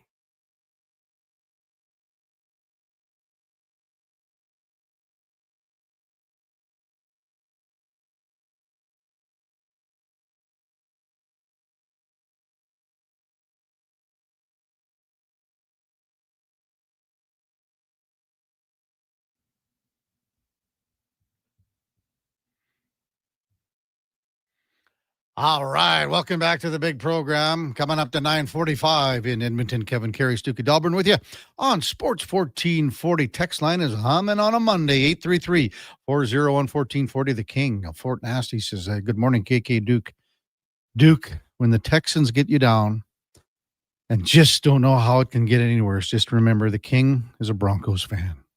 They kind of let one go there. Well, the Broncos if I'm not mistaken, 1-2 have a win. Yeah. The Texans do not. Yeah, 0-3 Duke. And what do they got? The Ravens coming up here? The Texans' schedule is very difficult. It's what you get, I guess, for winning the division. They got the Titans. Titans this Sunday, at Ravens, at Seahawks, v Niners, v Broncos. Good luck. It's not an easy, you have to get on the board against the Titans. Mm-hmm. Playbook Vix is making the fantasy football championship. And as Duke has said, that they lost to Playbook Vic and makes up for dropping the Vikings defense and watching them put up 30. They put up 40 in our league. I don't know where the difference in scoring is, but Bad Nip says, couldn't imagine being a Giants fan right now. Chiefs look really bad. They made the Giants look like a high school team.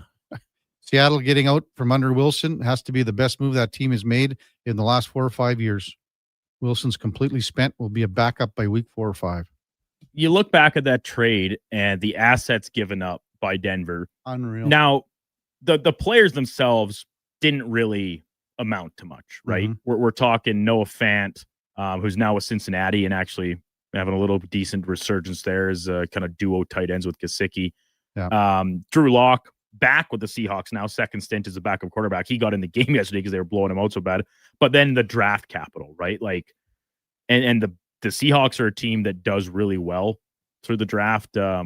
Going back many years now, they do a good job farming players out of there. So that set the Broncos back quite a bit, but they've righted the ship. And now the Seahawks are kind of a little bit in limbo, I think.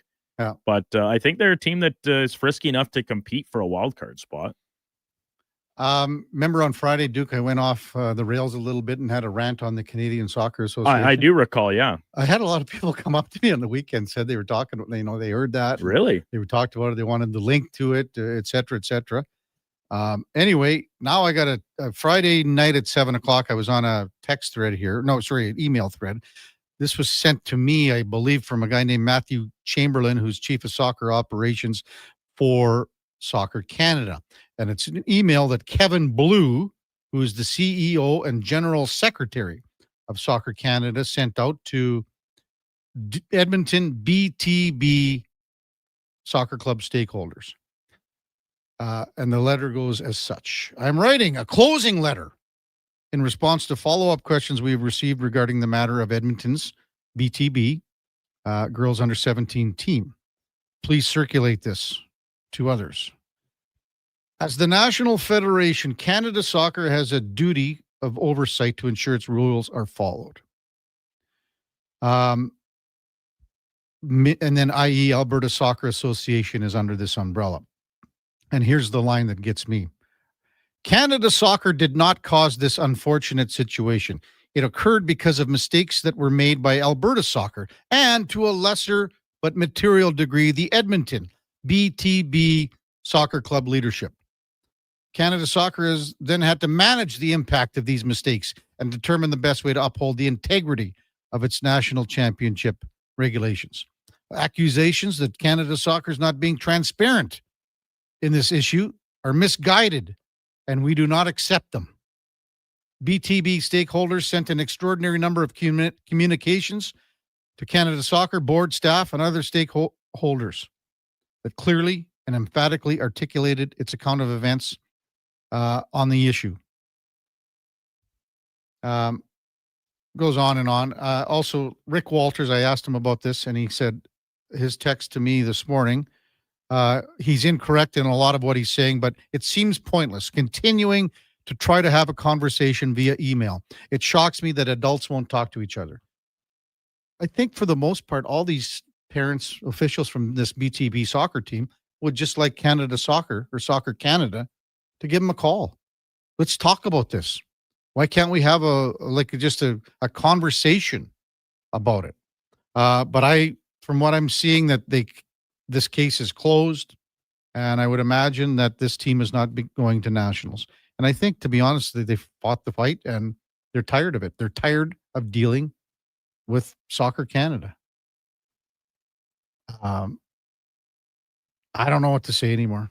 No, I mean, these kids were misinformed from Alberta soccer.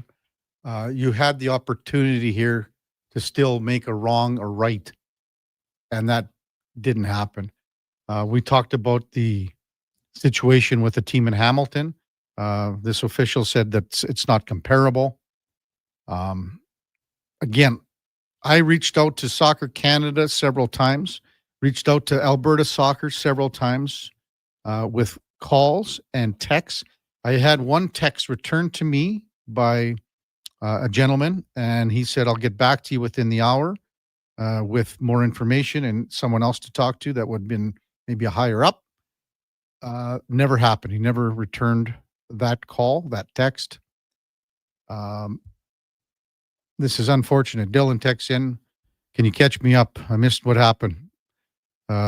Soccer Canada to be a bunch of clowns. And I mean, I'm going to still stand by this. And I don't have any skin in the game, as I said on Friday. It's unfortunate that these 17 and under girls aren't going to go to nationals as the second place team. You know, they might as well have not even gone to the gold medal game. Why would they have even gone to the gold? They should have just tried to get to the third place game and won that one. Unless I'm missing something, and I know Rick Walters listens, and I know a lot of the parents listen to the show. Let me know if the case is closed, because I'm just reading between the lines here that it's closed from a Soccer Canada perspective point of view. Maybe there's some sort of another avenue for an appeal, but I do know that they are running out of time because the national championship was, I think it's October 8th. Don't quote me on that. But so we're looking at basically 2 weeks. And you think about planning, and you got to, you know, you want to have, you got travel, you got lodging, all that stuff. But this is a scenario that, I don't know.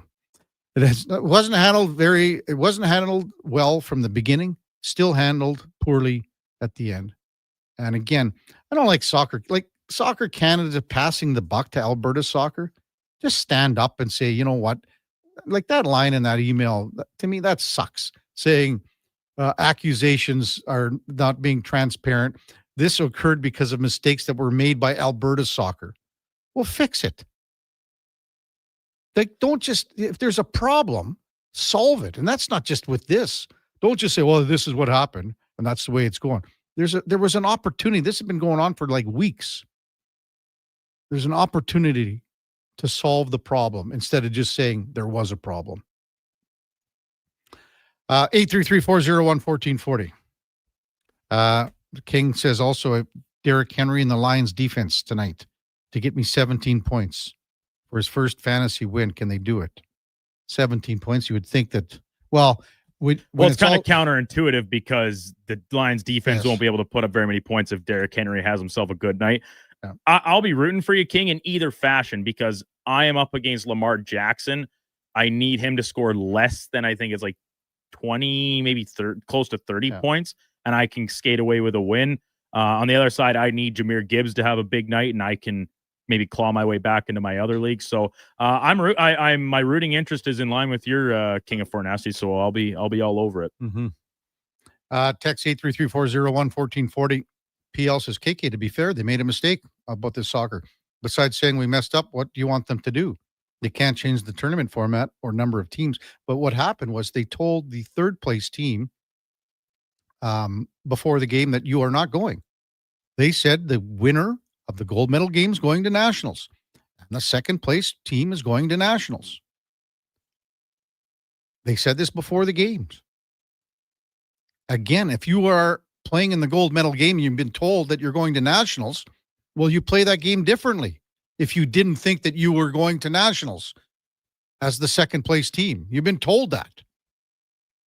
Don't you think you would leave everything out on the pitch if you knew and were told that the first place team's going and not the second? Marksman says, that's the world now. Irritating that a 10-minute conversation needs to be a week-long email thread because people are scared to think on their feet and take responsibility. I'll be honest again, Duke, on the weekend, I was surprised the amount of reaction that I had just, around and people coming up and saying, hey, even at the golf course yesterday, people were talking about it. And I was like, well, That's the way she goes. Top of the hour, we've got a little hockey talk. Boston Bruins hockey talk. New coach in Marco Sturm. New look, new feel.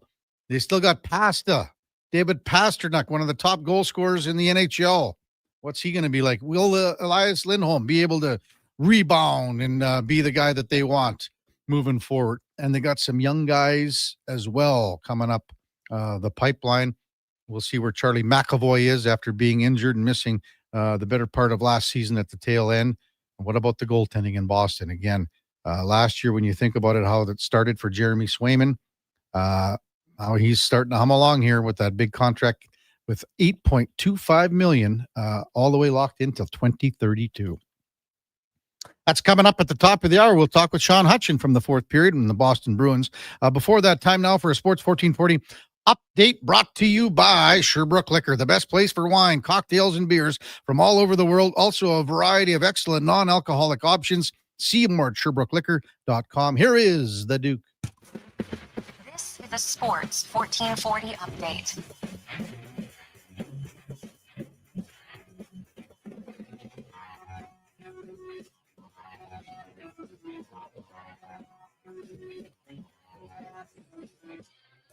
Monday Night Football to wrap up Week 3 in the NFL. The Baltimore Ravens hosting the Detroit Lions. Kickoff for that one coming just after 6:15. Coming up at 11 o'clock Edmonton time, the CFL set to make a, quote, major announcement on game changes, end quote. That's going to be coming straight from Commissioner Stuart Johnston. Down in Calgary, the Stampeders signing quarterback Logan Bonner to the team. This coming following the injuries to both Vernon Adams Jr. and P.J. Walker. Light day in the majors, just 3 games on tap. Braves hosting the Nationals. Brewers are in San Diego, and the Cardinals taking on the San Francisco Giants. Meanwhile, in NHL preseason action tonight, Buffalo taking on Columbus. Pittsburgh is in Montreal. Carolina hosting Tampa Bay, and the Anaheim Ducks welcome in the Utah Mammoth. Coming up in hour 4 of the Kevin Karius Show, we'll be joined by Sean Hutchin from the fourth period covering the Boston Bruins and Connor Halley from Fantasy Frenzy. I'm Brandon Douglas at your Sports 1440 update. Sports 1440, Stingray Radio Station. CKJR broadcasts from West Edmonton Mall and Wetaskiwin. Download the free Stingray music app and listen wherever you go. Yeah, can I get a... Yes. A common reaction from a veggie lover. Always scanning, searching, longing. But wait, what is this we see? The new McVeggie. Now at McDonald's. God said, I need somebody to get up before dawn, milk cows, work all day in the fields, milk cows again, eat supper, go to town, and stay all night at a meeting at the school board. So God made a farmer. Hi, Mike here from Northgate Chevrolet Buick GMC. We are so thankful God made a farmer. For the month of September, it is our goal to feed 500 families. With every vehicle sold, we will feed a family of 4. So please help us reach our goal. Visit us online at northgategm.com. No fluff, no fillers, just pure entertainment. Sports 1440 brings the heat with bold opinions, big personalities, and Edmonton's fiercest fans. This is your turf. This is Edmonton's sports leader, Sports 1440. Experience a season of superior luxury, performance, and savings. The Fall Experience event is on now at Volvo Cars Edmonton. The all-new redesigned 2026 XC90 is here. Come drive one today. You won't be disappointed. Finance or lease a 2026 XC40 from 1.99%. And right now, you can save $7,500 on remaining 2025 XC60s. The Fall Experience event is on now at Volvo Cars Edmonton. Great vehicles, better service. Visit volvocarsedmonton.com. Are you looking for safe and professional travel options? Look no further than Silent Rides, one of Alberta's premier bus charter companies. Whether your group is big or small, Silent Rides has you covered. We offer state-of-the-art motor coaches, first-class service, and affordable rates. Get your quote today. For more information, call 1-877-748-0991 or visit silentrides.ca.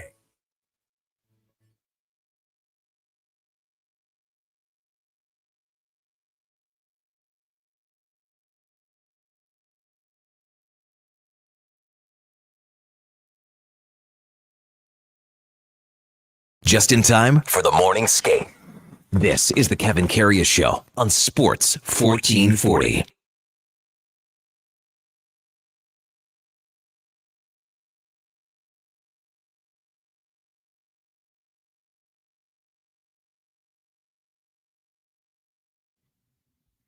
All right, welcome back to the big program just after 10 o'clock in Edmonton. Kevin Karius and the Duke of Delburne with you on Sports 1440. And time now for the Puck Report, brought to you by Fountain Tire. Are you ready to swap your tires out this fall? Well, Fountain Tire makes it easy and saves you cash. Get $50 off tire storage with the purchase of a new set of tires September 2nd through the 30th. No more stacking tires in your garage. Check them out and see select locations for details at fountaintire.com. As we welcome back Sean Hutchin from the fourth period in Boston, covers the Bruins. Good morning, Sean. You're with Kevin Karius once again. Thanks for jumping on Sports 1440 this morning. Really appreciate it. Oh, thank you, Kevin. I really appreciate it as well. No better time of year. Oh, no kidding. No kidding. So with Marco Sturm taking over as head coach of the Bruins, Sean, what are your initial impressions of the new head coach of the Boston Bruins? He is very believes in being a very good communicator, and from what we're being told by the players, that's something that is really is his strong point. He communicates well. He's honest. He's upfront. He tells the players what he expects from each and every one of them, and when it comes to systems, what he expects from all of them, so that everyone is on the same page, and they have been since the start of training camp, and even before the start of training camp.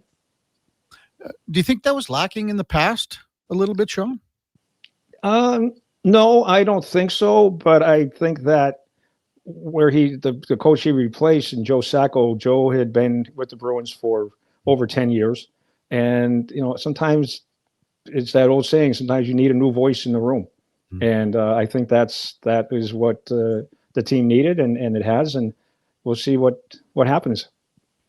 Let's start on defense. And Charlie McAvoy was injured last year and missed the good part of the second half of the schedule. Is he 100% good to go? Where is he at here, Sean?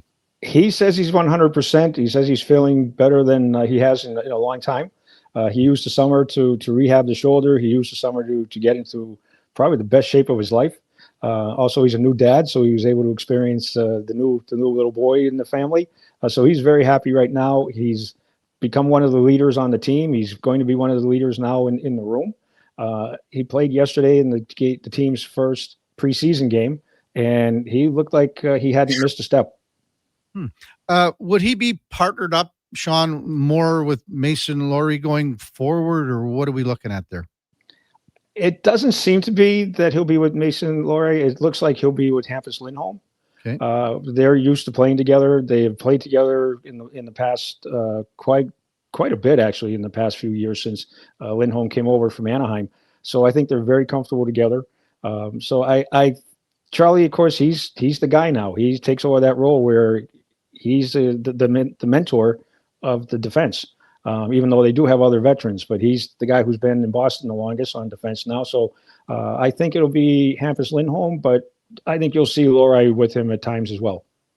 Sean Hutchin from the fourth period covers the Boston Bruins, our guest on the Kevin Karius Show on Sports 1440. I remember when we talked to you, not immediately after, the trade, the July 1st free agency last year, and you were talking about Lindholm and Zadorov, and everyone was talking about the Bruins making a big splash.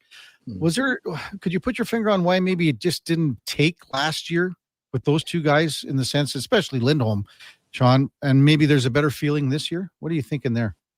Well, I think for Lindholm, he said himself, for Elise Lindholm, he said that it was a brand new situation. He admitted that it took more of an adjustment to getting used to Boston, the city of Boston, playing in Boston, having it as your home, your home arena. He loves playing here, but it was a big adjustment for himself, his wife, his family, and it just took longer than expected. Although I do like to point out sometimes that on average over the course of his career, he's averaged around that 40 to 45 points per season, and he was right there at 44 points. So more was expected, but on the other hand, I should say he didn't really disappoint all that much. But he's another player. like McAvoy. He says he's ready to go. He had a great World Championship, finishing, I want to say, tied for first or maybe second in scoring in points at the World Championships. So he's ready to go, and he played yesterday as well and looked to be much more comfortable on the ice. The Oilers gave Victor Arvidsson a spin here, and it just, for whatever reason, didn't work out. They thought that he would be a fit with, maybe playing with Leon Draisaitl. But how do you think he slots in here with the Bruins, Sean? I think, he played yesterday also. I think he comes as advertised. He's a guy who's not the biggest guy in the world, but he has decent speed. You hope that the players, the game's getting faster. You hope that the players will be able to keep up, and he looked like he still has no problem keeping up. This will be his 12th year in the NHL. Unfortunately, it just didn't work in Edmonton for him for whatever reason or reasons, and he's looking for a fresh start. It's that change of scenery, as we all talk about. It looks like from training camp and the game yesterday, it's exactly what he needed. It appears he'll be slotted in at the start of the season as the second line right wing. Pavel Zacha right now, Marco Sturm likes Pavel Zacha at center, so I'm thinking he'll play on that second line with Zacha, maybe Casey Middlestad as a center, but I'm thinking more it'll be with Zacha. But he assisted on one of the two Bruins goals yesterday, and he just looked he looked like he's accepted his role and he's comfortable and he wants to have a bounce back season. Sean Hutchin, our guest on Sports 1440. You talk about having a great season last year, and that was Morgan Geekie with 33 goals. What are your expectations for Geekie to have, the chance to maybe, have a similar season with the Bees this year? Yes. The great thing about Geekie is one of the first things he said at the start of training camp is that a lot of people think that last year was a fluke season for me. And I want to prove that it wasn't. And again, he's another one of the veterans who played yesterday, and boy, he looked like he's ready to go out of the gate to prove just that he's a capable 30, 40 goal scorer. And on this team, it'll be a young team, the way it's constructed. It may be difficult to repeat that, although he's going to start the season with Elias Lindholm and David Pastrnak. And the way he finished the season last year fit with 31 goals in 55 games playing with Pasta.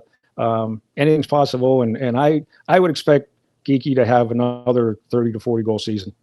And it doesn't hurt when you're playing with David Pastrnak. Again, 43 goals for Pastrnak last year. And he's only 28 years old. This is a guy, maybe he's 29 now, but this is a guy that is just, maybe he doesn't get enough credit across the league because he's a superstar, this guy.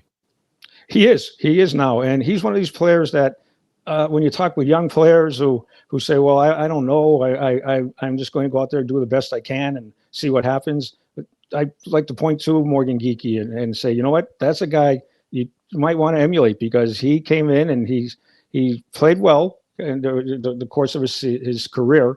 He's played well, and then all of a sudden he's blossomed. And there are guys they're late bloomers, and I think that's the case for Geekie, and I think it'll just continue to his star will continue to rise.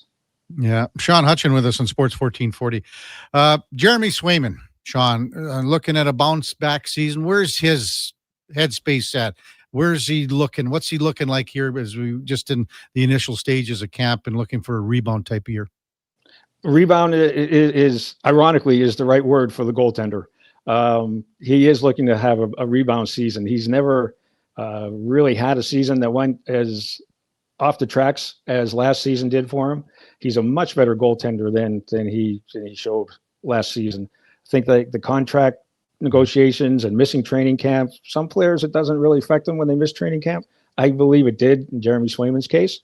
He's came back. He's ready to go. He's another player who's just in fantastic shape. And he's, like I said, he said to himself that he's focused on getting back to being the goaltender he used to be. And I don't see why it couldn't happen. Wanted to get your thoughts on Trent Frederick that came to the Oilers at the deadline. As you know, he was banged up and hurt when they acquired him. Didn't play in the regular season, maybe 5 minutes, 7 minutes, whatever it was. But then in the playoffs, you could see that he wasn't 100% there. What do you think the Oilers are going to get from Frederick this year and the first of a long-term contract, Sean, in the sense that we didn't see what we wanted to see in the playoffs? And but you know the type of player he is after covering him for several years in Boston. Yes, in Trent Frederick, the Oilers have a player who loves to play the physical style of game, loves to play the body, doesn't mind dropping the gloves. He'll drop the gloves with the biggest and baddest of the players in the league and take them on. And his teammates really love him for that. He was very popular in the room because of that reason. He's also a player who has good skills. He's a player that if you're looking for someone to come in and be a top six, I don't think he's going to be that guy. Third line, yes. Fourth line for sure. But he's a player who can make plays. He's good with the puck. He has good size. He goes to the dirty areas, wins puck battles, gives 100% effort every time he's on the ice, and can be a very solid 200-foot player. Mm-hmm. Is he a better centerman or a better winger? I think he's better on the wing.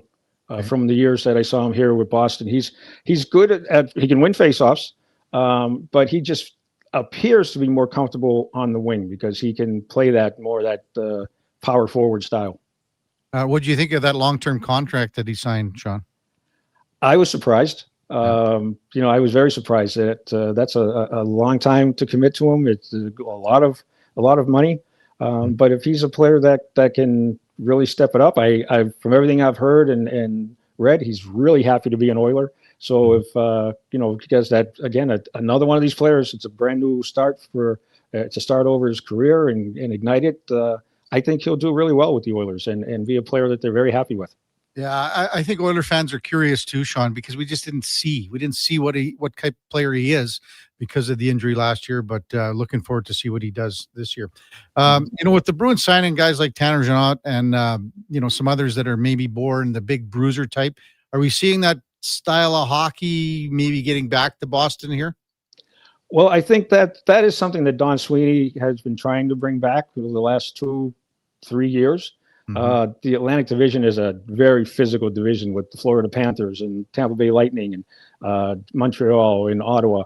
It's just, you look at those rosters and you can see that there are some big, heavy boys out there on the ice, and it's a tough grind each and every night. So it's something that the Bruins needed and that they have. And in Tanner Jeannot now, it looks like he has the reputation of being a really great team guy, and he'll stick up for anyone and everyone. And actually, another one who played in yesterday's first preseason game, and he was throwing his body around, and a couple of scrums occurred, and with that, the younger Bruins were involved, and he got right in there as if to say, hey, you're not going to mess with the young guys. You'll mess with me instead. And the gloves weren't dropped, but he made an impact right away. What kind of battles are you looking forward to here as camp progresses, Sean, in the sense of, maybe a 12-13 forward, 6-7 D? What are we looking at here? On D, I think the 6-7 D, I would say Jordan Harris will probably fill in that 6-7 D. Came over from Montreal, and he's a local boy. He grew up not about 30 miles north of Boston, so he's ecstatic to be here. I think he will be he's penciled in as probably the 6th or 7th D man. For the forwards, it's really all up in the air at this point, just 1 week into camp, because the first two lines seem to be set. Your top 6 forwards, top 5, I should say, seem to be set with Geekie, Elise Lindholm, Pasternak, Arvidsson, and Zacha. On the left wing with Zacha and Arvidsson, I would pencil in Matej Blumel, who led the AHL in goals last year with 39, playing for Texas. But the bottom 6, it's really throw the names into a hat and pull them out, and maybe that's the way it'll come about. But right now, I think it's really too early to say who would be that 13, 14 forward. But because right now the young guys, they're looking good. They're pushing for jobs, and the veterans are doing everything they can to hold on to their jobs. Tell us a little more about Blumel. What more can you offer on him? Yeah, he really is someone that a lot of people aren't familiar with, and I admit I wasn't that familiar with as well, because he did play with Texas, Dallas's AHL affiliate, but he led the league in goals with 39, posted a total of 72 points, I believe, and he just said he wanted a new place to play. He looked around the league when his contract expired, and he felt his best chance to play in the NHL would be with Boston. and that's why he's here. And he hasn't disappointed. He was in yesterday's lineup, I think, as I mentioned, and looked very good. I mean, he's not the biggest guy on skates. I want to say he's around 6'1", maybe. And I don't even know if he's 200 pounds. I don't think he is, but he's just one of these players, these young players who has great speed, great hockey IQ, competes, and he knows how to score goals. He's got a shot that his release is an NHL release. It's an NHL shot, and I think he's really going to get the chance to be a top six forward here. One last one, Sean. I mean, I don't have to tell you that finishing last in the Atlantic is unacceptable in Boston, but where do you see the Bruins this year? Can they get up and fight with the big boys in Toronto and Tampa and Florida and even Ottawa and Montreal taking steps last year? What are your thoughts there? My thoughts are that, of course, this is the time of year where everyone is, enthusiastic. Everyone is a contender. That the talk, of course, is out of TD Garden is, yes, we're contenders. We're going to be a contender. We're going to do all we can. But that's the thing. Looking at the teams ahead of them,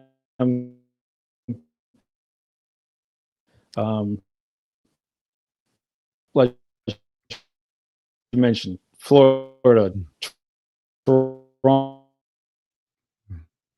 I think Tampa we just Bay. lost Sean. Yeah. Can you hear us now, Sean? Well, if you can hear Sean, thanks for that. We just kind of lost you for that last answer, but yeah, it's going to be tough for the Bruins. So thanks so much for coming on, Sean. Really appreciate it. And we'll chat as the season progresses here for the Bruins. Thanks a lot. Thank you. Thank you very much. Sean Hutchin from the fourth period covers the Boston Bruins, and our puck report brought to you by Fountain Tire. Swap out your tires this fall and you can get $50 off the price of storage with a new set of tires. Check them out at fountaintire.com. You're going to be tough to make the playoffs again here in that division. The Atlantic is stacked. I mean, you got the two-time defending Stanley Cup champions. Everyone thinks that the Maple Leafs are taking a step probably forward, if not just the same. At 108 points last year in Toronto. Can they take a step forward in the playoffs? That's the big question. Florida, Tampa Bay had 102 points last year. Ottawa had 1 point less than Florida. Senators are trending in the right direction, as are the Montreal Canadiens. And then it's the same teams again. Like you got Detroit, you got Buffalo. Are they finally going to be able to do something there? Bruins finished last in the division with 76 points last year, 3 back from Buffalo and 10 back of Detroit. Well out of the playoff race. minus 50 in goal differential for the Boston Bruins last year. When we come back, the con man has entered the studios. Connor Halley from Fantasy Frenzy and the Jason Gregor Show will be by with a brand. That looks like a pumpkin spice latte. There's no question about that. That's coming up right after the break. Kevin Karius, Duke of Delburne on Sports 1440. We're streaming on YouTube and X. Come for Canada's largest trade shows, the biggest names in entertainment, exhilarating sporting events, and more. Stay for the experience at the Edmonton Expo Center. TNA Wrestling makes its explosive debut at the Expo Center on Friday, September 26th and Saturday, September 27th for back-to-back nights. Buy your tickets online today. Learn more about what's happening at the Expo Center by visiting the calendar of events online at edmontonexpocenter.com today. When you have lifting and material handling needs, Northwest Crane delivers. Western Canada's Sandy dealer, backed by the industry's toughest one. 3 years, 3,000 hours, no compromises. They service all crane makes and models with skilled technicians and deep industry expertise. Alberta owned with locations in Leduc and Grand Prairie and fully equipped service trucks. Northwest Crane keeps your operation lifting. For more information on sales or service, visit northwestcrane.com or call today. At Fountain Tire, you can save $50 off tire storage with the purchase of 4 select tires now until September 30th at participating locations. Okay. Or you could squeeze them into your backseat, possibly causing upholstery damage, drive them home, struggle, sweating buckets trying to get them out of your vehicle, resulting in you feeling guilty for not going to the gym more often, or at all. But at the end of the day, it's your choice. Totally up to you. Definitely $50 off the tire storage. You got it. Book your appointment today at fountaintire.com. Fountain Tire. We're on this road together, Canada. Edmonton's only 24-hour-a-day sports radio station can be heard anytime, anywhere. Sports 1440 is streaming on your phone, your tablet, your computer. Download an app today and listen to Sports 1440. The Lawnmower Hospital. Finish up the season with the Lawnmower Hospital and Ego, the #1 rated battery-powered platform. Ego lawnmowers are easy to use, powerful, and efficient. Transfer the battery to the pressure washer and clean the house. Don't forget the air blowers for when the leaves fall. Get Ego at the Lawnmower Hospital. Power beyond belief. Visit lawnmowerhospital.com. We're more than repairs. We're more than mowers. The Lawnmower Hospital. I'm Rick Showers from No Bull RV, and I want to explain how our operation works. You see, over at the new RV store, they take orders and try to sell them all by camping season, and sometimes they sell out early. Sometimes they're stuck with a few that just won't move, and maybe they take a couple of used ones on trade.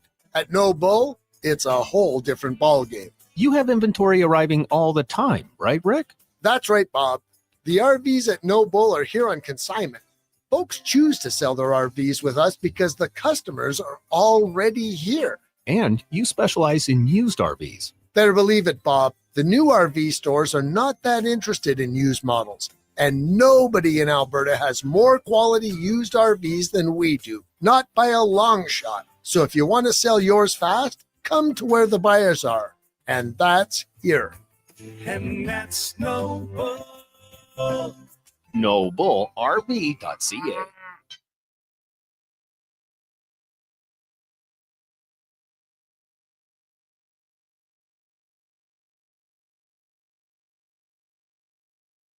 Have your sports curiosity cured with the Kevin Karius Show. This is Sports 1440.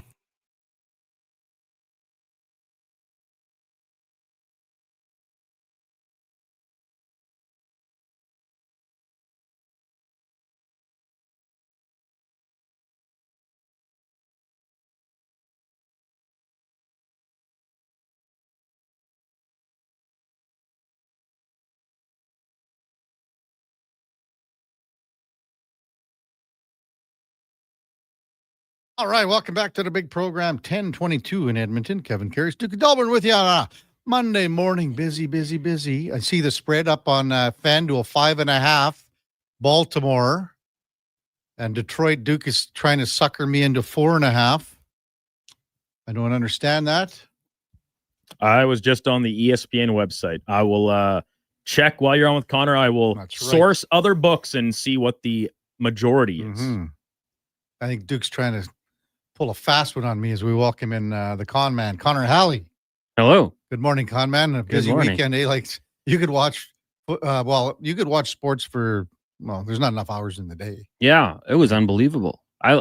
I love Saturday night football when like the family goes to bed and it's like, oh, USC's playing. I know. Okay. Like 1 a.m. Yeah, it was terrific. I watched it too, and then like Hawaii was playing. It wasn't on TV, but you know, it should be for us sickos out there that want to stay up late and watch football into the wee hours of the morning. But yeah, you got baseball, hockey's back. Like there's not enough time. I crawled into bed on that Saturday. Like you said, you probably put the kid to bed and everything. And then and then there was that injury. It took a long time. So little delay. Yeah. So, I mean, it was like, I look at the clock, it's like 11:30 and they're not even at the halftime or whatever it was. I sent Duke a text yesterday because with fantasy and all the bets that I did and everything. I said, like, it was just a debacle of monumental proportions. I sent it to Duke yesterday at 2:42. I couldn't have lost more at anything today. Golf, fantasy, betting, crokinole, backgammon, crib. Duke sends it when it's been a rough day. He says. Yeah. I mean, I don't know what was going on yesterday. Anytime touchdown, CeeDee Lamb. Oh, and Najee. Okay. Boom. So right when I sent that text, we just started watching that game. Yeah. Dallas and Chicago. And because I was with Marie McCourt at the ranch, and he's a big Dallas guy. And I'm playing a guy in fantasy that has Dak and CD. And I said to him, I go, I need these guys to, what the bed. Yeah. And then, like, honestly, 30 seconds later, Lamb gets hurt. And I'm my gosh. Oh. That looks so bad. The fact that he even tried to get it out and get back out there. Like, I wish they would have held him back. Yeah. I hope he didn't. like aggravate it further. And like the circumstances in which it happened, like he's out of the backfield. And I like, hey, injuries happen, they can happen in a multitude of different ways, but for it to be like that, I think Cowboys fans are like, what are we doing? Why is CeeDee Lamb lined up there? Keep him on the outside, let him less going horizontal with the football, let him go downfield. But yeah, that's can happen. It was a tough one, and hopefully it's not too serious. So high ankle sprain, and we know how bad those can be. It's almost worse sometimes than something serious, like you could say you break your ankle. Yeah. Sometimes it might heal quicker. I don't know. They seem to think that he's going to be okay, but I mean, you just like Leon Draisaitl. That's what all the hockey fans are going to say. Well, Leon did it different on football. You're trying to make cuts, getting in and out of your breaks. Like it'll slow him down for sure. So even if he gets out there, he'll be playing through pain. He'll be heavily taped up, maybe some Toradol, and we'll see what the long-term implications are for that one, but not good. I wasn't sure if your Chargers were going to pull it out there against Denver, Con Man, but neither was I. No, the Broncos are a good football team, and Bo Nix, kind of depending if you want to shelter him or not, but he missed 3 or 4 deep balls that could have made this game out of hand for the Chargers, but you missed those opportunities. Maybe a little bit of credit to the Chargers pass rush for forcing the bad throws, but Justin Herbert this season, given the opportunities, and Chargers fans have seen him make plays like he did yesterday in the past, but doing it when it's necessary, down points, driving on the field, the big play against the Chiefs to seal the game with the run for the first down, like he's making those types of plays that those are the Mahomes plays, the Lamar, the Josh Allen. Those are the big quarterbacks make those plays in those big situations against good opponents, divisional opponents, and he's starting to do that on more of a consistent basis. So it's been nice. That catch by Keenan Allen. Yeah, I'm the biggest Keenan Allen fan. Like when he was traded to Chicago, crushed me. But to see him back in the powder blue, it's been nice. Do you think Herbert looks more composed this year than he has in years past? Yes, mostly. And part of it, I think, just goes to the offensive line. But I think it's also, having a guy like Jim Harbaugh there, second year in this Greg Roman offense. I think there is more composure to his game.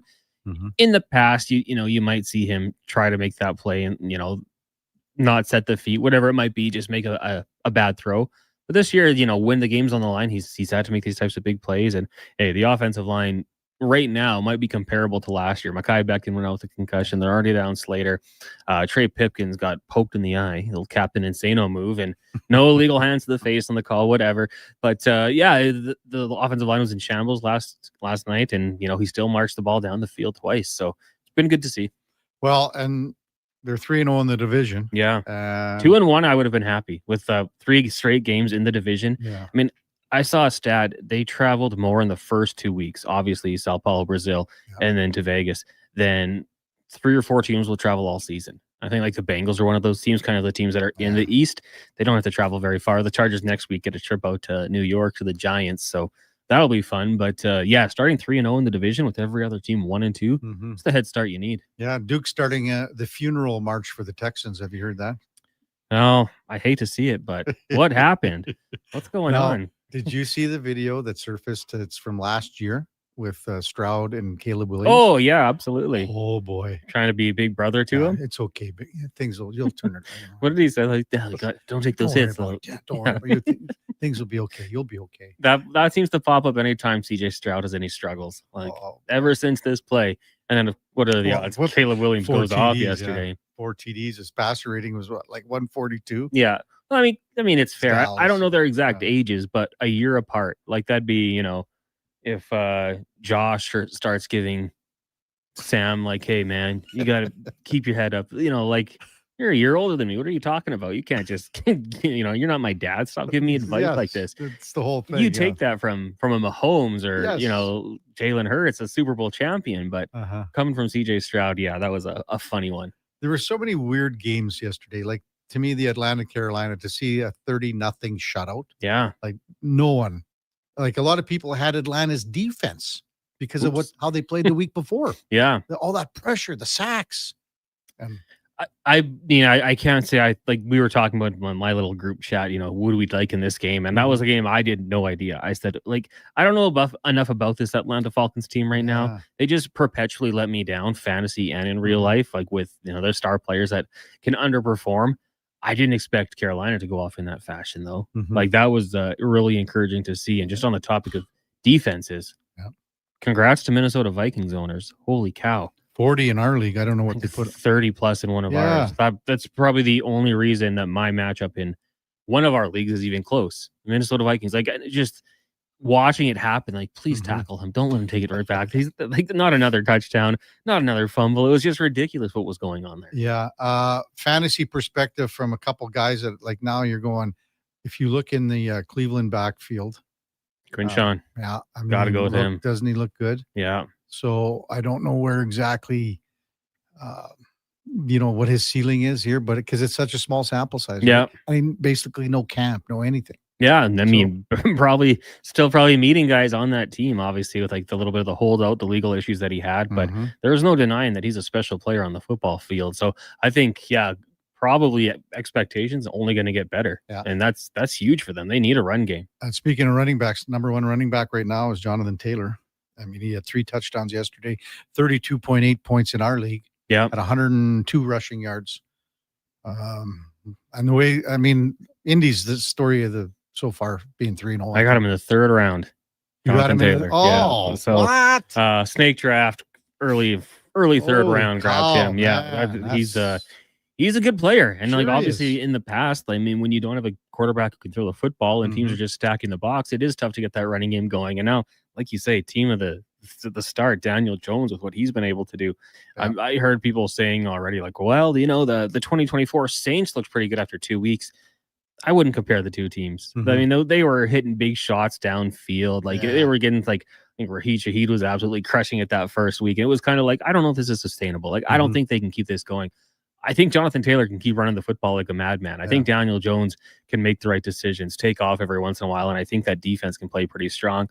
Plus, in that division, like I'll never know what the Jacksonville Jaguars are. The Houston Texans this year, who knows? And the Titans probably going to lose quite a few games this season. Obviously, they're the worst team in the league last year, and you're starting with a young rookie quarterbacks. And what else is around there? Yeah. Shout out to Elick Manor, the Albertan, Medicine Hat. Yeah. But Calvin Ridley kind of seems like he's just invisible right now. And yeah, I like what the Colts are doing. It's fun to see.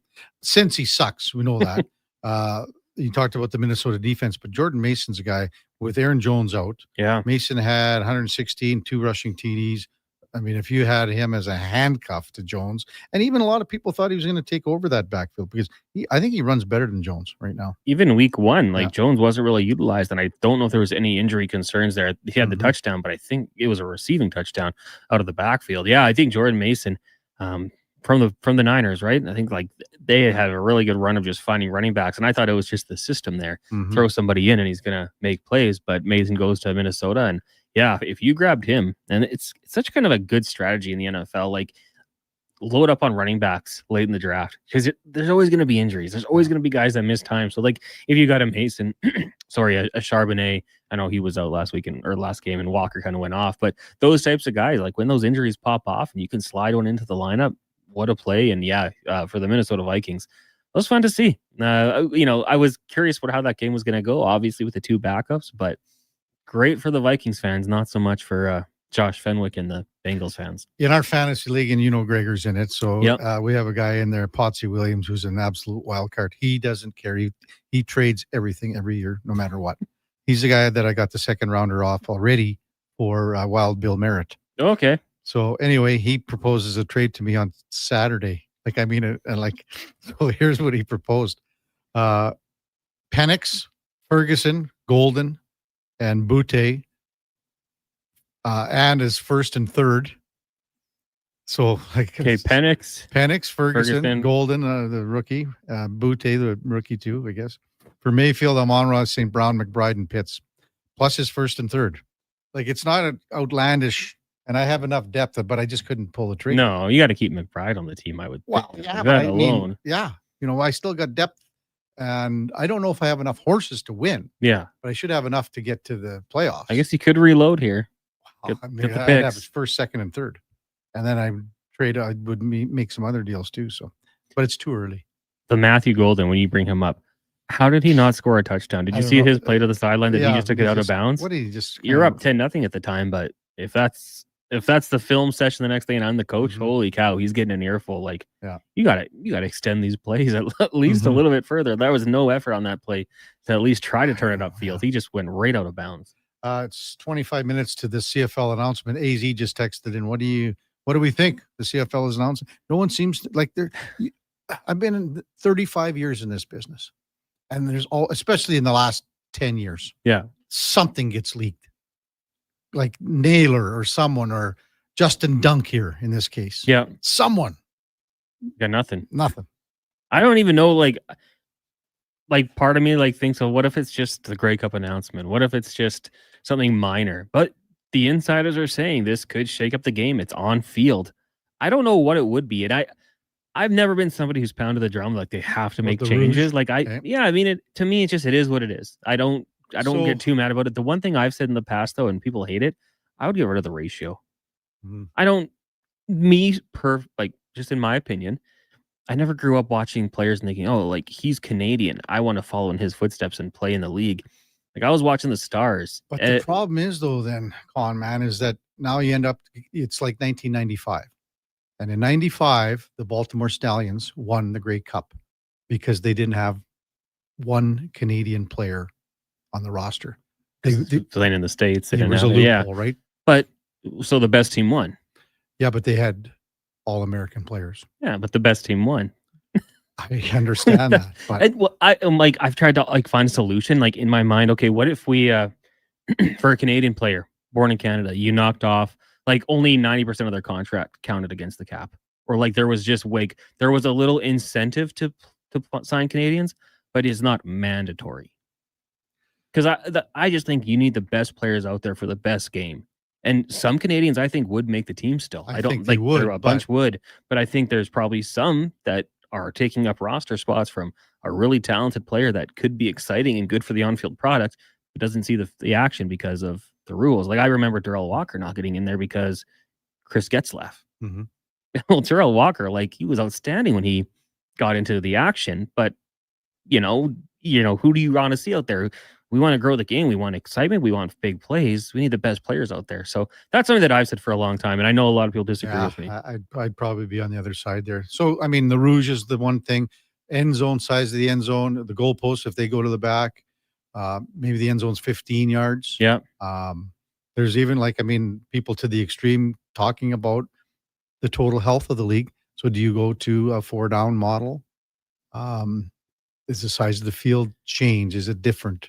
I love the 3-down game. Yeah. 4 minutes left, you're down by 14 points. You got a chance. They can be 2 and out so quickly.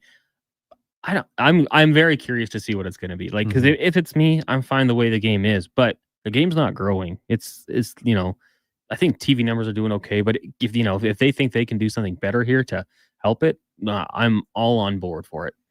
But I have no idea what I would be changing. I'm glad it's not me making that decision. Well, and I mean, Eddie brought up certain things because you have a board of governors, you have this. I mean, if you're instituting something that is of an extremely high magnitude, well, that has to be passed. And that's why, if you're going to announce something like this, there has someone always yaks. Yeah. There's loose lips everywhere. Has the board of governors all approved whatever high profile rule change or something it is? I don't know. We're going to have the audio right at 11 o'clock. So yeah, we will play it just to see what it is. And then we'll spend the next whatever time it is speculating on what's going to change with said rule changes or whatever it might be. But yeah, it's exciting. Again, they're the Rouge is the thing, and the extra point or on missed field goals, maybe that's one. Yeah, I'd be on board for that one. Yeah. I don't think you should get a point for missing a field goal. We're going to find out in 22 minutes. What's coming up on Fantasy Frenzy and the Gregor Show? You guys you're going to take the news conference right at 11. Yeah. So we'll get that news conference going for you so you can hear it for sure. We'll react. We'll see how long it goes. And then obviously we can talk some NFL as well. Fantasy Frenzy fell out of the playoffs. Congratulations to Playbook Vic. Playbook Vic came back and got the win over us.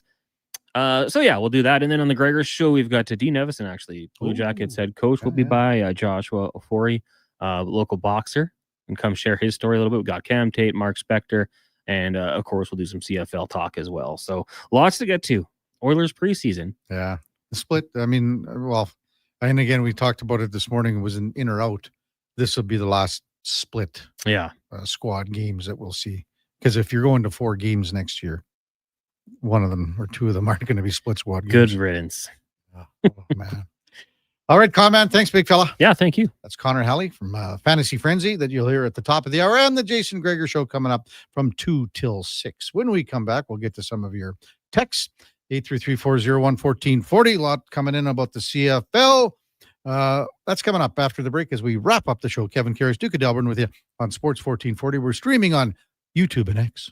At Fountain Tire, get up to 25% off select tires, up to $125 off a set of 4 select Goodyear tires, and $50 off $150 service until October 18th. Restrictions apply. Book today. Fountain Tire. We're on this road together, Canada. Whether you're a craft beer connoisseur or more of a wine aficionado, there's always something new to discover at Sherbrooke Liquor, a unique, family-owned, independent liquor store. The selection? Incredible. The non-alcohol section is also very impressive. Sherbrooke Liquor, expert, knowledgeable staff with a passion for unique finds. More than just a liquor store, we're a community. Alberta's best, the one and only Sherbrooke Liquor. Wine, spirits, and oodles of beer. Visit SherbrookeLiquor.com. Hot coffee, hotter takes, and the sports stories that matter. Check out Kevin Karius weekday mornings from 7 to 11 on Edmonton's sports leader, Sports 1440. Be part of the conversation. 833-401-1440. Diablo Boots sells only Canadian-made work and biker boots made by Canada West. No American or boots made in China, so no tariffs. All of Diablo's boots have replaceable soles and heels for longer life. Sizes 6 to 14 Triple E. Buy quality, buy Canadian. And support Canada West and Diablo, the 2 best names in the boot business. So save on boots by Save On Foods. That's Diablo Boots, 3340 Gateway Boulevard on the east side of Save On Foods. Buy Canadian. They're terrific. Farm, ranch, acreage, or lake lot. They're here to help at Bashaw Concrete Products. Family owned and operated for 60 years. They continue to provide the best products and service, period. Call now for your free quote on the highest quality ready mix and gravel, a new septic tank, or an outhouse pad and tank, plus precast cattle water pads, garage sumps, and more. Call 780-372-3854 for prompt delivery. Bashaw Concrete Products, 780-372-3854. BashawConcrete.com. The bad news, winter will be here in a flash. But the really good news, right now during the Nissan Flash Sale, you can get a set of free winter tires. You might just look forward to winter coming back, and you still get 0% financing and $500 Nissan bonus. September 23rd to 27th only. Act fast. This flash won't last. See your local Nissan dealer or Nissan.ca for details. Offer available on select 2025 models. Conditions apply. Visit your local Edmonton and area Nissan dealer for more information. Stop juggling lowest bid contractors, because at Wetaskiwin Ready Mix, one call does it all. From concrete supply to cribbing and pumping, we've got your project covered. Locally owned and operated, Wetaskiwin Ready Mix is proud to deliver on spec and on time every time, because we know quality concrete isn't cheap, and cheap concrete isn't quality. Send Wetaskiwin Ready Mix your blueprint. We'll handle the rest. Wetaskiwin Ready Mix, 780-352-4301.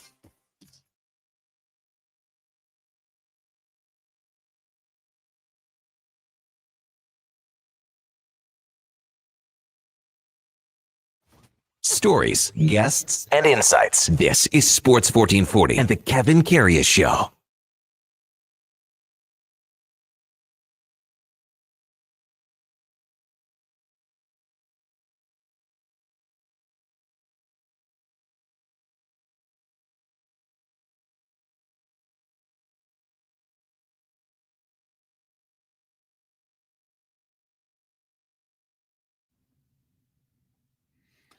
All right, welcome back to the big program. 1044 in Edmonton. Kevin Karius, Duke of Delburne with you for the home stretch here on Sports 1440.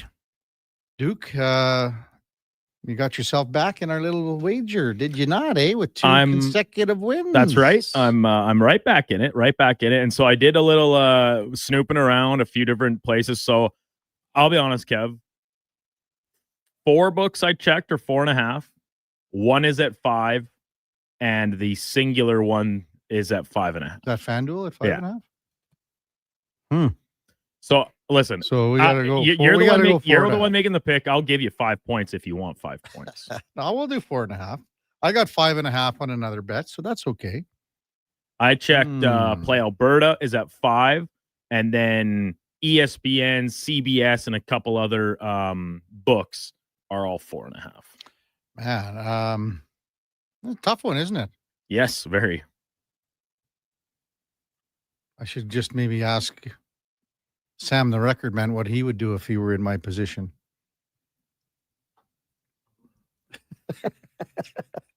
So what is your position? Sam, it's tonight's football game. Ravens, Lions. The spread is 4.5 points favored to Baltimore. Kevin has to pick a team to cover a spread, either the underdog to cover 4.5 points, the Lions, or the Ravens to cover 4.5 as a favorite. You know, they're pretty equal teams. They did very good last year. There hasn't been too many major changes that I'm aware of over the offseason. So I'd say just take the Ravens. They went further than the Lions last year. Do Ravens cover 4.5? So here's the thing. When you're playing with a home team like this in Baltimore, normally that they say it's worth 3 points. The home team is worth 3. So I got to make up another 2 points somewhere. I'm going to take Baltimore minus 4.5, Duke. So now if you win, you'll owe all the credit to Sam. I don't think so, but when a guy comes into the argument saying, well, what is your position? Yeah, I think I'll just what is going on? What here? is your position? What is going on here? So I'm going to take Baltimore minus 4.5. All right, that's good for me. I'm hoping for a Lamar Jackson stinker. I just checked so I'm up against Jackson and Sam Laporta with a 45-point lead. Okay. Now here's the other thing with old man Baker.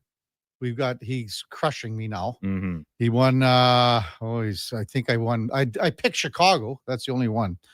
But anyway, I set the line at 5.5. So maybe I'll hedge my bet and just take Detroit there with that extra point with old man Baker. No? What do you think? I don't know. Would you still stay on Baltimore if he had 5.5? Our pick's done. I'll be honest. I think if this was my pick and take this for what it's worth because of how poor my record has been, I would be on Detroit tonight. Really? Yeah. I think that's too many points for two teams at that 4.5? The defending number one seeds from each perspective. I'll take Detroit plus 5.5 with him. Okay. Adam Schefter, Jordan Ronan, reporting the Giants running back Tyrone Tracy dislocated his shoulder last night. Cam Scatabo will likely step into the bigger role. And Scatabo was pretty, like I said, he ran hard last night. Caught the ball. That's his MO, right? He blocks well. Nobody will play harder than him. And, I think there is maybe going to be a point where when he's going to lay a block and is, leading with the head a little bit, he might get a pretty good wake up from a bigger, more veteran player that's ready for it.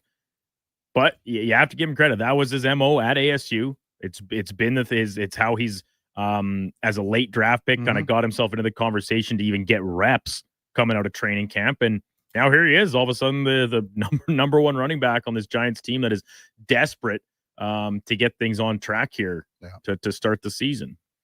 Sean texts in, will you guys have the CFL presser on live? You bet we will, Sean. Coming up at 11 o'clock. The Duke and Con Man Fantasy Frenzy will start. For the most part, sometimes these things, it takes a couple of minutes for them to get underway. It'll be the Commissioner, Stuart Johnston, in Toronto at a hotel. That's where this announcement is being taken place.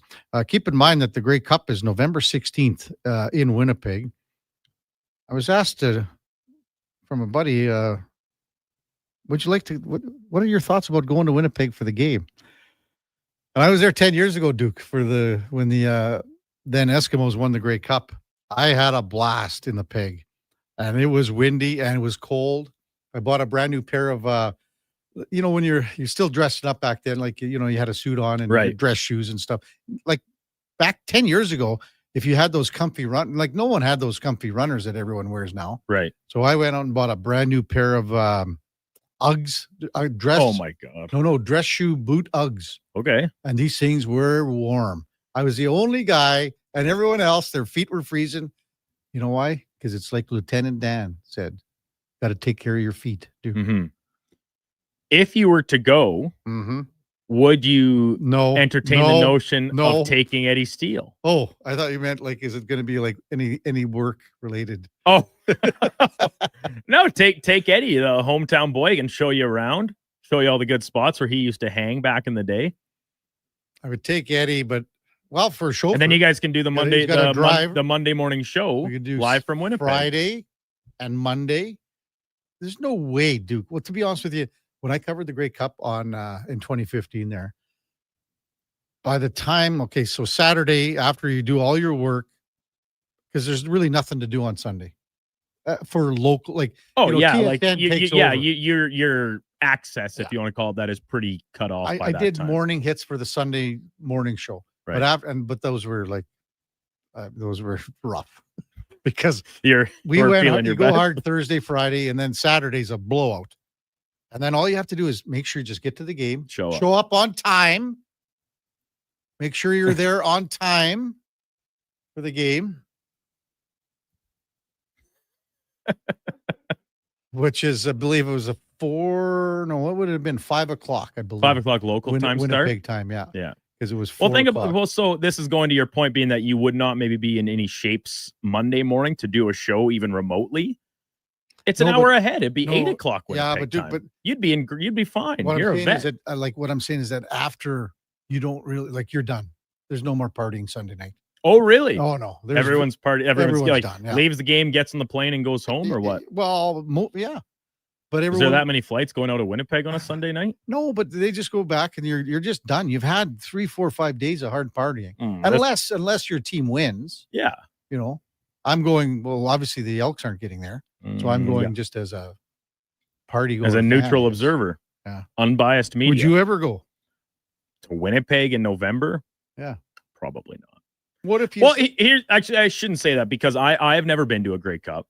Wow. So if I was afforded the opportunity to go regardless of location, I would have to take it up because I've never been. You have to do. You haven't gone to a Grey Cup and you're 30 years old. This is the prime of your life. Really? Yes. To go I'll tell you why, Duke, because the Grey Cup has people that party that are 20 years old, and they have people that party just as hard that are 60 years old. Yeah. Mm-hmm. I believe you. I've heard nothing but good things. My buddy Chucky Slick, who you've met. He had some family, I think an uncle that was big with the airline that ran the league for a lot of years. I can't remember the name of it. So he went every year. My Chucky Slick did to the Grey Cup. Yeah. And talked at length about how fun it was and how good of an event it was to go, even if, obviously the Double E were not there a lot of the time, and we're talking through the 2010s and a little bit before, but if I got offered to go, I absolutely would. To go, yeah. MTR says, imagine all the birds in the peg, Duke. Yeah, maybe. Oh, Duke, I'm telling you, this is a prime opportunity for you. I don't know about that. Oh, listen, well, first of all, you've never been to a Grey Cup, so you don't even know what it's all about. I would imagine the next Grey Cup that it's going to be hosted here will be, when are we at here? Calgary's next year, correct? So we'd be looking at 2028 would be the next one, the possibility of Edmonton. Tony the Meter Reader says, go to the Grey Cup, Duke. I'm 50. Been to 4 cups across the country. Been to every stadium except for Winnipeg. Never been there. What a party. And it's not just it's all the, you have the spirit of Edmonton. There used to be Atlantic Canada put on a room, Duke. And they had lobster, and they brought out all the. Oh man! Obviously, Saskatchewan's room is hopping all the time, but the Spirit of Edmonton room is it's as good as it gets. All right, coming up at the top of the hour, it is a Fantasy Frenzy with the former Rochep T-Bird, Connor Halley, and the Duke of Delburne. But the Fantasy Frenzy is going to start off with the announcement by the CFL. Commissioner Johnson will be addressing the media here in about 6 minutes. So we'll cut this quicker here. 12 o'clock, the Lowdown with Alan Mitchell. 2 till 6, the Jason Greger Show. And then we've got Fox Sports all night long. We'll be back with you tomorrow morning at 7. We got Jeff Walker. We'll talk about Brad Gushue's pending retirement in 1 year. Before all that, time now for a Sports 1440 update brought to you by Harley Davidson of Edmonton on the Yellowhead Trail. It's locally owned and operated by the Kent family and celebrating 45 outstanding years. Harley Davidson of Edmonton on Yellowhead Trail. Thanks, everyone, for listening. Really appreciate it. Thanks for all the input on the text line. We couldn't do that without you. Glad to have you along for the ride on Monday. Hope you have a terrific rest of your Monday. We'll be back with you tomorrow morning at 7. Here is the Duke. The Sports 1440 update.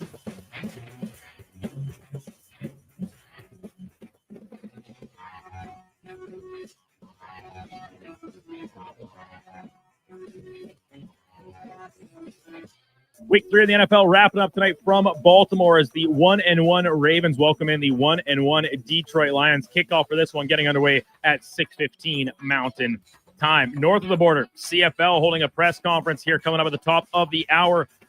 Commissioner Stuart Johnson making what is pegged as a, quote, major announcement with game changes on tap. We'll have that live for you here at 11 o'clock on Sports 1440. Down the highway, Calgary Stampeders signing quarterback Logan Bonner to a deal. Team announced earlier today. Ferdinand Adams Jr. and P.J. Walker both out due to injuries. NHL preseason continuing tonight. 4 games on tap. Jackets hosting the Sabres. Penguins in Montreal. Lightning up against the Hurricanes. And the nightcap, Anaheim Ducks hosting the Utah Mammoth. Light day in the majors. Just 3 games as the regular season hits its final week. Braves taking on the Nationals. Brewers playing the Padres. And the San Francisco Giants welcome in the St. Louis Cardinals. Coming up on Sports 1440, it is Fantasy Frenzy with Hallie and Douglas. I'm Brandon Douglas at your Sports 1440 update. Sports 1440. For a limited time only, new players can get up to a $1,000 casino bonus when they sign up. There's never been a better time to join the fun. Visit playalberta.ca today to get started with casino, sports,